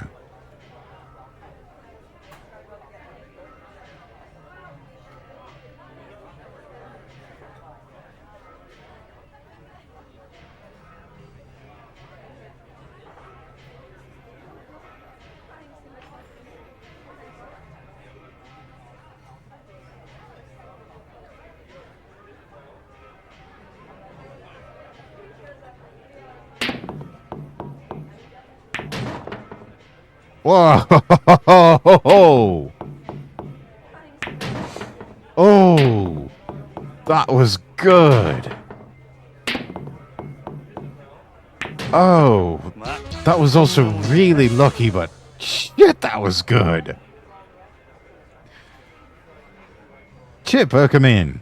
Rex, it's been a while since I checked in. How you doing, mate? Doing all right. Doing all right. Much better now than compared to a month or two ago. Ah, thank you. Thank you for the applause. Thank you. Took me a bunch of tries to get that one. Yeah, and I got lucky on that. All right, stage 3. Let's do this.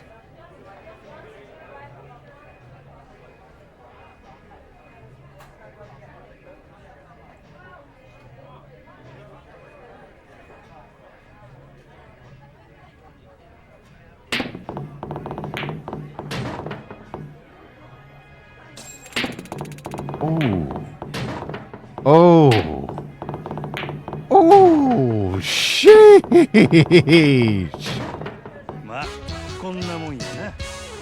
All right then.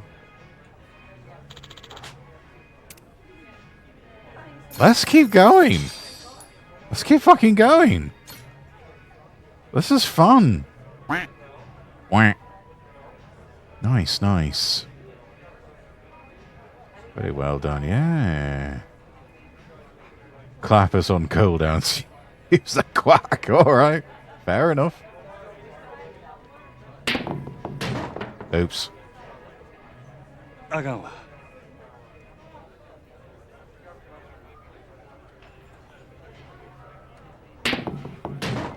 Well, shit.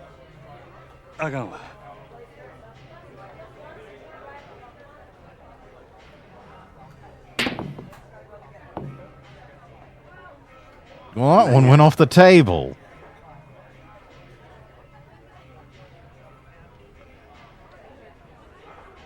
Angle on this one's tricky, yeah. Oh. Hang on. I think we may have figured it out. Maybe. Possibly.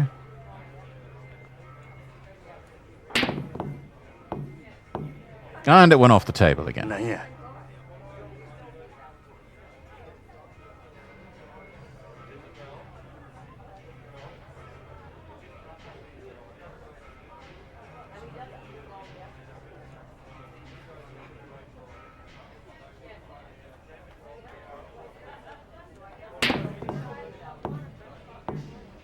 Nope.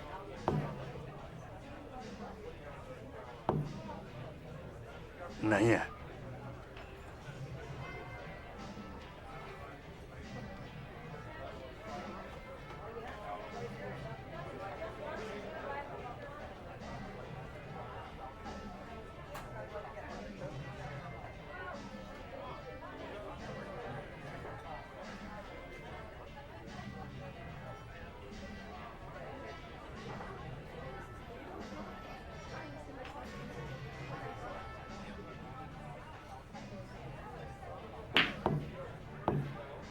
No, not powerful enough.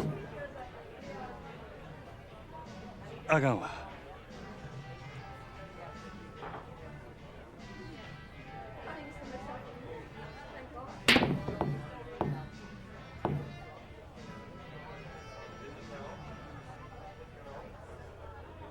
なんや。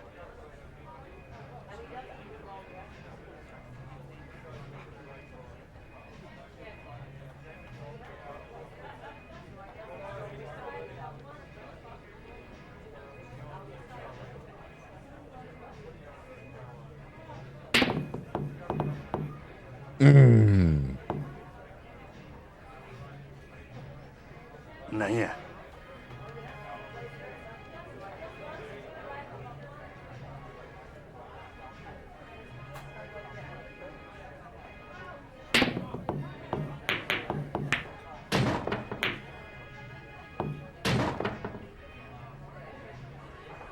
あかんわ。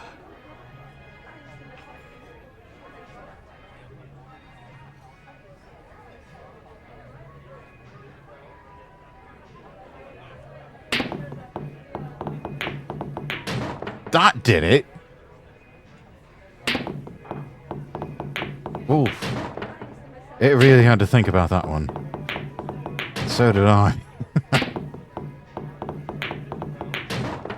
まあ、こんなもんやな。Yeah, messy, but it did it.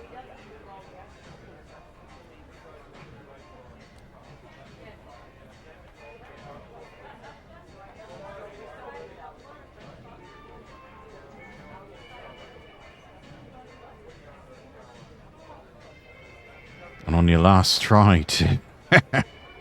I know how to build the suspense.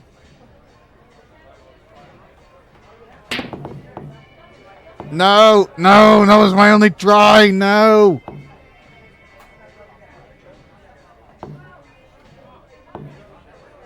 まあ、こんな日もあるわ。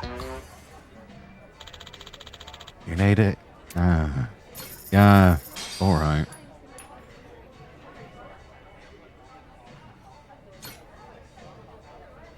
Okay. Yeah. I am. Fuck!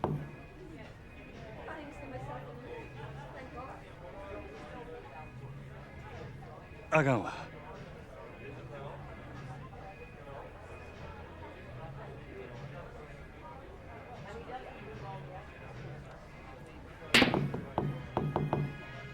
No!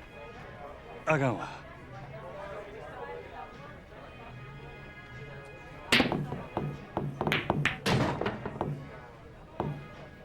Okay.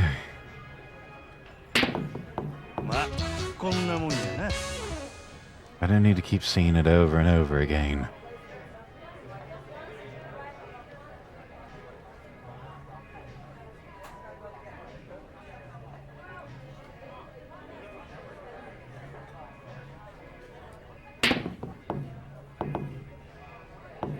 Oh, fuck.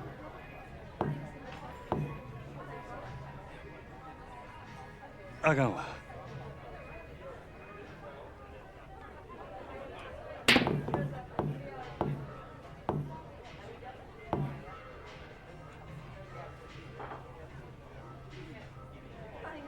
I got one.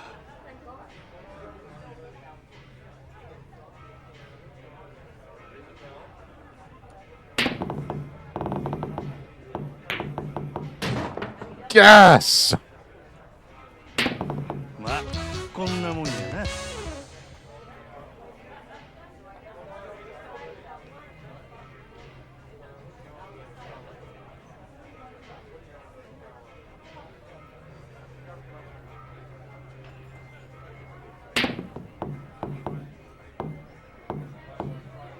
Oh, I could have had that.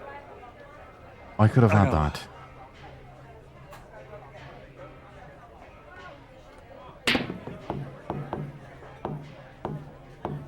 No! No! あかんわ。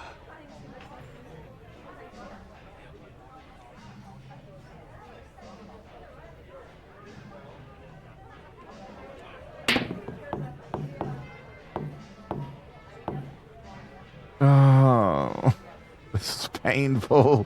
Pain, Peckle. なんや。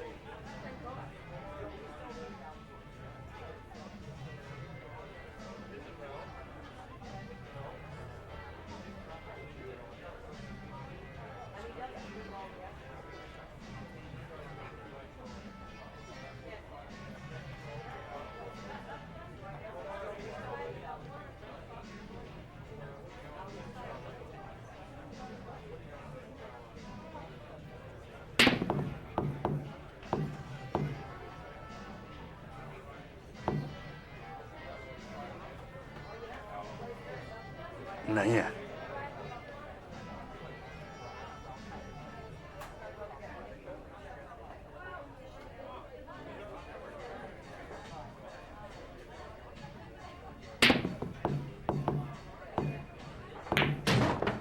Oh, beautiful. Let's see that again. And again. And again. まあ、こんなもんやな。Fuck yeah!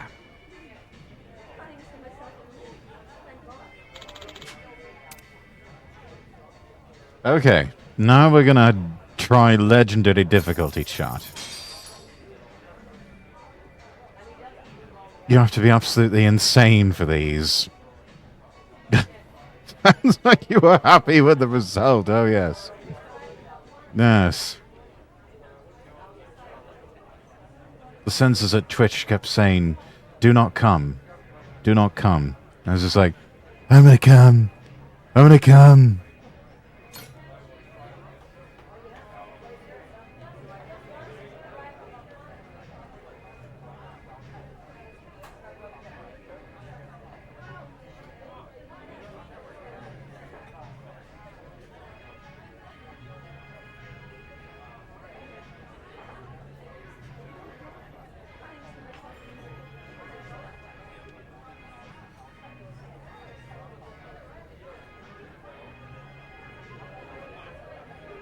We all know Twitch lets worse be said. Yes, they do.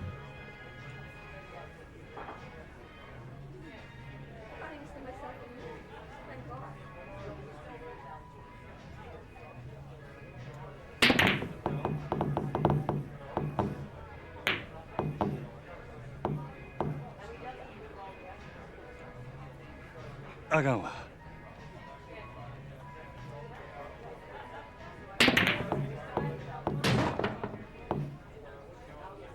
I got a one-shot challenge for something else.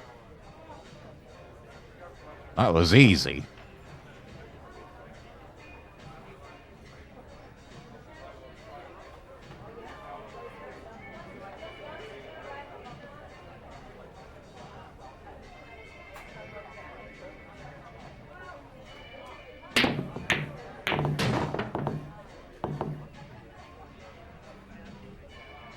That doesn't count, does it? Fuck!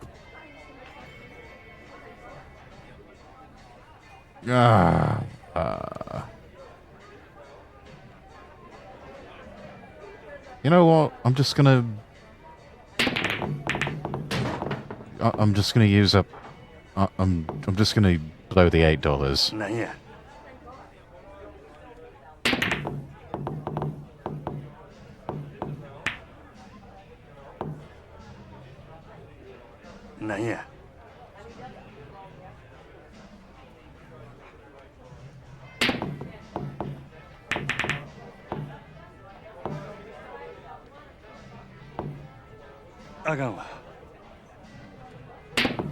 We've got what we came for.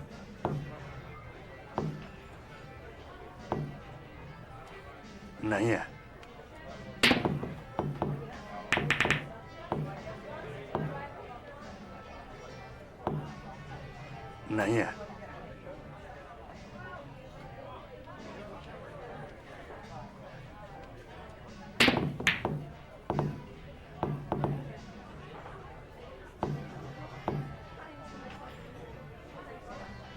あかんわ。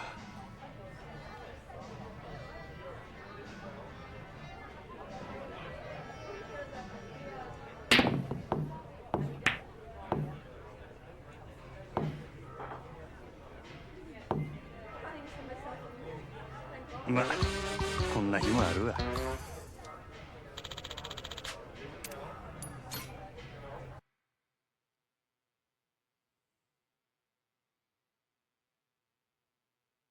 Alright.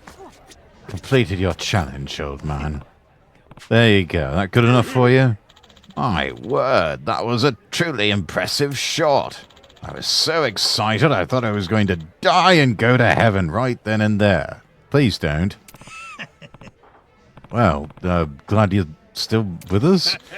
I'm more than satisfied with that. Now it's my turn to excite you with my unparalleled skill.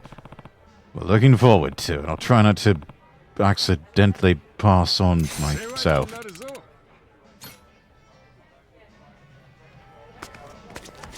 Alright. Oh, good kitty. Aloha!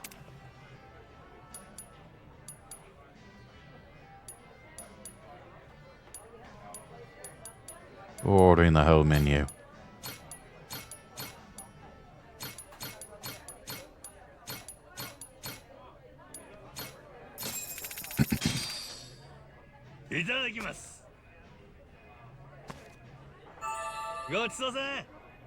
Thank you very much. Aloha! Thank you very much. Go. Rent a Hero soundtrack CD.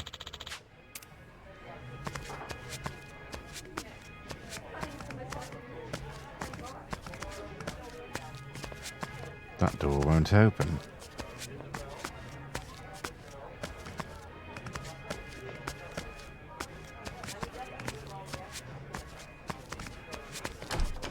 Alright, feeling very pleased with myself, chat.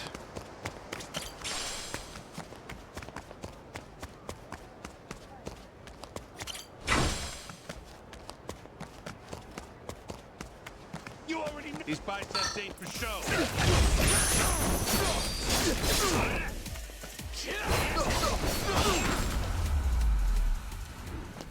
暇つぶしにもならんわ。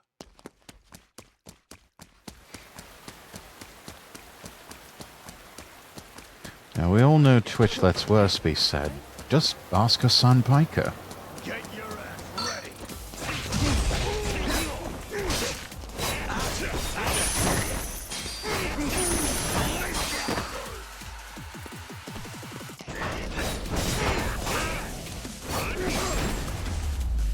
Go play in the traffic. 時間食うてもうたわ。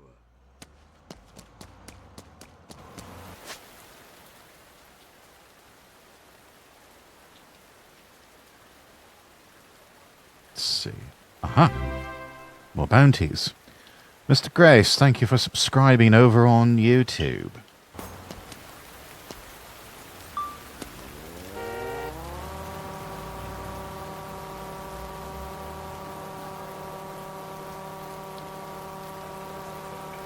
Yes, we are very close to hitting 775 nobles over on Twitch. So please, do tell your friends all about the stream.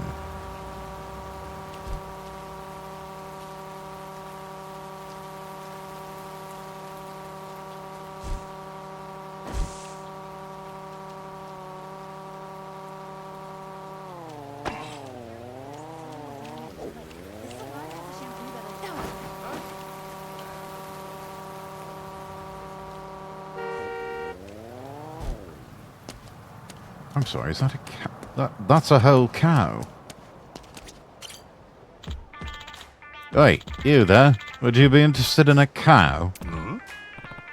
What, a cat? What, you're just selling one? I am. I used to run a farm back in the city, but I had to close it up. I let a lot of my stock go, and now this cow is all I got left. How much is it?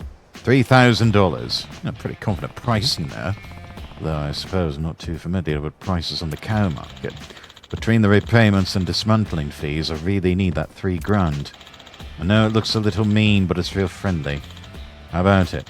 Ever wanted an emotional support cow?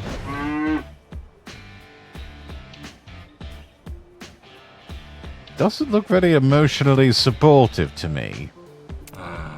That looks like a really pissy cow. Probably makes nothing but sour milk.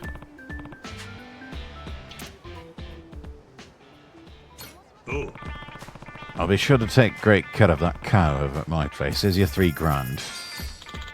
$3,000 on the door. Thank you so much. Please do look after it. Oi, alright. Calm down, Bessie. Should give you a name. Since I bought you for $3,000. Got it. You're gonna be Sun's End from now on. Welcome to the kingdom. Oi, calm down, Sun's End.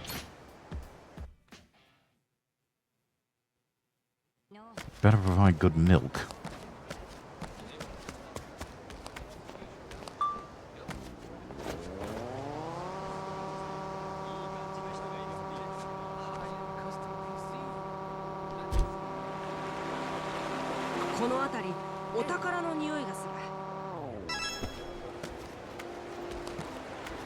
Treasure?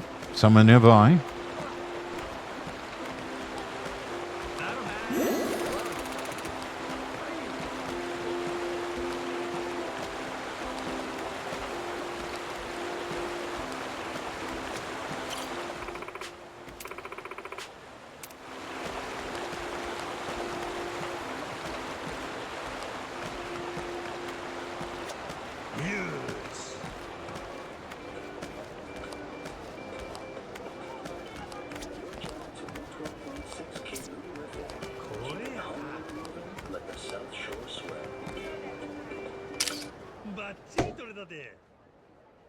$3,000 is a little high for the cow, but worst case scenario, Majima's Moo Cow Burgers, limited time only. Let's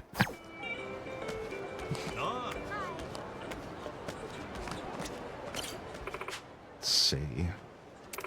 Sadie the dog is hungry.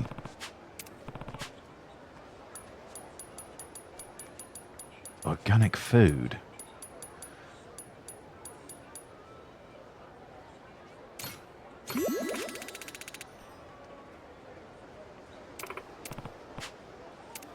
Okay, well, that was a decent choice.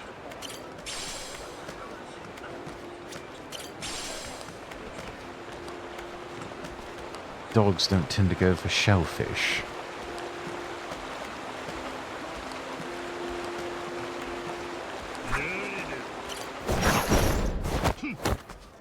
Well, hey, there's treasure.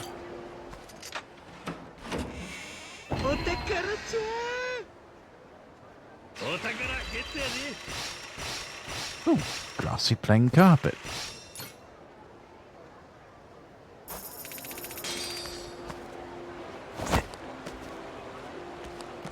Now, let's catch a crim.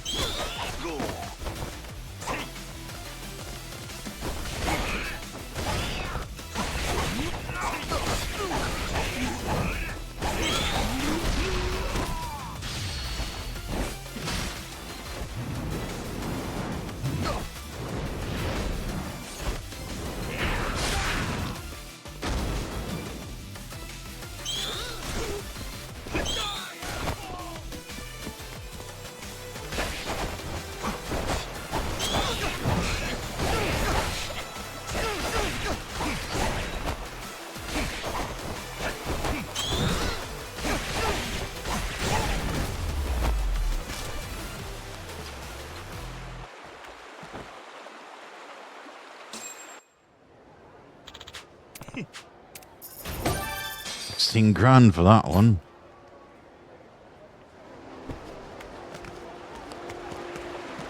Not bad at all.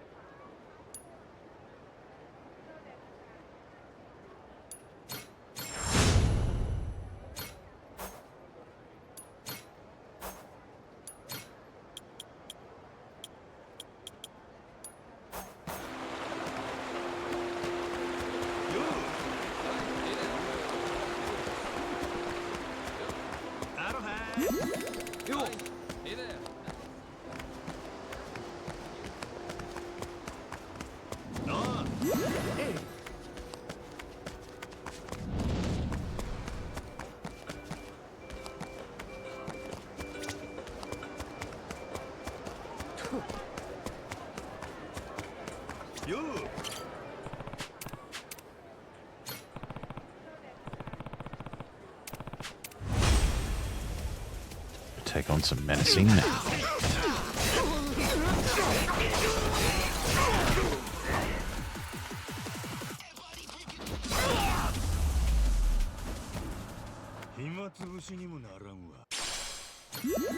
Oi, got a gold plate.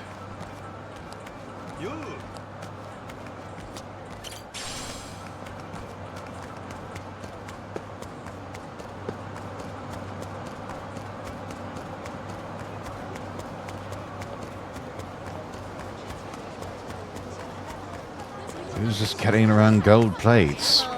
You know, people in places, you know.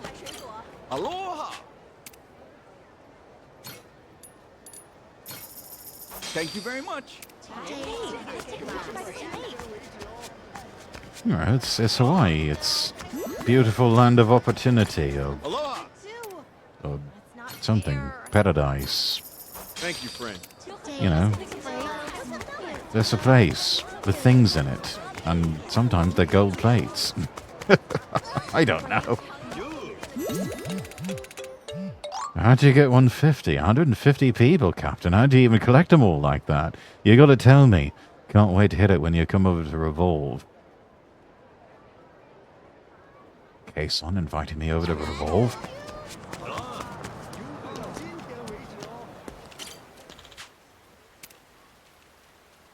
Oh, Premier Darts.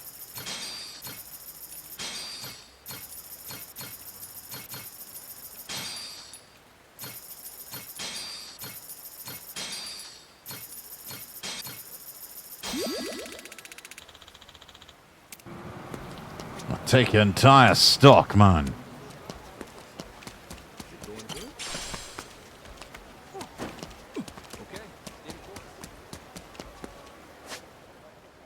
Now, let's see. Oh, yeah. There's a bunch. We need to get that gold plate and some other things over to the pawn shop to sell them.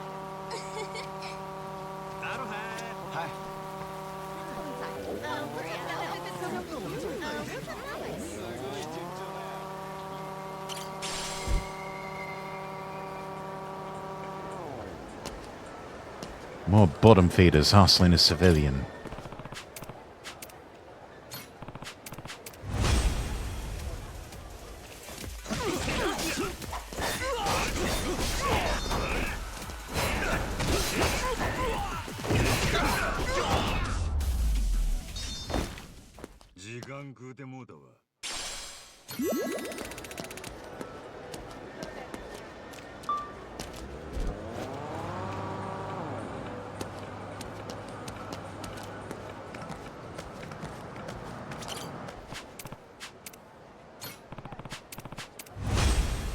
menacing men are everywhere.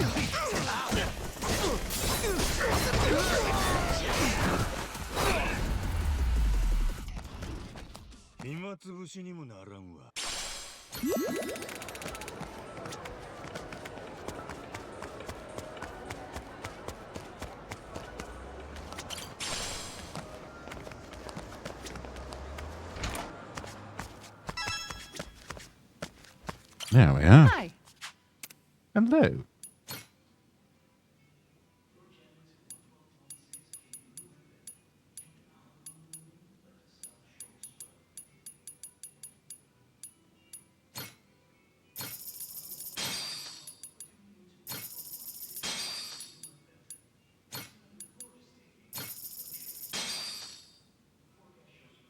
Thanks so much.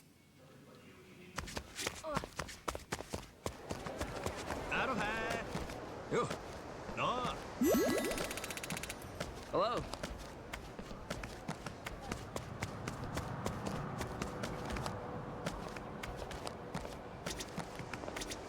How's it, my man? Hey, where you headed?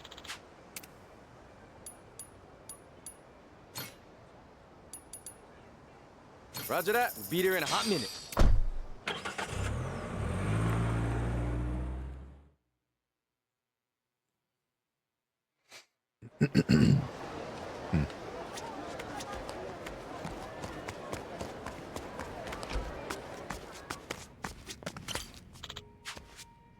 Went from 100 friends to 154. Could even blink.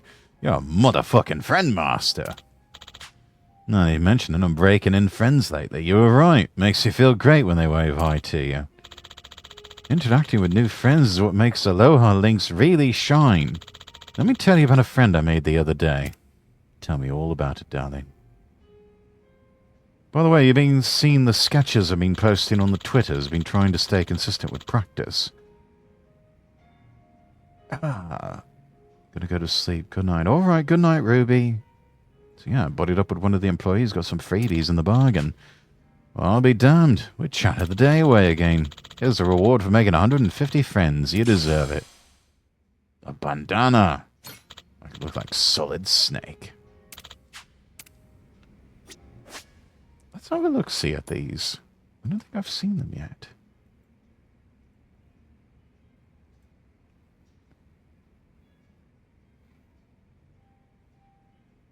Esselwood Block.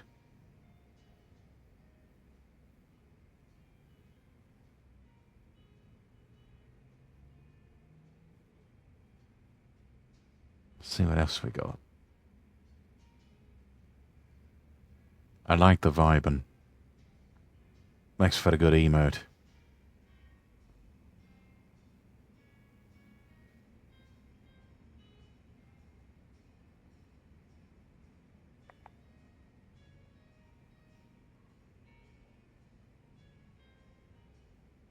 Ah, no, those look good. Well, keep that up, Action. You're doing really good.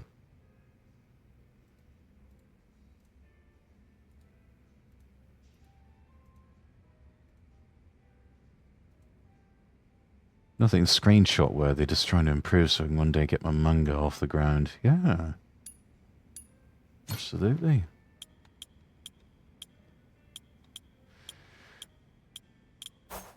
No, but you're right, consistency, that is the key.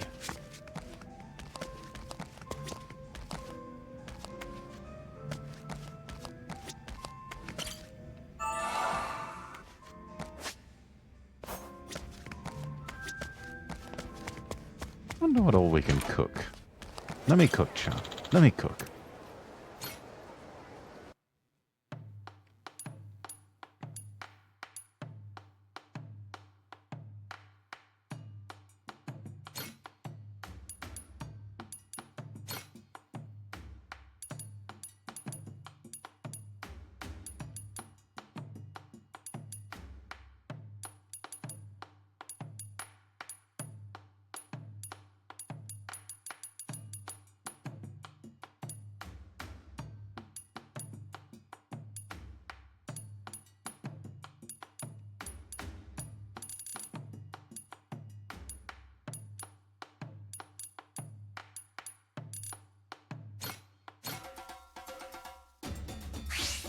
Hoping to hit my next milestone, either getting better at eyes or faces and head shapes. You'll get there. Like you said, just takes practice and consistency.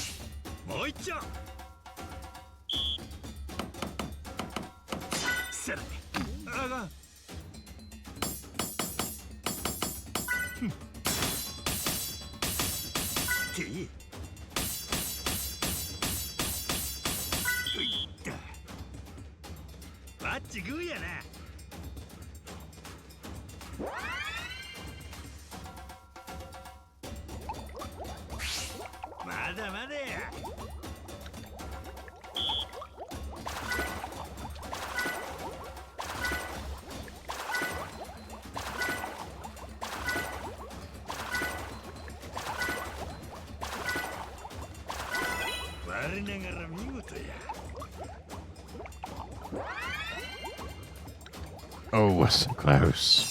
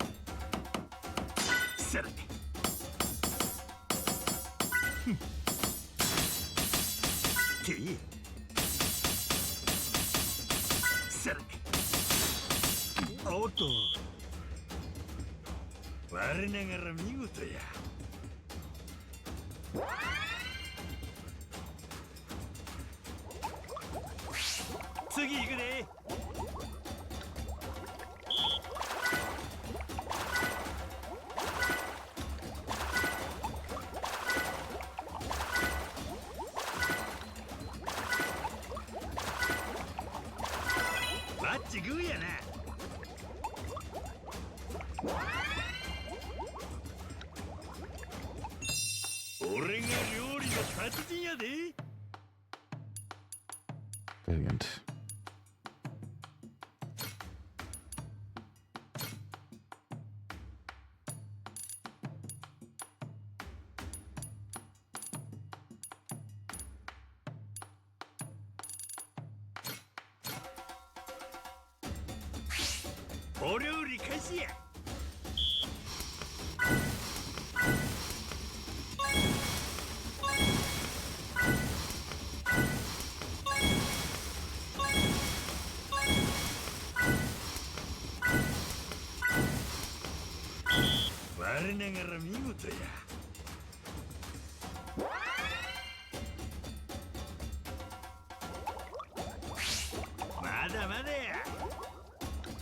Oh, moved to the stage already.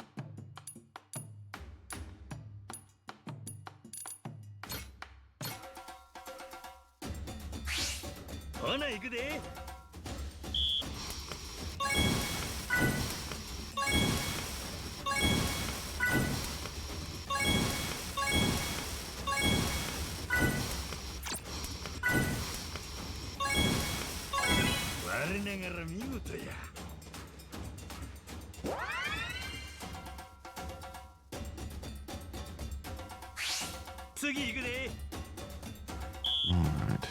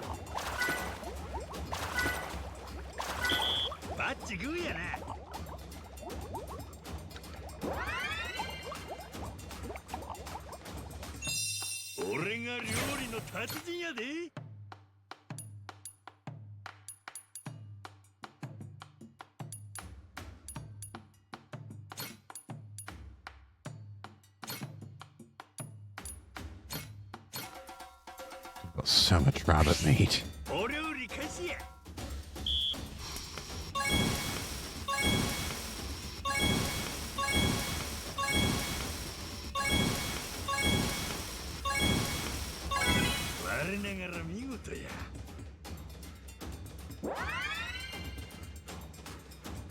What would you call a herd of rabbits?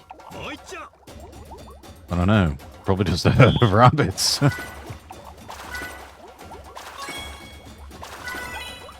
Maybe a fluff of rabbits? Because, you know, they're rabbits and they're fluffy.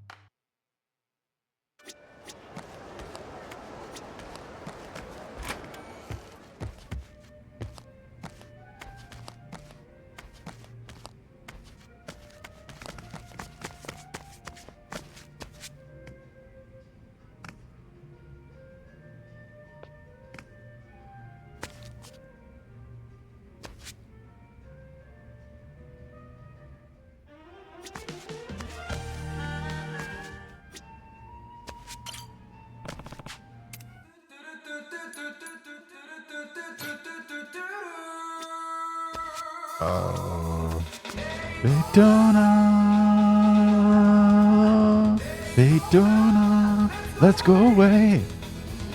Daytona.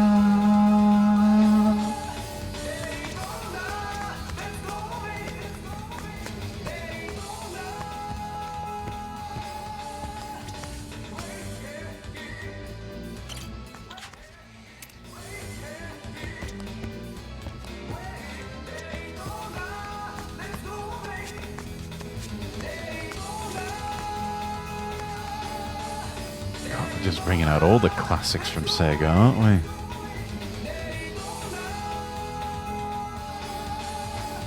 Does anyone else remember this?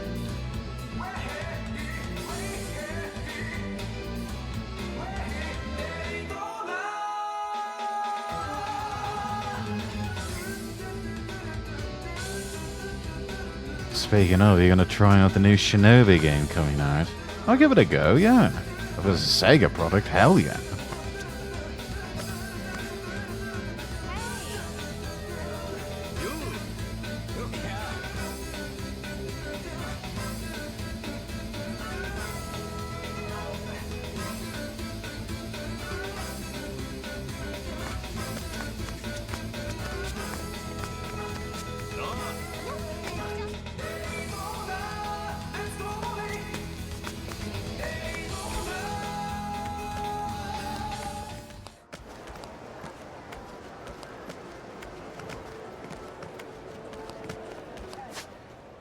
I wonder if we have any more...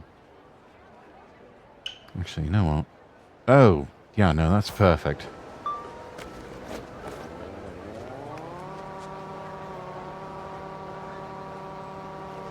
There's a bounty near Julie's Gear Works.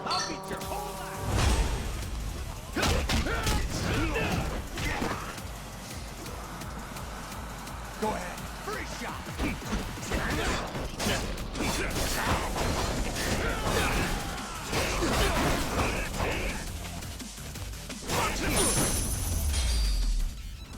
I think you got all the bounties. No, there's still a few more. There's still a few more.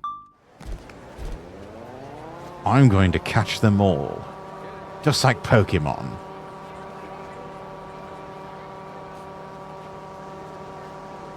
I have to wonder what Pokemon would have been like if it had been a Sega franchise instead of Nintendo.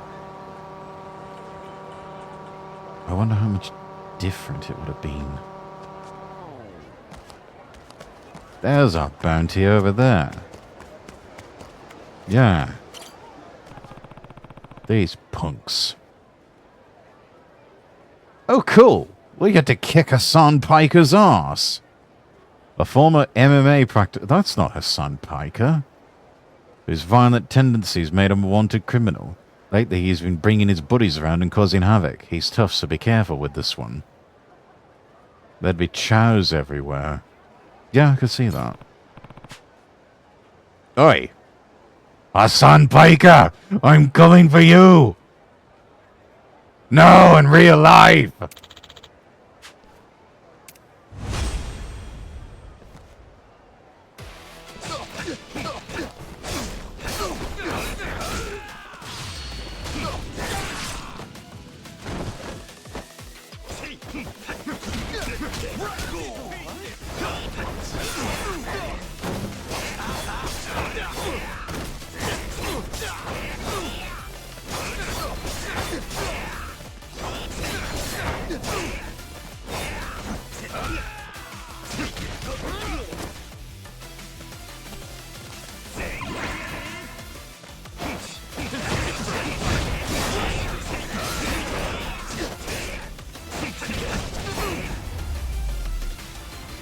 Because fighter and practitioner are entirely different things.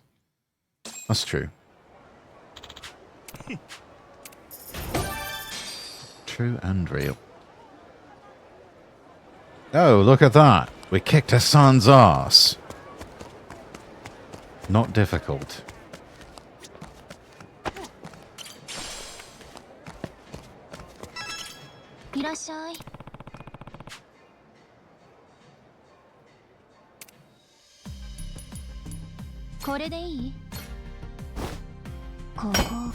Come on, cutie. Make me some laser cannons.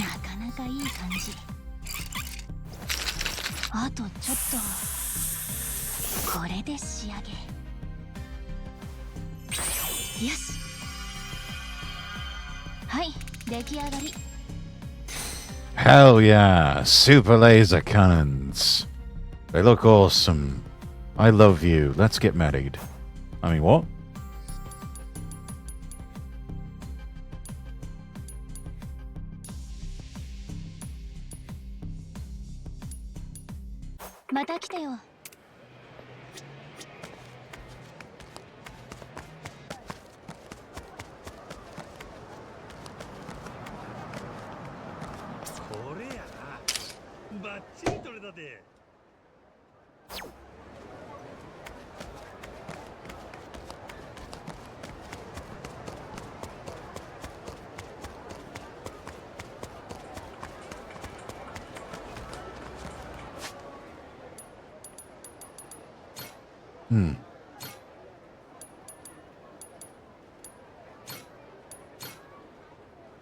Alright. Chat. Getting late. We've been at this for 5 hours. I think it's about time we call it a night.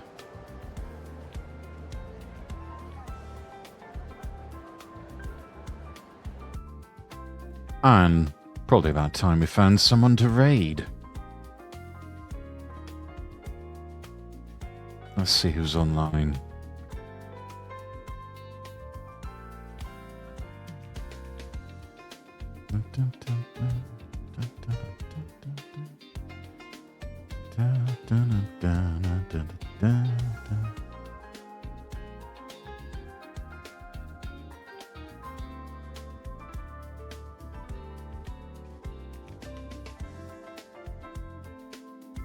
Got a few people to choose from tonight.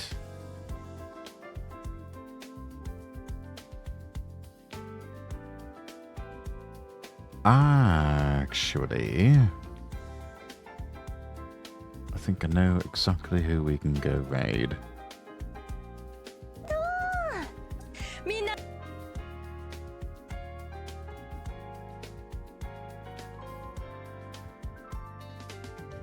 Yeah. They're actually just getting underway. Got themselves a new tablet, and so they're going to be doing an art stream. Perfect for the chill Saturday night. We've raided into them before, but it's been a while. We've actually had the pleasure of being part of a Tetris tournament that they helped organize and host. It's Natsunami. We're gonna go raid Natsunami. She's completely covered head to toe in post-it notes. So we're already off to a roaring start. But there's copy pasta for everyone. I thank you all for joining me tonight. We'll go raid Natsunami now. Say hello. And, may be able to stream tomorrow. Something for Sunday afternoon. Probably going to be... gameplay will probably be Wuthering Waves. And before that, might actually try to record a podcast on stream.